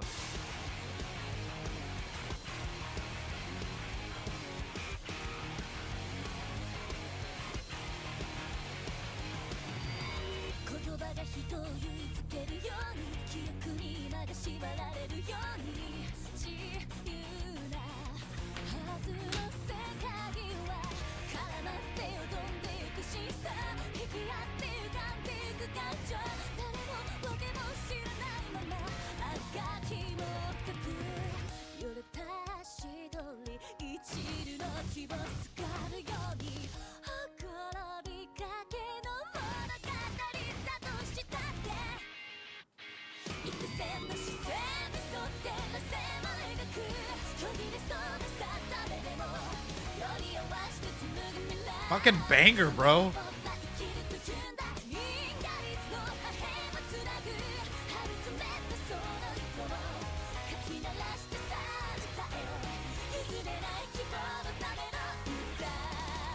Oh, being in. Oh.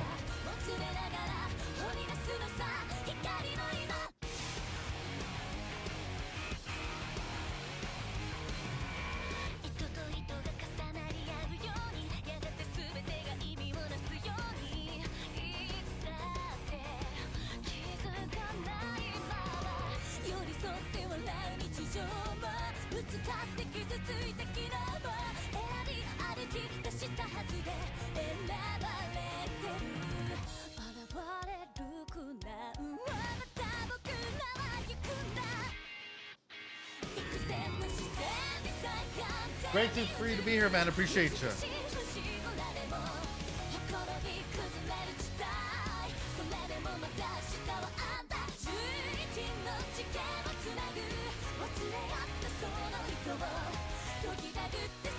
My God.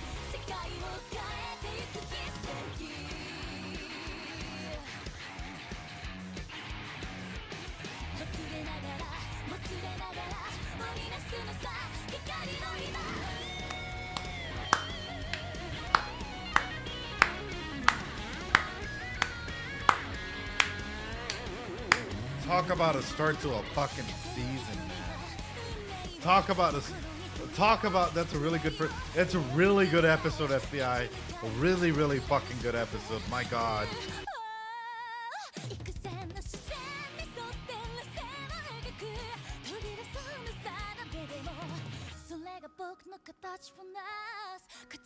Copyright should be. It'll just get muted.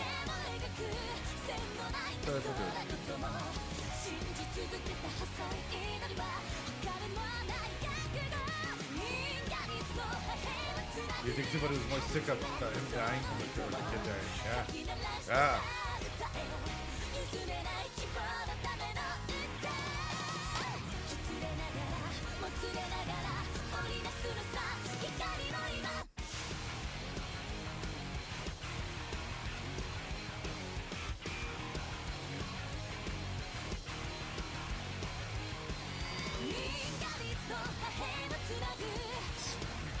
Wow.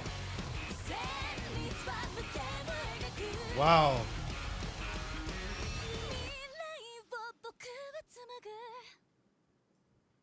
Ladies and gentlemen, peak fucking episode, ladies and gentlemen. Legitimately, absolute fucking cinema. That was really, really fucking good. This might be the longest ReZero reaction because the other one was around 3.5, 4 hours with like an hour or two of talk, right? So this was over 5 hours worth of like actually sitting down talking about all the different characters, the dynamics and stuff that was popping up, which is absolutely amazing. But ladies and gentlemen, if I think there was 1 or 2 individuals that hey yo, yes, we need break time. Yeah, I know we literally powered through all of that. Wow, not yet. We probably need to catch up. Ladies and gentlemen, every Friday is ReZero Friday, ladies and gentlemen, at 6 p.m. Pacific Standard Time. Unless I say otherwise, because I might have some events, but still. Thank you, YouTube, so much for coming on in. Let me know if you guys enjoyed the ride, the wonderful ride that this is. Ladies and gentlemen, I appreciate y'all for coming on in, YouTube. Leave a like, comment, subscribe, share this video if you guys like deep analysis, deep discussions like this. Peak is back. Studio Reverie. When am I going to have you guys on, though? That's the real question. Are you guys available for a quick discussion? Sure thing. Oh, shit. Right now? Let's do it. Hello. Oh, the whole gang is here. Hi. How is everyone? How are you guys doing? How was season 3, episode 1? Hey, genuine 10 out of 10. I love this episode so much. A genuine... Yeah, we already talked about it, and we kind of came to consensus that this was pretty much as perfect as it could be. Yeah, I gotta agree. I wasn't expecting it to be this good for a first episode. I'm like, oh, there's gonna be a hiccup or two, but that was really, really good. That was honestly probably one of my favorite first episodes ever. It's just such a strong start, you know. You get everything you need. You get good character dynamics, interesting plot stuff, world building, like really cool location and setting, which just immediately think, okay, what's going on with this and this and this, and then when you think everything is good and clear, it all gets ruined in the space of about 5 minutes. Yeah, that was just when we were starting to see the light, and also, how fucked up is it, right? Subaru, like, is not doing Return by Death. He hasn't done it in a year plus, and then at the very end, it's just like, hey, you know what? Yeah, you don't get a choice.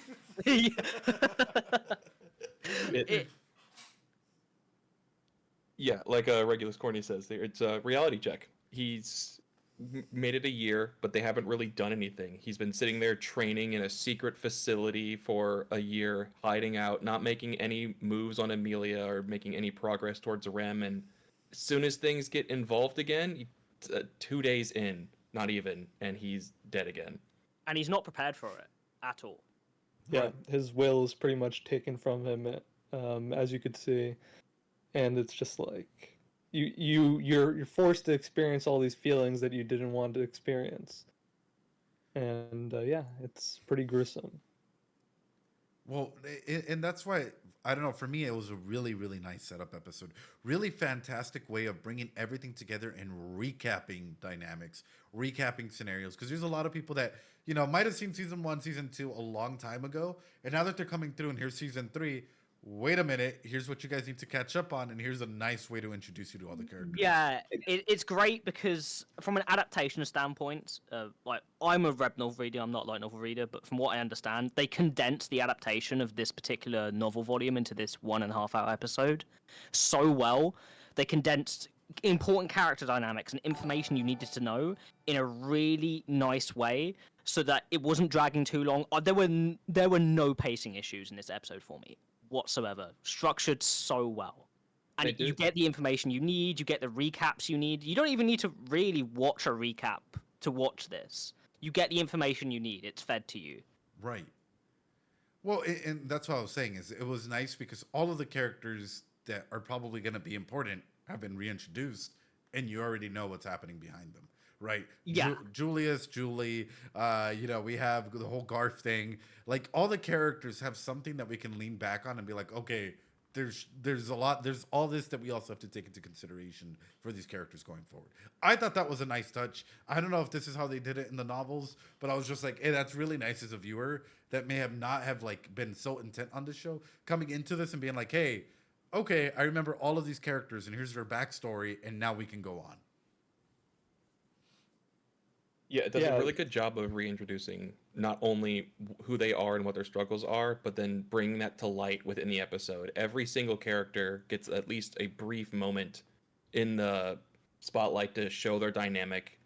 Whether it's something as small as Felix joking with Krush about having ulterior motives, or as in-depth with the whole Estrella family, and we're getting to see everything set up for the whole season. There was a lot to do in this one episode, and they managed to do it really well. Yeah, I think it's important to get all these character dynamics, and they touch on them in a very like intricately woven, but also like careful and steady way, so you aren't overwhelmed. They all feel natural, and yeah, all these interactions were actually written, in the novel. It's just a testament to the writing of the story, and that's to say the adaptation was very well paced, and I think an hour and 30 minutes was definitely needed because the payoff of getting all these set up out of the way before we get into what people say is like the grit of ReZero's concepts that people care most about if you're just kind of on and off with the story as it comes out. I think was very smart. So it also wouldn't be ReZero if he didn't die in episode 1. Yeah. Fair. So the director made a point. We watched the episode early for a premiere in LAX, and the director was there as one of the staff members on the panel, and he spoke that he specifically made the creative decision to fit this moment at the end of the episode in there because he wanted to make sure that the spirit of the story continued in the first episode. So to condense everything of that, like those slice of life moments and those character interactions as best as possible to get you to that moment. So you're not watching like 4 episodes, right? Right. And it's kind of dragging the pacing because you're waiting week by week for these 20 minutes of slice of life moments. And that's actually a really, really good job. At least I felt that way because all of a sudden it's like, okay, holy shit, everything got real at the end. Welcome back to ReZero. We never left. It was never gone, no. It was never gone. But through that, what will the following episodes look like in terms of like timing or like, minutes total? It looks like it's going to be about 22, 25-minute episodes for the rest of the season. There's been no word on anything else being like feature length like this one was.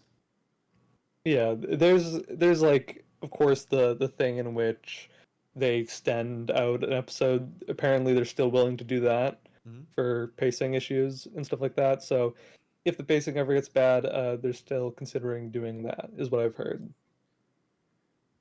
But overall, I think for the first episode, 90 minutes was more than appropriate. I know we went long. I know it's a 5-hour episode analysis. But nonetheless, I think that the amount of information that is stacked in this first 90 minutes and the amount of Sokovian guns that were placed, I think that a lot of this is going to come into fruition. I probably missed a lot already, right? But nonetheless, I feel as though there was a lot of like very obvious signs and then some much more subtle signs, right? I guess for your guys' interactions with this as you guys were going through, how obvious were some of the Sokovian guns that were being placed? I mean, you caught the obvious ones that are like very clear and obvious setup for what's going to come. There's a few that are setups for even like much further down the line that if you don't know what they are, you're going to have no idea that it's being set up yet. But getting to go back and see it now from where we are is really exciting to see just how much it's there. Right. Oh, I'm excited. Color me excited. Anything that you felt was important to highlight about this episode? I would say the strength of its directing. Like, it, from a visual standpoint, just there's so many good visual metaphors. Even in scenes of like exposition, we get cutaways, which we didn't really get too much of in the previous 2 seasons. There's just so much more visually going on here than I think the 2 previous seasons did for the show. And that's not to degrade those 2 seasons. That's to say this is a huge step of improvement. The character designs are great. They stand out really well. The music, some of the new OSTs and the old, oh my god. Like, the songs that play in the Wilhelm under Moonlight scene, actual emotions just being invoked just from sound. It's crazy. That was absolutely wonderful, brilliant. I don't even know what else to say. Like that, man, the amount of emotions that like a good OST can get from us, wild. But also, so Reinhardt's dad. Yeah, Heinkel, isn't he great? Isn't he the best? Okay, so this pissing contest that's happening in the Estrella family. I'm sort of curious how far like I don't because I know if I ask it's gonna sound like I'm asking for spoilers, but I'm not. Essentially, like the Estrella's biggest enemy is the Estrellas is sort of what I'm wondering. I think that's fair to say. Yeah, even from that's this very fair to episode say. showing, because nothing is really going to stand up to Reinhardt's power aside from emotional damage and disappointment from his father. I mean, like, there's nothing else that's gonna fuck him up. Right. No. That's why I'm like, that's a journey and a half to take into. Imagine your father just saying, "I'm disappointed in you, son." The amount of damage. It's the opposite of the "Are you winning, son?" meme. Why are you winning, son? Right. You had even mentioned earlier on that you were wondering if Reinhardt was capable of taking emotional damage like that. And we were just sitting there waiting for the episode to continue and actually get that moment of him looking down and depressed and actually beaten for once as Heinkel's berating him. That was rather unique in of itself, right? But it's interesting how quickly I don't know how to put it, like his one friend or even Fel or others around him can help him like regain himself and like balance himself out again. Yeah, it's also a sense of duty, right? It wouldn't be enough just to have somebody, he's a very amicable person, so if, he doesn't have too many people that sees him as a person, aside from Felt, but it's also just like he feels responsible to keep a proud face, as Felt said, So he doesn't have a divine protection of family? No. Not yet. He does not. He definitely doesn't. It's a messed up situation in the Estrella family, yeah. And it's really interesting too, because especially like as an anime only, if you watching like the first season and you hear Wilhelm van Estrella, Reinhard van Estrella, wait, these guys are connected, right? What's going on with this? And then it's just like, oh, so it's that. Uh-oh. Because, and this is an interesting thing to posit, right? Like, this new Estrella, Heinkel, he's so vicious, like, and the voice actor does such a good job of this, where you get like that subtle, like, stabbing, like, dagger emotion in his voice of the way he like derides his father and his son. There's like so much complex emotion going on there because Wilhelm himself is silenced by what Heinkel says. He can't rebut it at the end, and it in a way it's really sad. Like, this was a moment of maybe there should have been, you know, a bit more work on the side of trying to get a more healthy reconnection going on. But this was a start, right? Or at least a seeming of a start. Right. Of Wilhelm and Reinhard, like, reconnecting. Or connecting maybe even for the first time. Who knows? Well, just seeing their interactions, right? Of like, man, talk about tense. Like, I was getting sweaty just seeing the interactions between them. I'm like, oh god, this is uncomfortable. Like, should we even be watching this as the viewer? But when they decided to have it so at the tables that they're facing each other, I was like, oh my god.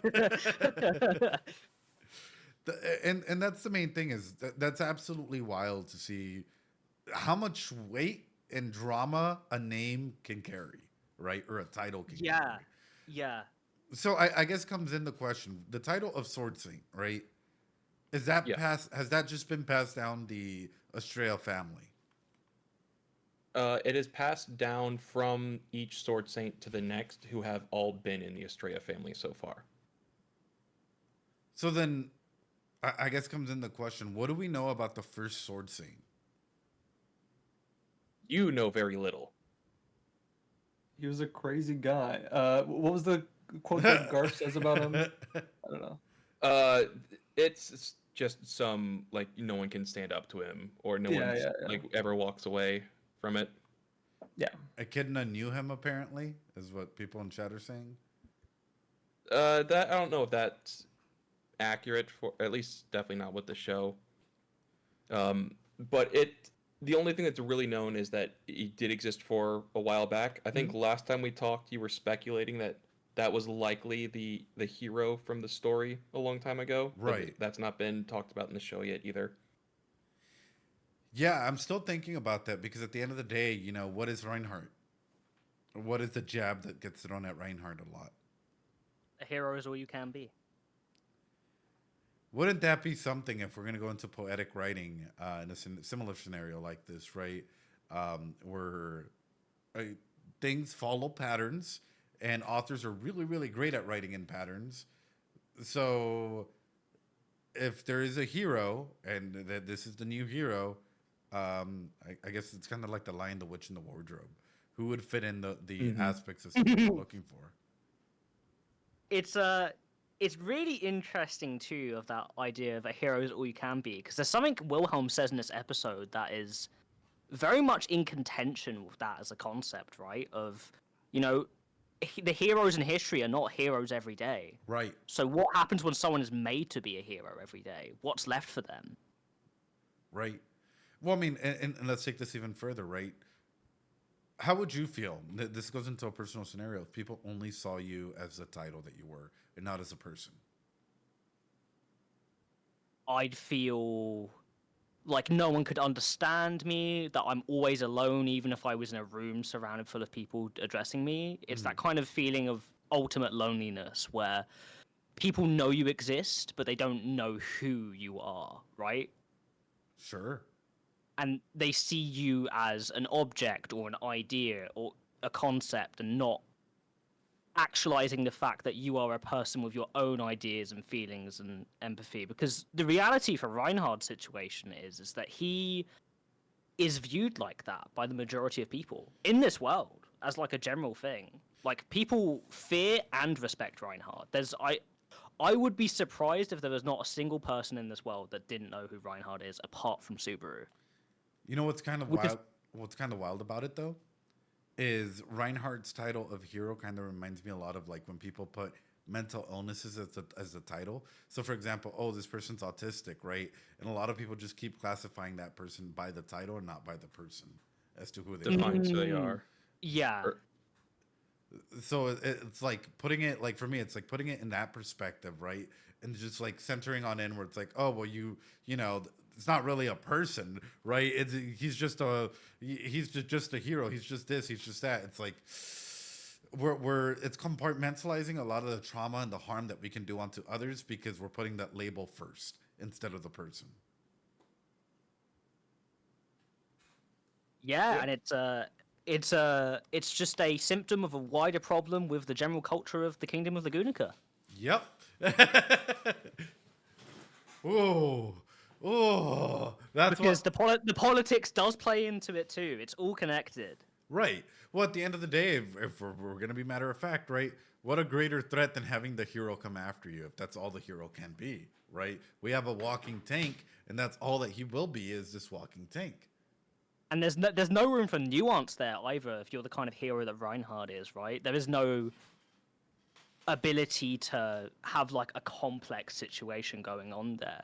If there's a complex situation going on, and say, for instance, someone in the side cast or the main cast disagrees with him about something, how are you going to stop him? Right. What can you do? Because you can't say anything to him to persuade him because his duty is above all. I mean, he kidnaps Felt in front of Amelia in episode 4. Yeah. Right. Oh, who's going to stop him there? Who's going to stop him? He made that decision and he did not allow any chance for that to go awry. I think with that, like, what are the countermeasures for someone like him? Because at the end of the day, you literally, well, as chat keeps saying, you literally have a walking nuke, right? And if he starts making decisions for himself that might not be in the best benefit of your nation, country, whatever, you have an issue in your hands. And that's why he's treated as a tool. Yeah, that's right? why he doesn't make decisions for himself. His duty, his station, makes decisions for himself. So as long as that's happening, his power can be used for some greater ends. But until that point, you know, you're right. To your point, I mean, when he has his own ideals of justice or his own want of his strength, then that'll definitely change the course of this world as we all know it. But until then, yeah, he's just a knight or hero. I wonder if the chains of this world or society in some way, shape, or form has to be destroyed to be created anew for his shackles to be released. It's interesting you say that because that's what Felt posits for the kingdom. And Felt is Reinhardt's master, right? Right. In a way, that could be him seeking freedom, right? We burn this all down. Sure. What does the Sword Saint mean anymore if the Kingdom of Lagunica is remade? Right. Right. And what does the title hold at that point if the title was given to you by this country that's no longer here? That's interesting. That is interesting. Now you guys got me thinking some five-head stuff. Hold on. And also here's some less five-head stuff, just some stuff in the episode. It's kind of ironic how, you know, when Wilhelm, you know, and all the stuff with, you know, Reinhard and the thing where he's supposed to find somebody who's kidnapped a missing princess from the royal family. If it's like Reinhard now found that missing princess and that's why he's so devoted to her, you know, you kind of get more context behind that. Right. So it's like his family, you know, is trying to enact an injustice that they failed to uphold in the past. So question for you, actually. I'm going to take it a step further, right? So he's backing Felt, right, who has the people of the slums by her side at this point in time. She's been going around collecting people like that. Who essentially have a strong distaste towards the way that the kingdom has been treating them. if I'm right. I don't know, but I'm just sort of starting to put all of this together, which is essentially he's leading the rebellious camp, or he's a part of the rebellious camp. Yeah. Well, that's the thing that is very interesting about the family dynamic going further, is that all three members of the family seem to be aligned with different factions, all with different goals. And that is the one thing that I think the Kingdom of Lugunica feels most threatened by. This idea that the strongest family, of knights in their, entire kingdom are all warring to the direction of the kingdom. And that it becomes harder because once unified, as you said, like a walking nuke, now all their interests are being pulled apart. Even Wilhelm was once, a match for the previous generation Sword Saint. Like that idea of that politicking, like things that are going on here, definitely puts the kingdom in a bad position. And also, I mean, the kingdom we've seen has its own issues with, racism and even just the fact that one of the most influential peoples, Margrave Mathers, has weird eccentric tastes and stuff like that, some insidious designs for that of the entire covenant with the dragon that they rely on. Like all these things are setting up the kingdom for a reckoning in the future. Sure. So speaking of reckoning, where's Echidna? I mean, she's. I mean, she was part of the barrier, right? You genuinely wouldn't believe us if we told you. Yeah, I cannot say because you think I would be pulling. Like, yeah. Well, sadly, one part about the adaptation is that they're always. It's hard to talk about because there are things that you technically could know if you're reading this in the book at this time that I don't know if they're going to reveal in the anime later. It's all just stuff that is up in the air for the moment. So needless to say that there's definitely like more to that character, that we'll see later. The last thing we saw in the anime was we heard her voice over Ryuzu Shima right before she and the original Ryuzu vanished, and we haven't seen any of that since. I have a weird theory, and I've always had this weird theory, especially after seeing season 2, that she's endgame material. I don't know why. Just the 5-head nature of hers feels like she's endgame material. Weird. Honestly, I'm with you. I agree. Yeah, I would agree with that personally. Yeah. I mean, well, the thing is, right? The witches themselves all seem like threads that we need to extrapolate on, right? Like they aren't things that we feel like we've wrapped up with a neat bow. And how do we interact with them again? Do we go back to doing the tea party? Like Amelia said that one day we're gonna have a tea party together, and like in what context would that be? The momentum of a story, and it's just me talking because I don't know at this point, is that like, there has to be action. Like downtimes, like lulls, very rarely happen. So like pressing actions going forward, which means that who knows? I mean, havoc happens with the witch cultist all the time. Like, do you think that the witch cultist is going to try to free Echidna? Do you think that they're going to try to reconvene with the witches? Like, what do you think? So, hold on. FBI is saying, if I'm being honest, you go through the scenes without having repercussions on your experience. If the anime fills you in on anything, it'll be very different context and carry a different meaning, probably. So no counteractive problems. I mean, personally, what I think is there's a war brewing, and right now we're only seeing two sides of the war, right? So, for example, I think at the moment we're only seeing what might be the witch cult versus the royal selection. Mm-hmm. But let me ask you guys this. Pandora. Yeah, she's a wild card, isn't she? She's a wild card and a half. Echidna. Wild card. Well, honestly, there's a little bit less of a wild card there, because Roswell's ultimate goal is still reviving Echidna in full. He made a point to Super at the end of the last season that while his willingness to betray and fight against Emilia and Subaru in their camp is gone, his ultimate desire of bringing his teacher back is still what he wants most in the world. It's why he's backing Amelia. The greatest fucking Shakovian gun out there, Flugel.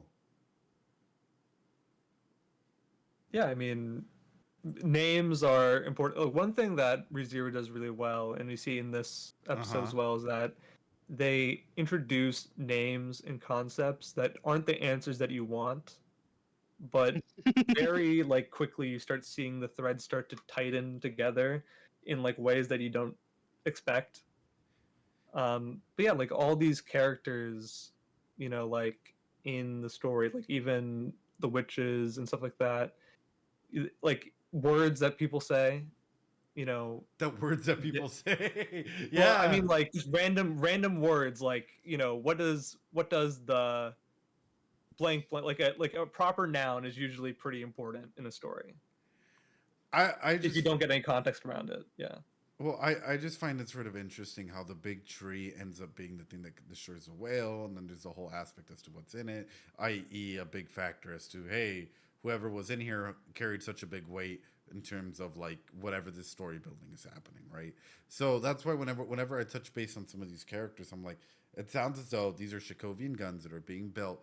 All the characters are dropping little hints as to what may come, and of course this is anime only because this is what the anime is showing. But it's like the story isn't done yet. There's still like 3 more chapters or volumes. We're in arc 9 now, and it's probably going to go to arc 13. Okay, so it's going to go all the way. 3 3/4 left, I would still guess, maybe a little bit more. We still have a pretty decent while to go because the anime at this point now is in arc 5. This is a long haul of a story. Sure, but I'm just really like, I don't know. For me, it's like there's still, if this is arc 5, right? Maybe arc 6 by the end of like the entire season. If it's more than 16 episodes, it'll be 5 and 6. So then what's to come? And that's sort of where my mind's heading to, is like, what direction is this show heading into? Because there's still a lot of unexplored realms, and I don't know if they're going to touch on it. You know, are we going to get Rem coming back being 100%? Probably not, right? Or maybe we are. Who knows? Us Rem fams can dream. She can dream forever when she's asleep. Go ahead.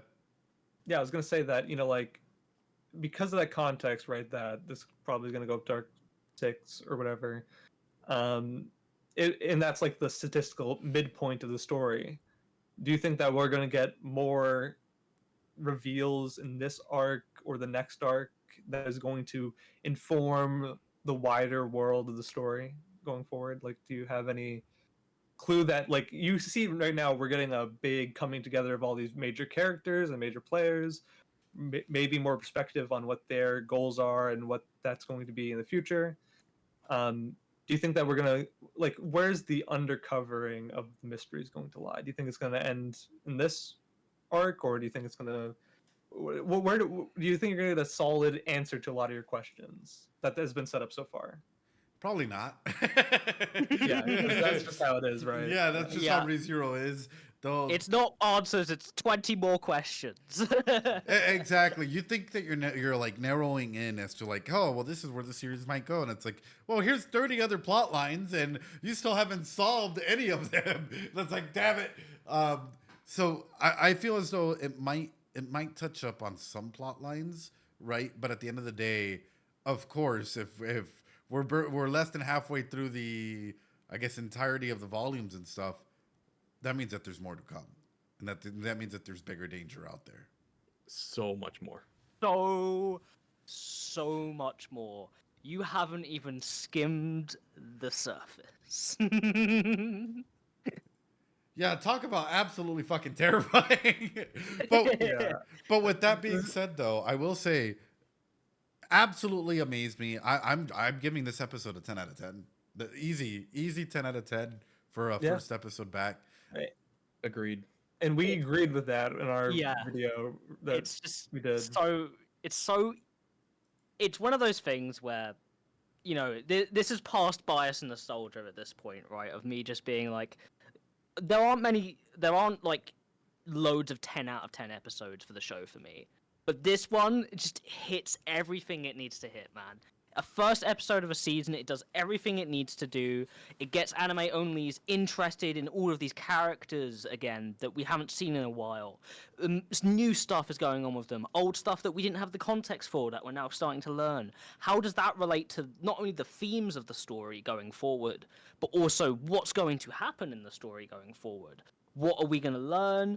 And also, all of these extra attention to detail decisions they're making in the show, it's making me really excited to see the theories people come up with and what they think is going to happen going forward, because it's never going to be exactly what you expect it to be. Yeah. But when you do catch something, it feels great.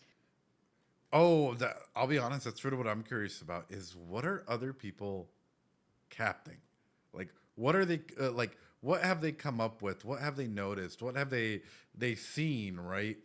Just because I feel as though a lot of people take in the show for what it's there for, right? The emotional content, the rides of ups and the downs and whatnot. But if you pay attention, there's so much goodness in behind every little interaction. Yeah, there is. I mean, you caught on one of the more popular fan theories, like this episode, and that's been like the only thing I've seen people like even touch on, with like the look of Sirius being a little suspicious for a lot of people.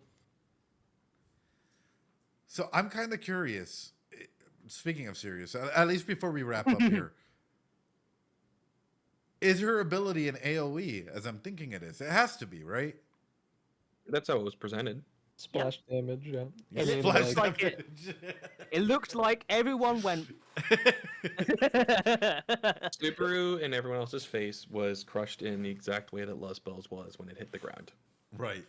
Yeah, but the activation required of it seems pretty scary too, because it doesn't even, you can't really tell when it happens. Yeah, you don't know when that shift is, right?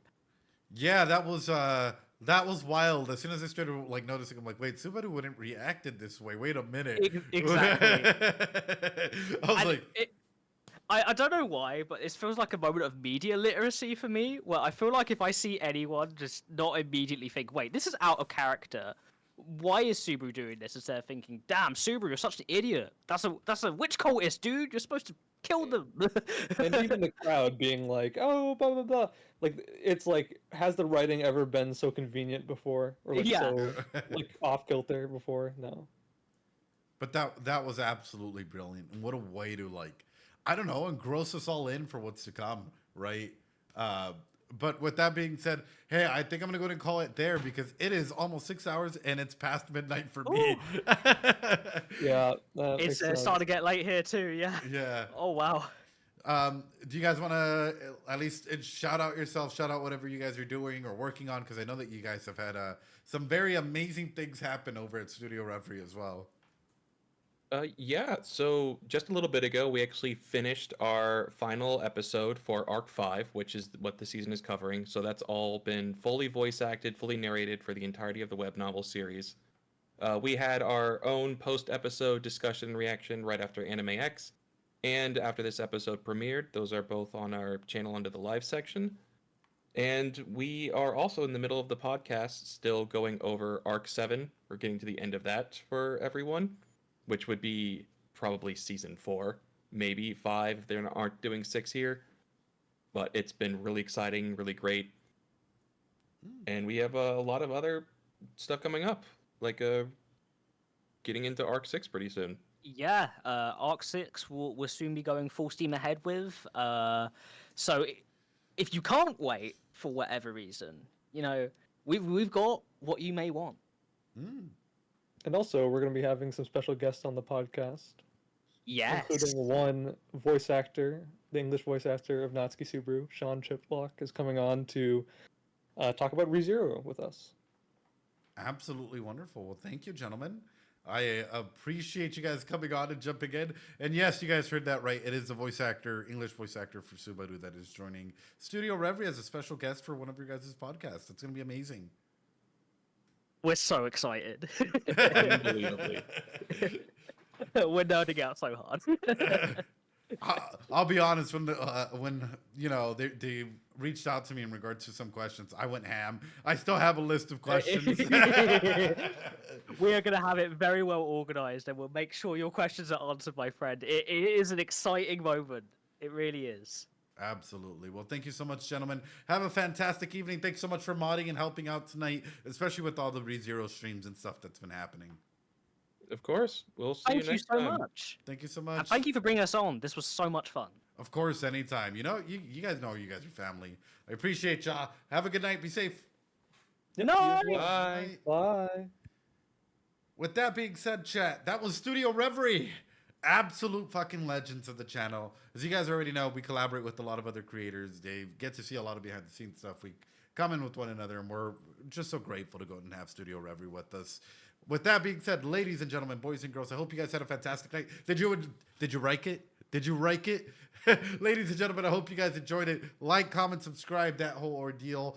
There is probably not going to be another reactor analysis channel out there that does a 6-hour stream like this of just breaking down the episode, at least episode 1, I suppose. And I hope it brought up some some thoughtful questions for you guys. Some questions that can either help you out or at least help you think about the characters in some way, shape, or form.